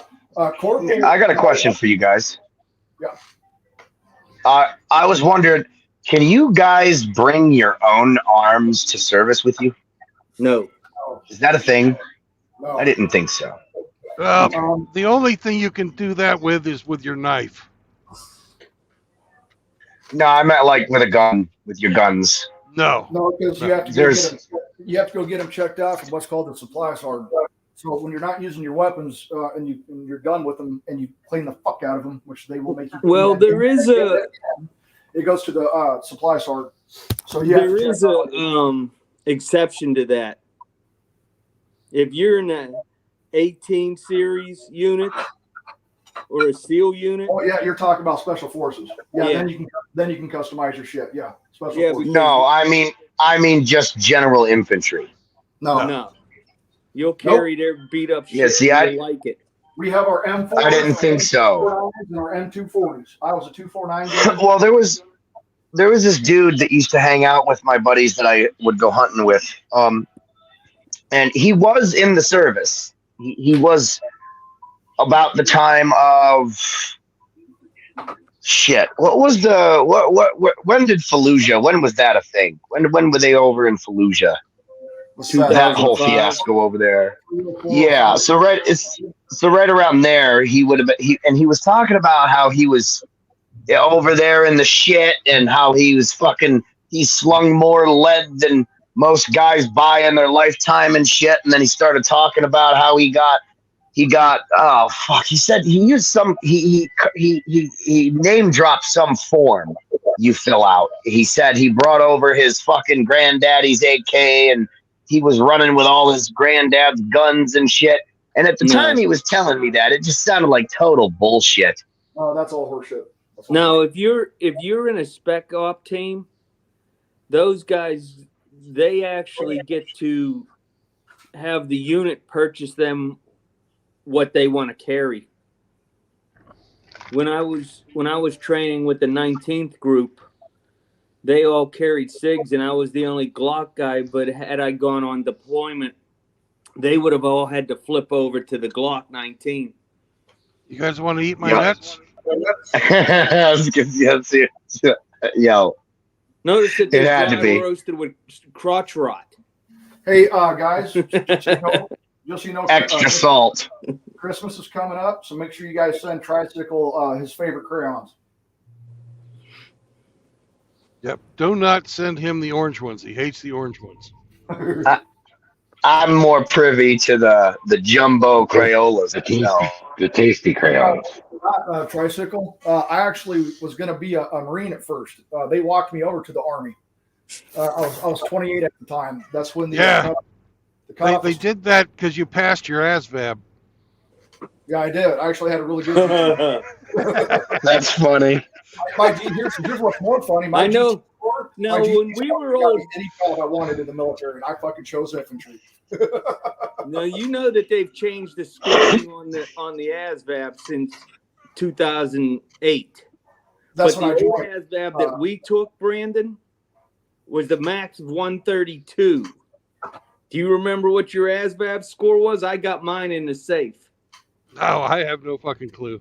Yeah, because the first time I went in at 17, then after 9/11, when I went back in, instead of me waiting for months to get it, they said, well, just take it over again. So that was when they did the computerized version. Yeah. I was done in 32 minutes, and the Army sergeant looked at me and said, oh my gosh, what MOS are you doing? And I told him 18 Delta, which is the SF medic. Oh shit. He goes, okay, I got it now, because I scored a 126 in 32 minutes on it. He looked at me, because the average is like 92. Yeah. And you have to have a 110 or higher to be an officer or warrant officer. Well, the first time I thought I would do worse the second time, but I actually did better. The first time I had a 122.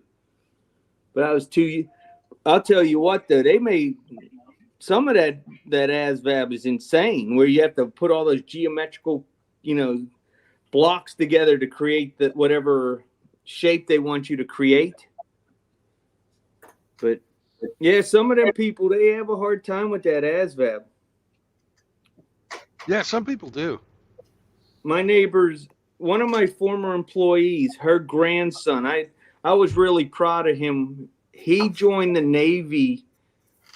Well, why were you proud of him then?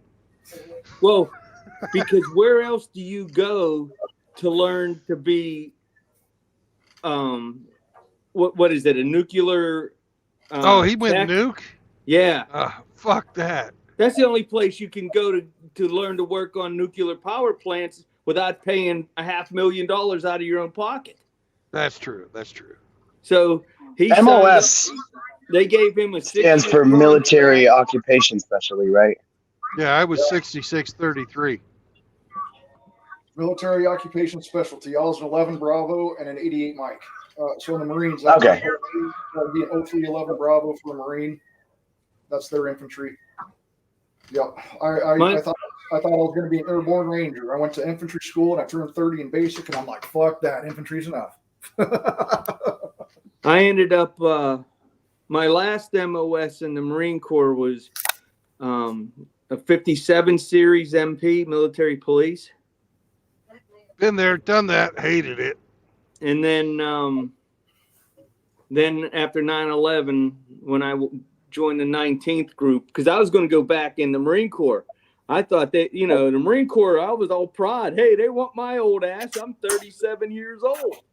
Well, coworker, mine, 30-year Green Beret, put his arm around me and said, "Come on, boy, let's go. You're nuts." Next thing I know, I'm running all them miles, carrying that heavy ass pack 3 days a week, running 5 miles with it. I'm like, what the hell's wrong with me? I don't know. Back in the day, the military might have been a real good occupation for me. As soon as I made fucking petty officer, they said, "Petty Officer Brandon, it's time for you to do your service." I'm like, fuck. So they put me on fucking shore patrol for 3 months. Fuck that, man. You got to go out in your dress uniform and go rouse drunks. Do you know how many fucking drunks have been puked on? You go fucking find a drunk, find him, take him back to the ship. They're fucking always half of them, throw up on you. That's your sucked. Navy brethren. That's your Navy brethren. The only fun part was when they got a little rowdy, you got to beat the fuck out of them. Brandon said, "Bitch, my Class A's got more interesting stories." That sucks, man. Class A's are fucking sexy uniform, dude. Oh yeah, you like them fucking bell bottoms we had? With the goddamn fucking neckerchief and the flap in the back. You know what the bell bottoms are for, don't you? I can tell you the real reason, but let's hear it. So that the sperm just keeps running down your leg without stopping you.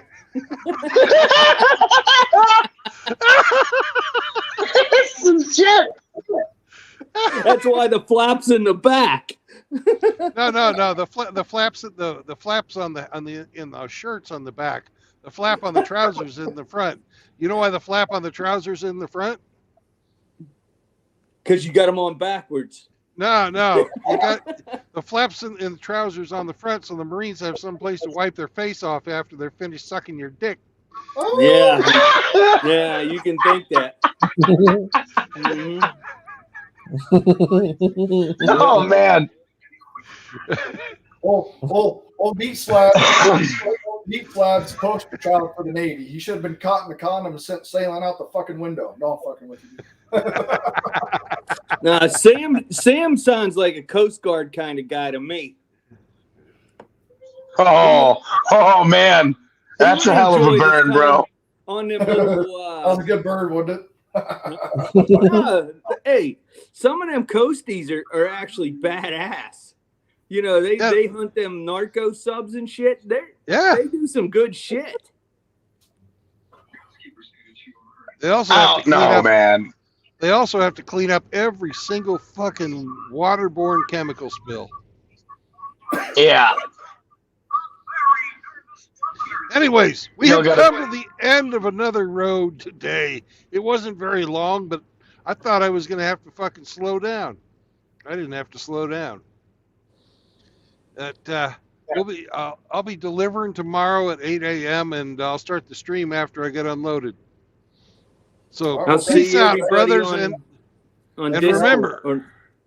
remember, there's 3 things you gotta remember to keep your ass out of fucking indentured servitude and fuckery and usury. 1, don't get fucking married again. Like, don't be a dumbass like me. Number 2, Don't invite that cunt to fucking live at your house. She's just going to put her hooks in and fucking not let go, and she'll take your shit. And number 3, don't get her knocked up. Don't do it. That's fucking 18 to 21 years of indentured servitude. You are fucked if that happens. Now, results oriented will back me up on this one. Woof, woof, woof, woof. See you guys on Hammer's stream. That was a very All right. Peace out. Later on, guys. Take it easy, brothers. Yes, sir. Bye, Hammy. Thanks for having us, Brandon.